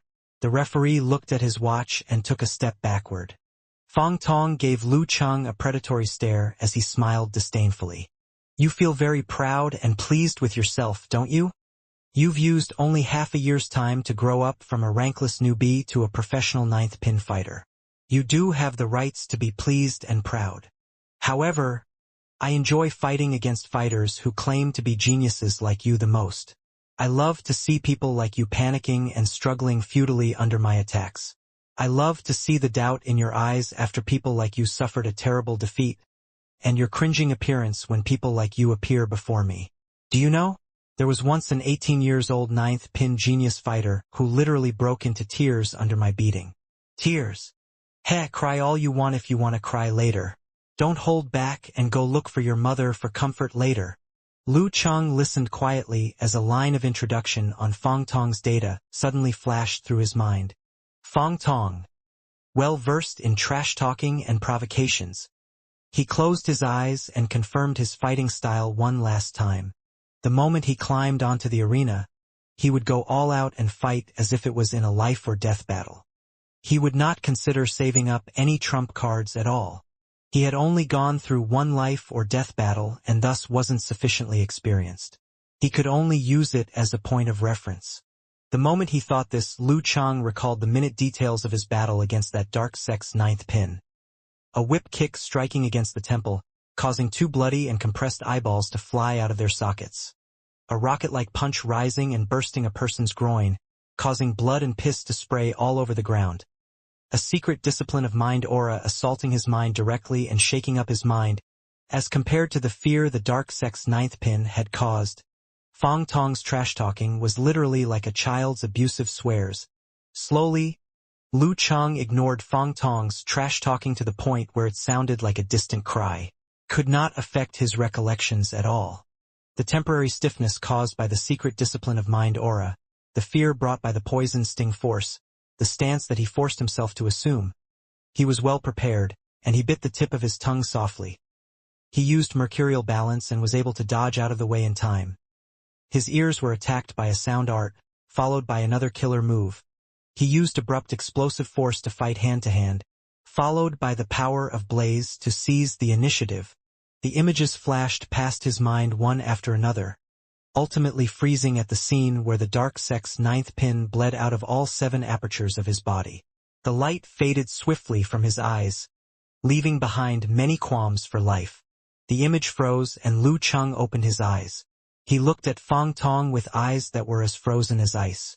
"What good is a guy like you who hasn't weaned off his mother's milk, no matter how strong you get?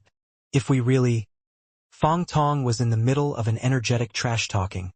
But when Lu Cheng gave him an entirely unintimidating stare, he suddenly stopped in surprise. He did not know why, but he suddenly felt a little chilled in his heart and was unable to say anything more for a time. "Fight!" It was at this moment the referee waved his right hand. Fang Tong abruptly inhaled, causing his calves and thighs to swell up in unison. The swelling was so big that it actually caused the martial arts pants to have well-defined corners. The clothes on his upper part of his body also twitched as his muscles began to bulge in succession. To invade like fire and to erupt like fire. Pa! He swiftly approached Lu Cheng and threw a forward punch after taking a striding step. He poured every bit of power into his right arm and punched fiercely at Lu Cheng with an enraged wind, bulged muscles and tugged skin. If an average person took a punch like this, they would suffer grievous injuries even if they were to survive. Lu Cheng lowered his waist as lightning struck down on his head and snow mountains collapsed. A turbulent energy surged to the bottom of his feet in an unstoppable fashion. His right foot opened horizontally, and he exerted force against the floor with a half-turned posture. As a loud bang ensued, he felt a rebound entering his body. The energy spiraled slightly and flowed from his feet to the thigh, waist, and spine. With this as the axis, he conducted every energy that the stream of energy passed by into his right hand. He felt a bulge in his right arm, and his skin felt as if they had been stretched wide. Lu Cheng made a fist and pounded downwards towards Fang Tong's attacking arm. Just as the two fists were about to impact against each other, his joints twisted and his muscles pulled. He unleashed a rapid and robust abrupt explosive force. Pa! A layer of fire rose into the air, covering the surface of Lu Cheng's fist before it clashed against Fang Tong's. The power of blaze vs flaming force. Bang! There was a dull sound of impact, and Lu Cheng felt as if his right hand had been scorched by fire. However, he had expected this from the start and used the recoil to toss his right arm backward, bringing himself a reactive force on the opposite side. Meanwhile, Fang Tong's face changed slightly as he instinctively threw his right arm outward in an attempt to extinguish that burning sensation on his fist. His chest and stomach were immediately exposed to attacks. At the home team's tatami area, Wang Hui, Jiang Guisheng and Pan Qingyun's expressions immediately changed. Lu Cheng gave no quarter after gaining the upper hand, twisting his back and clenching his thighs, borrowing the push beneath his right foot and the force created after swinging his right hand backward. His left leg was like a flexible whip that abruptly tightened and whipped fiercely and violently towards the area between Fang Tong's legs. Moreover, he was still assuming a striding and charging posture. Shock and fear appeared in Fang Tong's eyes, and he instantly visualized the image of flaming body in his head. His buttocks were subconsciously clenched as he exerted his muscles, pushed his tailbone, spurred his back into a bounce and induced his legs into an abrupt leap to the side. A person shall rush into the house when the fire of passion burnt them. This one leap allowed Fang Tong to put several meters of distance between himself and Lu Cheng. He successfully avoided that deadly whip kick. Meanwhile, Lu Cheng unhurriedly lowered his center of gravity after missing the kick. He adjusted his muscles and stepped heavily on the limestone ground. He continuously conducted the visualized mega avalanche and lightning and fire stance in his head to the bottom of his feet. Dong! There was a sound that sounded like the ground was struck, and Lu Cheng bounced into the air and chased Fang Tong's leaping figure closely. His speed wasn't slower than Fang Tong's at all, and there were faint footmarks on the limestone where he stood earlier. The one figure at the front and at the back looked like two eagles in pursuit. Fang Tong had just stood still and used the recoil to turn around when Lu Cheng had already arrived beside him. Lu Cheng turned his body sideways, lowered his shoulders, swelled up his muscles and rammed forward strongly. He looked a little like a snow avalanche crashing down on Fang Tong. Fang Tong could no longer dodge out of the way, and he was only able to raise his arms and block them in front of him in a hurry. Dong! Fang Tong's arms were in pain after being rammed by Lu Cheng. His arms were pushed right before his chest. Lu Cheng followed up the charge with a lift and a toss. The moment Lu Cheng put strength into his shoulders, Fang Tong flew into the air and out of the arena. He fell in front of the tatami and nearly knocked over a few audiences. The referee nodded slightly and felt a tinge of appreciation for Lu Cheng's mercy at the end. Otherwise, he would have to interfere and stop the fight to avoid casualties. He raised his right arm and announced loudly, "Lu Cheng wins." Lu Cheng had won the match in just a few breaths. The space in the entire martial arts school belonging to the home team became as silent as the grave. Yan Shaoling was staring at the screen in annoyance. This was because there was an interruption in the signal just now. A dozen of seconds later, the signal recovered. She saw the duos clash and heard the caster's voice. "Welcome back everyone to our match. The match has just begun, and there aren't many delays in between." Just as I had introduced during the 3 minutes talking period, the fighter clad in scarlet martial arts suit is Fang Tong. He is a young expert ranking among the top on Songcheng, and he was already a professional ninth pin more than 3 years ago. He just lost. But I had only just fucking started casting.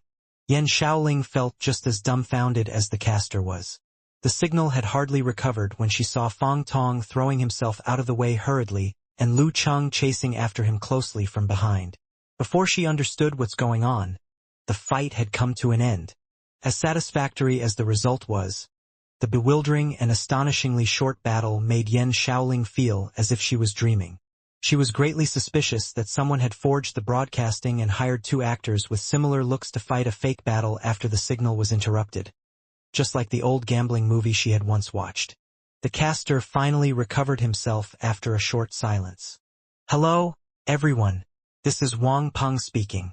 Welcome to the first live broadcast of the preliminaries in Songqing. The first match between Fang Tong from the Hongluo Martial Arts School and Lu Cheng from the Songcheng University Martial Arts Club has just ended. The battle was intense, and the winner was decided in just several exchanges, which surprised me a lot. I believe you all are feeling just the same. Let's review the battle and figure out what happened just now." The scene changed and the replay began. Yan Shaoling fixed her eyes on the screen, with her mouth slightly agape and her eyes opened wide. Not 10 seconds had passed when she suddenly exclaimed, "Fire!" With her cry still echoing in the air, she came to realize what was happening, for she had immersed herself in the network for a long time. Giving out an unrestrained laugh, she murmured to herself in both surprise and delight, "Lu Cheng has got supernatural ability. He has never used it before, quite low profile. Aha! I like him." Picking up her cell phone, she sent a voice message to Brahmin. "Brahmin, haven't you seen it? Lu Cheng is so handsome. Quite a handsome boy." Brahmin replied her with a voice message in an excited tone. Yeah, I've seen it. Quite handsome. It has never come to my mind that Lu Cheng has a supernatural ability. He deserves the title as a cryptic and mysterious expert. Step aside. I can't quit my anthemaniac for him."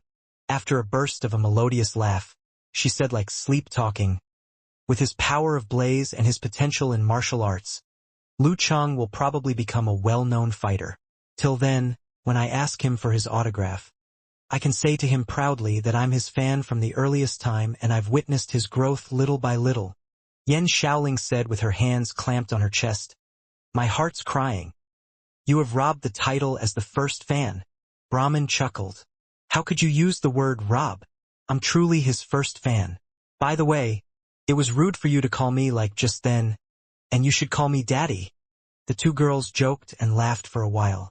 Excited as she was, Brahmin waited for the fight of the second round, while she opened the Longhu Club forum, expecting to review the comments from familiar net friends. There was no reply for almost 1 minute from the release of the fighting results. Then, within a dozen or 20 seconds, plenty of posts appeared. Unparalleled Dragon King replied with a Nike mouth emoji.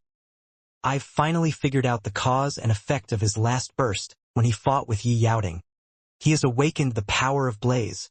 Road to the arena followed afterward. It's not too pitiful for me to lose. Besides his power of blaze, he has the roughness and coolness to grasp the opportunity. Watching his later strikes, I have the sense of feeling that I'd be killed by him if there was no judge when I fight with him one more time." The invincible Punch Jin Tao also replied in a complicated tone. "Each time when I watch his competition, I have the feeling that the gap between us has enlarged a bit more.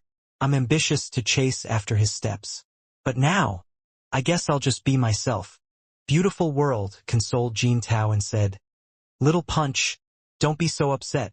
You can still become an outstanding young fighter if you reach the professional 9th pin and get better Kung Fu of Haiyuan Martial Arts School this year. Don't compare yourself with this cheater. He's just a lucky guy." Though she still got no fondness for Lu Cheng, she had to admit that he was fast in his martial arts improvement, which weakened her courage to slander him. Outspoken replied, "Did he win this fight by supernatural ability? Why are you taking it so seriously? He would lose the game if Hongluo Martial Arts School made an adequate preparation." King of Fancy Leg Attacks said jokingly, "A young fighter with strong potentials and the power of blaze is well suited with our Longhu Club. It's perfect to match the unique skill of Fire Sect of the Taoist School with the power of blaze. Maybe one day Lu Cheng will join our club." Brahmin took no different attitude on cordial or defiant replies. Feeling good, she watched smilingly yet made no reply, and just pressed like button at the comment from the King of Fancy Leg Attacks, and sent a 10086, wondering about his new idol joining her favorite martial arts circle. That would be awesome. Inside the Hongluo Martial Arts School, over 100 audiences suddenly fell into an incredible irritancy. There was a short silence among them, just like they got patted on the shoulder unexpectedly when they were enjoying pissing, only to find they had to contain their piss forcibly.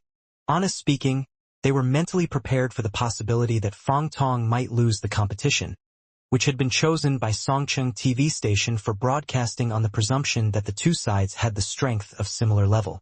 Also, they had got the impression of Lu Cheng, the rising star, early through data and oral teachings. They understood that it would be normal for Lu Cheng to win over Fong Tong because this genius fighter had once defeated an expert of professional ninth pin, and they would just felt depressed for a moment at most. But it was absolutely beyond their minds that Lu Cheng could win so quickly and swiftly. They had hardly organized to cheer up for Fong Tong when interrupted by Lu Cheng's power of blaze.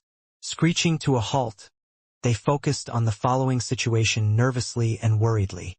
When Fong Tong avoided Lu Cheng's attack with flaming body tactic, they raised hope once again, trying to shout out and cheer Fong Tong up, while Lu Cheng seized the time to get close to Fong Tong and ended the fight swiftly. The cheering atmosphere was interrupted for 2 times successively, and the professional expert whom they counted on was defeated. That would be normal for them to feel depressed and fall into silence. When Yen Zhika sat upright, she looked just like an ancient noble woman. But at this time, she held her red cheeks with the left hand unconsciously, tipped her head a little, and watched Lu Cheng on the platform with sparkling eyes. She didn't show the slightest degree of surprise at Lu Cheng's quick winning. Not just because she had already known about his power of blaze, but also because she had inquired Lu Cheng about the details of his fight with the ninth pin fighter of the dark sect and was deeply impressed by the breathtaking scenes. Thus she could imagine the result when Lu Cheng decided to go all out and spared no efforts at first while his opponent had no idea of his moves. She was delighted about Lu Cheng's imperturbability and calmness after he had created the opportunity with the power of blaze. The opportunity wasn't the guarantee of winning, and the opponent still had tactics to fight back. Just like the ninth pin fighter of the dark sect who had once created an advantageous position with the secret discipline of mind aura and the poison sting force, finally died in his shoes for he had lost the opportunity. And just when Lu Cheng had made the strike, he continued his victorious pursuit and thoroughly destroyed Fong Tong's hope with the calmness and toughness exceeding his ages. The accurate control of the change of fighting as well as the position which left his opponent in despair banished Fong Tong's struggle in the air. When Yen Zheka was falling into a reverie, she suddenly realized Lu Cheng had turned his body with his eyes gazing at herself in the distance. Lu Cheng, with his eyes glittering with a smile, was varying the mouth shapes by opening and shutting his lips. Although she knew nothing about the lip language, she suddenly got to understand it with the feeling of empathic intuneness that Lu Cheng was saying. "Thank you for your instructions, Coach Yen." "Still that silly Cheng." Yen Zhika couldn't help laughing. Slightly showing her teeth, she smiled with dimples on her face while her face was turning red. A sudden dizziness overpowered Lu Cheng on the arena. He had never thought that the pretty and smart Yen Zhika, though under 19 years old, showed a bewitching beauty without even looking back. Their interaction was nearly unnoticed by the whole audience who were still immersed in shock and astonishment. There was only one exception, Geezer Sher, who twitched his mouth and coughed. "Coach Yen, didn't you know that I understand lip language? Damn kid. You dare to favor the pretty over your teacher. I'll throw you out if I hadn't behaved like you in the old days." When he murmured in silent judgment, Li Mao and Sun Jian who were standing beside him stared at each other, both with a complicated smile on their face. "I have never expected that he has the power of blaze. This kind of junior brother leaves us in despair." They opened their mouths simultaneously making different comments. Chun Zhonghua, who was sitting behind them, murmured with a wry smile, "The junior brothers nowadays should be feared. Time makes it inevitable that in every profession, young men replace the old." Still emotionless as Lin Kei was, his eyes bright with a slight excitement, while Guiqing, who was sitting on his right side, made a fuss and said, "How cryptic Cheng was. When did he bring out the supernatural ability?" Marveling at Lu Cheng for a while, Guiqing turned back to Yen Zheka at her side and joked, "Ko, were you moved by him?" Chang looked so cool and impressive just then. She had hardly finished her words when she saw Yanjika watching at the arena with her face turned red and her eyes bright and gentle. Guqing got startled, lowered her voice, and then said in Mandarin to Yanjika, "Are you seriously moved by him? I was just kidding before. You can't accept Chang as your boyfriend. He's so good at hiding himself and cheating others.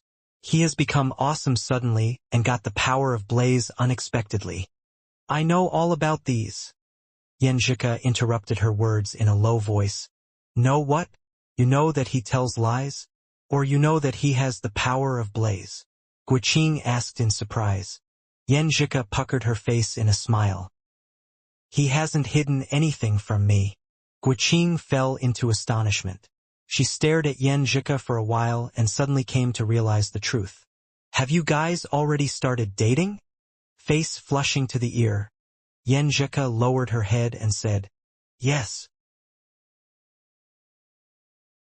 Behind the audience seats of the guest team, Xu Rui got astonished and excited. She was very anxious to climb across the arena and make another interview of Lu Cheng. Worthy of being the fighter I choose. He has made the topic himself. Sooner or later we shall depend on him as a topic of the big news. Kai Zhongming was sitting in the front. Although he knew about Lu Cheng's power of Blaze, he had never expected that he could win over Fang Tong so fast and so unconventionally. Getting dumbfounded for a while, he muttered to himself, "Spring is coming, and everything on earth comes to life. It's the season for mating of animals on the prairie." And Lu Cheng, in his estrus, becomes too aggressive and unapproachable.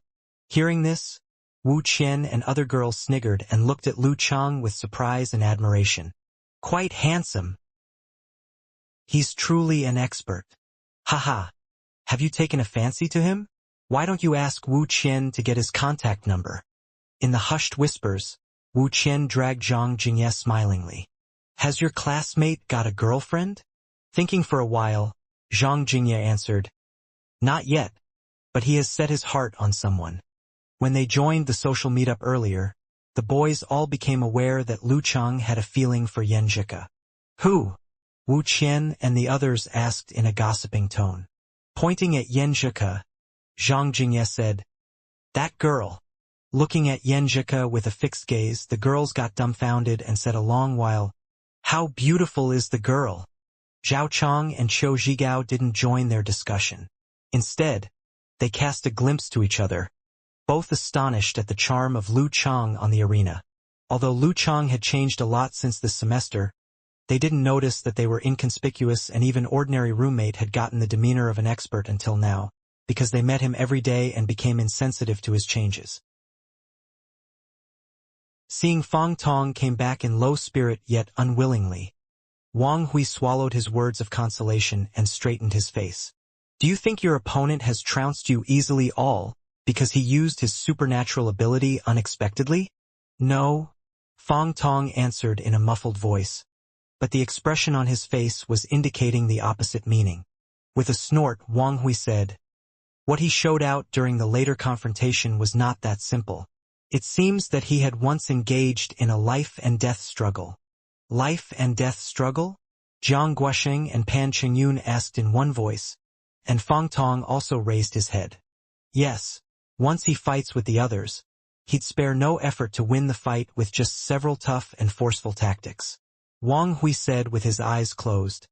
Surviving from the life-and-death struggle indicates one thing, that he killed his opponent. Hearing this, Jiang Guosheng was terrified.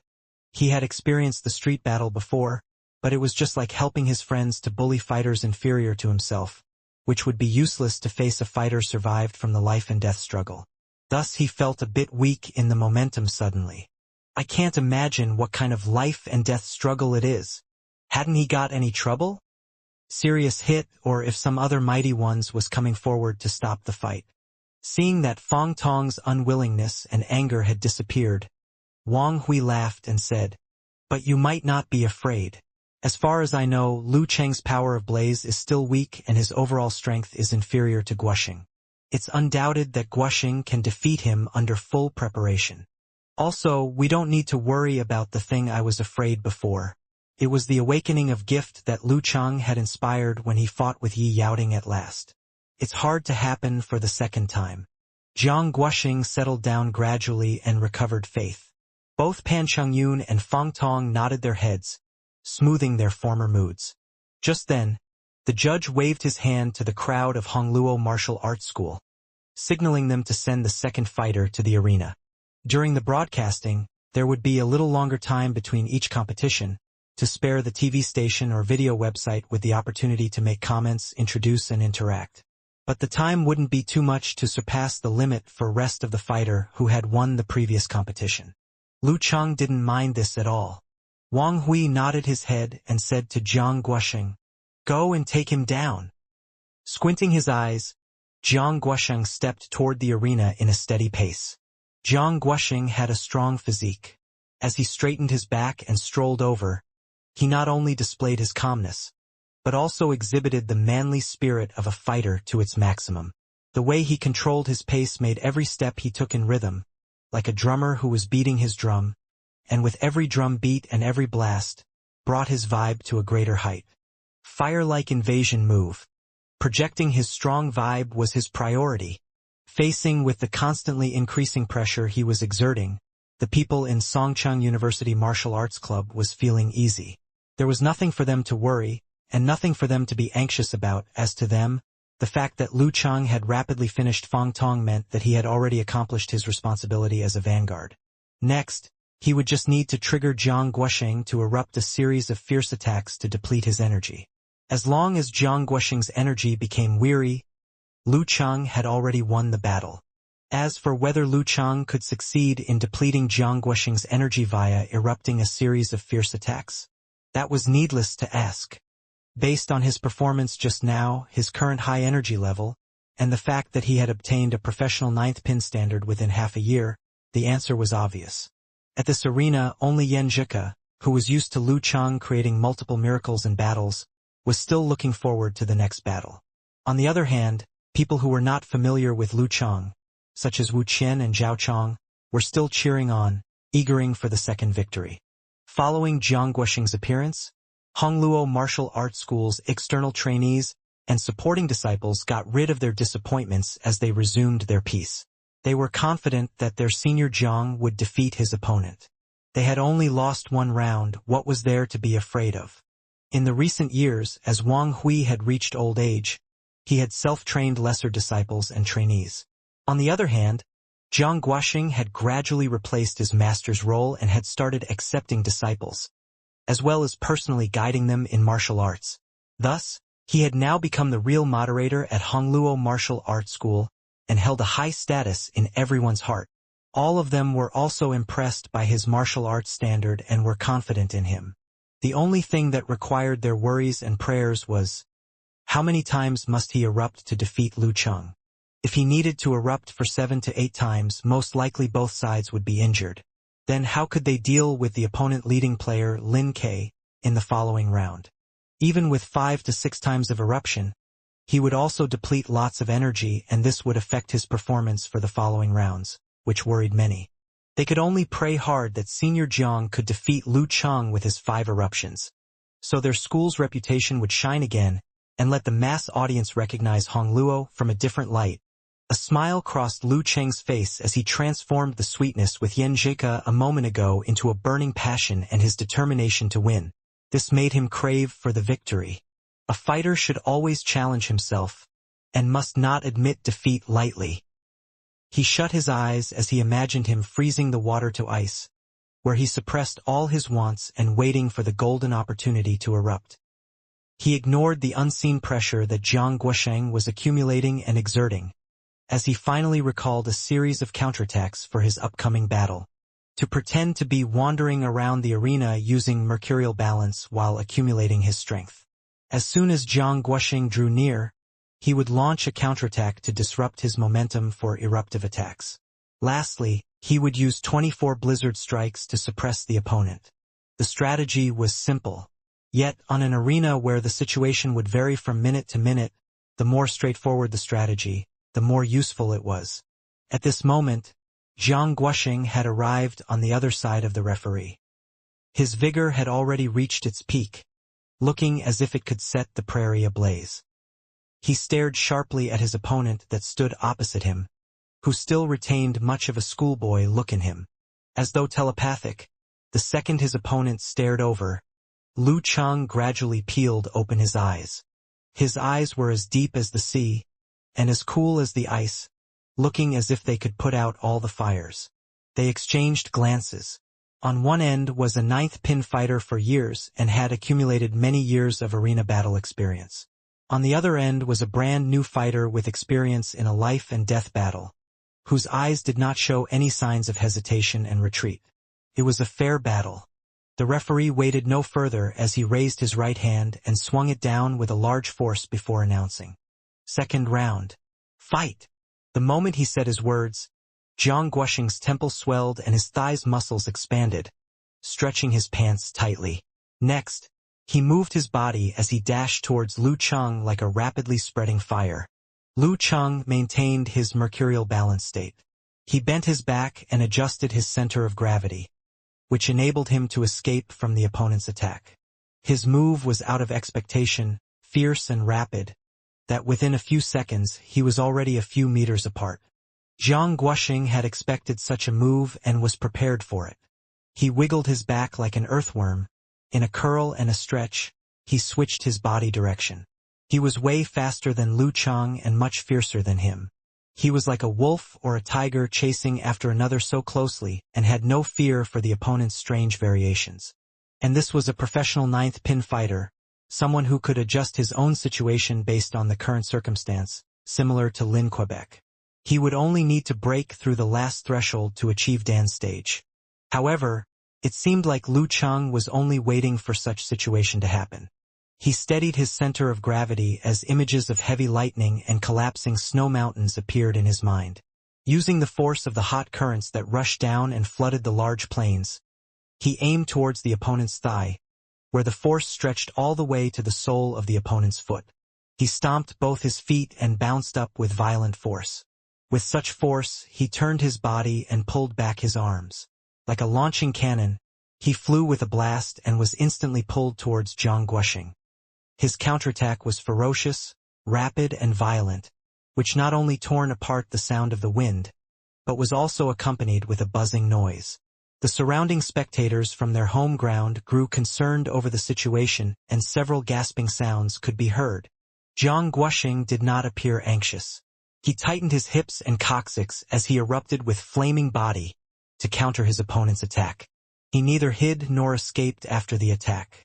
Instead, he made use of the energy which he had reserved just now to expand the muscles all over his body, till his body looked bloated by an inch. He then sprung his back and guided all of his blaze towards his right hand. Finally, he deflected and parried the opponent's moves before giving Lu Cheng a hammer blow. 1 pound for 2 punches. Bam! This was the first time both of them collided. The impact was so loud that it echoed throughout the arena, causing people to feel depressed and offended.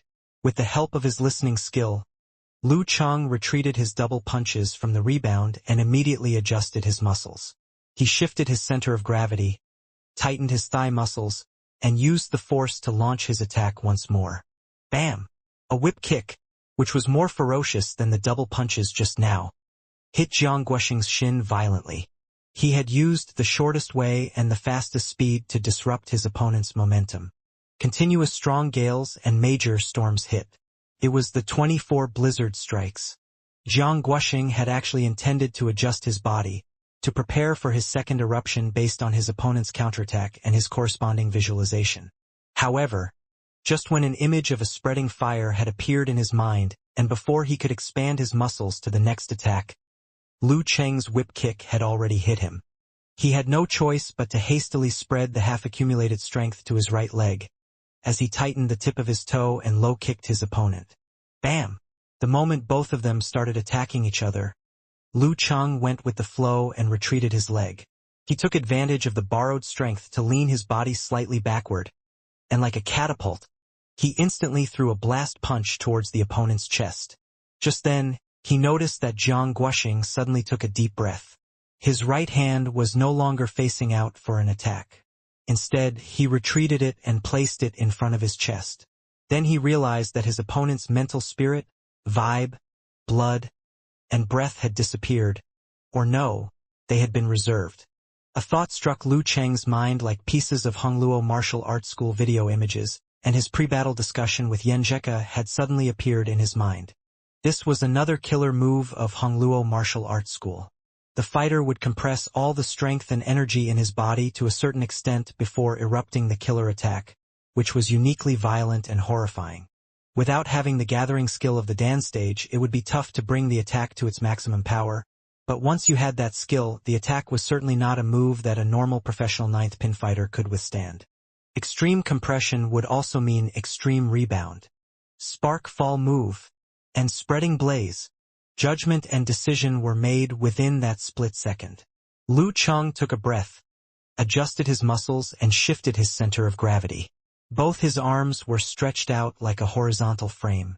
Just as Liu Cheng had gone into the stance, Jiang Guosheng was suddenly bloated, and his body appeared to be 2 times bigger. He seemed much more ferocious than usual as his temple was vividly puffed up.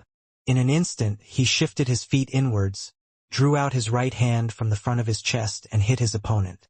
His actions were as quick as lightning, as they split through the air. Bam! Unfortunately, that move had hit right on Liu Cheng's arms, and he realized that the power of that move was too strong for him to stop it. Furthermore, he felt sharp piercing pain in the area where he was hit, and he knew sooner or later his stance would be fully destroyed. Fortunately, he was prepared. Instead of holding on to his stance, he stretched his back, twisted his body, and through strength exerting on both his legs, he broke off the stance on his own. He then leaped backward and flew like a kite with a broken string. He was in backward flight. Normally, if a fighter was beaten to this extent, one could say that he was in a dangerous state. However, for Liu Cheng, he was the one who had initiated this outcome, and was still able to maintain his balance. In Tai Chi, there was a move where one had to step back when being caught in a continuous attack to deflect the opponent's strength. In Liu Cheng's case, he had taken an extreme way of applying that move. Without great control of one's own body and the absolute confidence in balancing oneself, such move would be digging one's own grave. During the backward flight, Liu Cheng took the situation to his advantage as he flipped his body with his back facing Jiang Guosheng. Under the pressure of the great strength, he carefully advanced his way towards his opponent without any confusion in his footwork, looking like an agile owl. On the other hand, Jiang Guosheng, who had the upper hand, was not prepared to give in. He exerted the force on his feet as he swiftly moved towards Liu Cheng. He was ready to use the final move that Liu Cheng had used to defeat Fang Tong. Just at this instant, Liu Cheng, who had used up most of his strength, had managed to borrow the remaining strength from the situation. He adjusted his muscles and quickly channeled all the strength towards his legs. Dong! With his heavy legs, he stomped onto the ground, causing the ground to tremble slightly. He then took advantage of the situation as he twisted his body and leaped forward. His skin was stretched and his body muscles were expanded. With his legs as support, he immediately threw a mountain blast punch towards his opponent. Once again, he had launched an offensive counterattack. Jiang Guosheng, like a heavy lorry that stepped on its brake, paused immediately, but in the next second, he dashed straight towards Liu Cheng. He had channeled all his accumulated strength to his legs, and as he leaped from the ground and with the help of the strong rebound, he rapidly lashed his leg. He was determined to split open what was in front of him, even if it was a millstone. Bam! The blast punch had stopped the leg lash, and the impact had caused a low muffled noise. Both fighters had stopped. This had temporarily silenced the surrounding cheering noise as the spectators at the arena and the audience in front of the broadcast were stunned by the current situation. Everyone was nervous and excited about what was going to happen next. Crack, crack, crack. The martial arts shoes on both fighters were split open. The ground was marked with their footprints and cracks were revealed. After a short moment of absolute silence, a round of reverberating applause burst out from the spectators within the stadium. No matter which side they were supporting, everyone was joyful and excited to see the battle that was purely against body strength on the arena. Xu Rui clenched her fists tightly as a sense of hope was revealed in her eyes. She then softly heaved a sigh of relief. With this kind of battle, her live telecast would not be an issue. This meant that she would not have to be blamed for suggesting the live telecast. It was still unsure when Pan Chengyun had finally straightened his back and placed his full attention on the arena. His expression was unusually stern, and he was fully focused on the battle. Lu Cheng perhaps, maybe, possibly, seemed to be stronger than what he expected.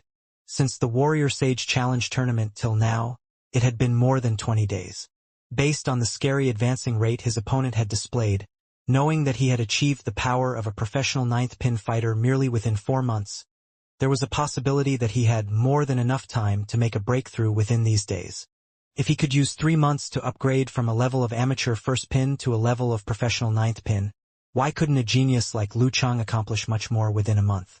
Moreover, he seemed to have many battle experiences, including battles against life and death, and his vibe was not any weaker than his seniors who depend on martial arts for a living. At this moment, Lu Cheng was indeed weaker regarding strength and speed, but compared to a professional ninth pin fighter, he was not far from it. Furthermore, he was good at controlling his body and was quick in grasping the techniques of exerting his strength. This included the way he adjusted his strength for every punch and kick, as well as being able to create a higher explosive degree of attacks. All these could have overcome his shortcomings. In other words, besides the poor body quality, Lu Cheng had achieved a level of professional ninth pin in all other areas. In addition, his coordination, listening skill and meditation skill were way better than a professional ninth pin fighter. All in all, though one was not able to say that he was invincible among the professional ninth pins, he was definitely a worthy opponent for any professional ninth pin expert. Of course, all these analyses were excluding the fact that he had just acquired the power of Blaze, which was still too weak to affect the battle outcome. Unconsciously, Pan Chengyun had viewed Lu Cheng as a young fighter who was much genius than him, and had somewhat taken that view for granted. His despising attitude at the start had a 180-degree change, and instead, he had now thought too highly of his opponent. He doesn't have any rank yet, and there's a possibility that he'll sign up for the professional ninth pin ranking event at the end of April. If only a few participants have signed up for it, we would meet again. Pan Chengyun murmured. No matter how calm he was, he still felt that it was a pain in the ass. His current certified rank was only amateur first pin, and he had signed up for a professional ranking event at the end of April. Yen Zhuka noticed Lu Cheng's martial arts shoes had split open where its base was torn and tattered, looking like a hindrance for him during battle. She felt it amusing yet heart-aching. At the same, she felt that his body could deal with all kinds of trials and hardships, and handle all responsibilities. I don't remember buying him a gift yet, she suddenly recalled, feeling embarrassed yet heartwarming. On the arena, Lu Cheng's martial arts shoes had finally given way. He felt pain and soreness in his arms, as though he had endured 1,000 hits on his arms. If he did not take the opportunity to step back when Jiang Guoxing launched the killer move, Spark Fall Move, besides destroying his stance, he might have lost the battle. Both his arms and hands would not be able to handle that attack, and if they continued to battle on, he would have suffered from either a bone crack or a fracture. Purely based on strength, it would be impossible for him to win Jiang Guoxing. But in a tournament battle, pure strength only played the primary factor in determining the outcome, but not the only factor. Under such circumstance, Lu Cheng did not think much. He knew that he had no time to delay or wait for his arms to recover from the soreness, as his opponent might take the chance to launch another explosive attack. At this time, the battle was to the strong. He forcefully took a breath. Feeling as though it was a battle to life and death, and without making any adjustment to his body, he leaped forward. He strengthened his legs and tightened his thighs, as he drew out his right leg from the back and aimed straight in between Jiang Guoxing's legs. Geezer Shi, who had initially sat and watched the battle without any expression, adjusted his sitting posture upon seeing that scene. He chuckled and said, "That's pretty keen of him." On the end, Wang Hui from Hongluo Martial Arts School frowned as he murmured to himself, "If only that's Fang Tong." Jiang Guoxing was trying to regulate his breathing and preparing his body for the fourth explosive attack when suddenly, he saw Lu Cheng's leg aiming towards him. Instead of defending, Lu Cheng chose to attack. Instead of slowing down, Lu Cheng chose to speed up, which showed that he was totally serious about this battle. This made Jiang Guoxing panicked as he immediately channeled his just accumulated energy towards his right leg. He forcefully straightened his right leg and swung it out like a whip, aiming straight at Lu Cheng. Bam! The two shoeless legs hit one another in mid-air and withdrew. Lu Cheng sped up as he swiftly moved his back and shifted him beside Jiang Guoxing. He lowered his back and lifted with his right arm. In an instant, he ferociously launched a downward cut with fist towards the opponent's temple. His master had reminded him once that to disrupt the opponent's momentum, one need not foolishly to keep attacking from the front, but to bring your strength to the play by influencing the opponent. Through influencing, one could force the opponent into a position that was inappropriate or incorrect to battle with oneself. Because Lu Cheng had yet to regulate his breathing and due to his lack of strength, he could only attack the vital point. Every strike needed to be fast and crafty. He catches it pretty fast. Geezer sure nodded in satisfaction. Jiang Guoxing caught a breath before he straightened his shoulders and lifted his left arm to block the punch towards his temple. The moment their arms contacted, the muscles in his body started to expand.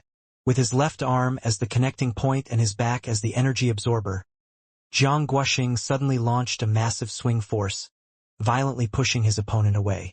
This caused Lu Cheng to lose his balance as he unsteadily fell to the side. The fifth explosive attack, fire-like invasion move. The moment Lu Cheng lost his balance, he was clear that he would need to recover his footwork fast, and that he would soon be welcomed by Jiang Guoxing's sixth explosive attack. The fate of this battle was now in Jiang Guoxing's hand, that there would not be any possibility for Lu Cheng to win. In such desperate situation, an idea struck his mind. While he was falling off, he flicked his finger at the opponent's temple with his right hand. Bam! A small fire appeared, which burnt a few strands of Jiang Guoxing's hair. Thud, thud, thud. Lu Cheng moved back 3 steps as he quickly adjusted his body and recovered his balance. On the other hand, Jiang Guoxing felt a scorching pain at his head. He was worried that his hair and head would get burnt, so he quickly used his hand to put off the fire, and was not in time to pursue his opponent. Seeing such situation, an idea struck Lu Cheng as he took a breath and suddenly pounced towards Jiang Guoxing, who had just started to chase him. This had instantly drawn the two fighters closer. Lu Cheng stepped his right foot forward and with a jerk on his shoulder, he threw a blast punch towards the opponent's abdomen. Lu Cheng's bravery was beyond Jiang Guoxing's expectation. He had no choice but to push forward his sixth explosive attack. He rapidly lowered his hands, like a descending eagle, preparing to suppress Lu Cheng's blast punch. Seeing the situation, Wang Hui, the owner of Hongluo Martial Arts School, could not help but sigh. He initially thought that his disciple had grown through the years and was becoming more mature, which was good. He was in high hopes that he could achieve the Dan stage someday. However, with a battle experience like today, he saw its pros and cons. If nothing had forced his disciple to his edge, he would not even have the courage to take a risk and to do his best. If today it was Fang Tong, why would he waste those opportunities away regulating his breath? Why would he care about whether his hair was burnt?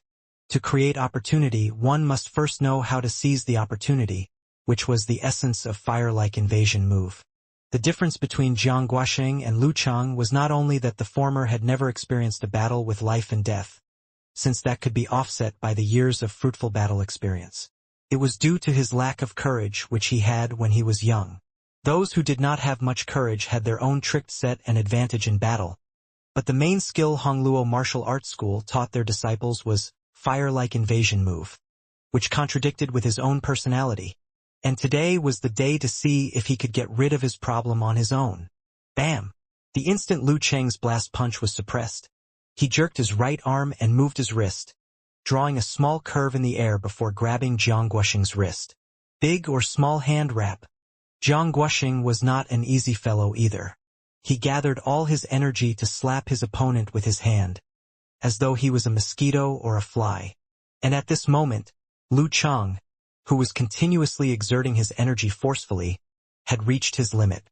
He breathed out the turbid chi from his lungs through his mouth. He cleverly avoided the slap from his opponent. Before he could breathe out all his turbid chi, a thought crossed his mind as he recalled seeing a broadcast. At the critical moment, when Dragon King's body was suppressed by the opponent and was about to experience a massive knockdown attack from his opponent, he threw out fire from his mouth, which burnt the opponent's face. This then turned the situation around and made him a winner. Such a thought turned into an idea. Lu Chang made use of the Jindan, the golden elixir, in his body to perceive his inner body. After making a slight adjustment, together with the image of brutal blizzard in his mind, he opened his mouth, exhaled his chi and shouted, "Ha!" The turbid chi turned into arrows and flew right into Jiang Guoxing's face. Though no real injury was inflicted, such move had temporarily blinded his eyes, making the opponent to shut his eyes in fear. Now is the time. Seizing the opportunity, Lu Chang grabbed Jiang Guoxing's left wrist, and like lifting a snake, he swung his opponent with delicate force. Clap, clap, clap. Jiang Guoxing tried to resist, but several of his joints had already loosened. His muscles had also become sore due to the injuries and dislocation of his bones, and his left arm was temporarily useless. Ah! He roared angrily. After being forced to such an extent, he could no longer care. He inflated his body once more and slanted to the left. His heavy shoulder hit onto Lu Chang. The seventh explosive attack, fire-like invasion move. However, by this time Lu Chang had already made use of his strength, listening skill, and perceiving technique. He lowered himself, bent his back and tugged in his body. His body went with the flow when Jiang Guoxing's shoulder hit him. Making his left arm as the pivot point, he swung his opponent out and over his head. Jiang Guoxing was swung out of the arena. The referee was slightly shocked by the situation, but he lifted his arm and announced the outcome. Second round. Lu Chang wins. There were still two more fire-like invasion move remaining, but Jiang Guoxing had already lost the battle. Dong. Watching their senior Jiang fell in front of them and struggling to stand up, the disciples and trainees at Hongluo Martial Arts School were depressed and miserable. No one spoke a word. Did this mean Lu Chang had defeated the martial arts school all by himself? Songcheng University Martial Arts Club kept silent. Everyone was stunned by this surprise outcome. It was clear that Jiang Guoxing was so much stronger and was at the upper hand throughout the battle. Why had he lost to Lu Chang in the end? Not only that, he had lost in a way which was much uglier than Fang Tong, and the injury on his left arm would not be cured anytime soon. Yan Zhika's pinkish lips appeared nervous. She instantly shut her mouth, revealing a mischievous and gentle smile. This was exactly how she had reacted when she heard the news on the Warrior Sage Challenge tournament. Pan Chungyun could no longer suppress his anger and his rage to battle on within him, as he hurriedly stood up and stomped towards the arena. Now Lu Chang, who was joyful about his achievement, swung his arms and massaged his fists. He felt some slight pains in his bones, and if they were to continue with the battle, there was a possibility that he might injure himself. Furthermore, his next opponent was only of amateur first pin. How could he snatch all the limelights and not leave any for his future brother-in-law? Wasn't it? As Pan Chungyun came forward, he turned his body and left the arena barefooted. He did not even take a look at the upcoming opponent. He walked off. Pan Chungyun was stunned by the situation. He just walked off like this? I'm of professional ninth pin, not amateur first pin.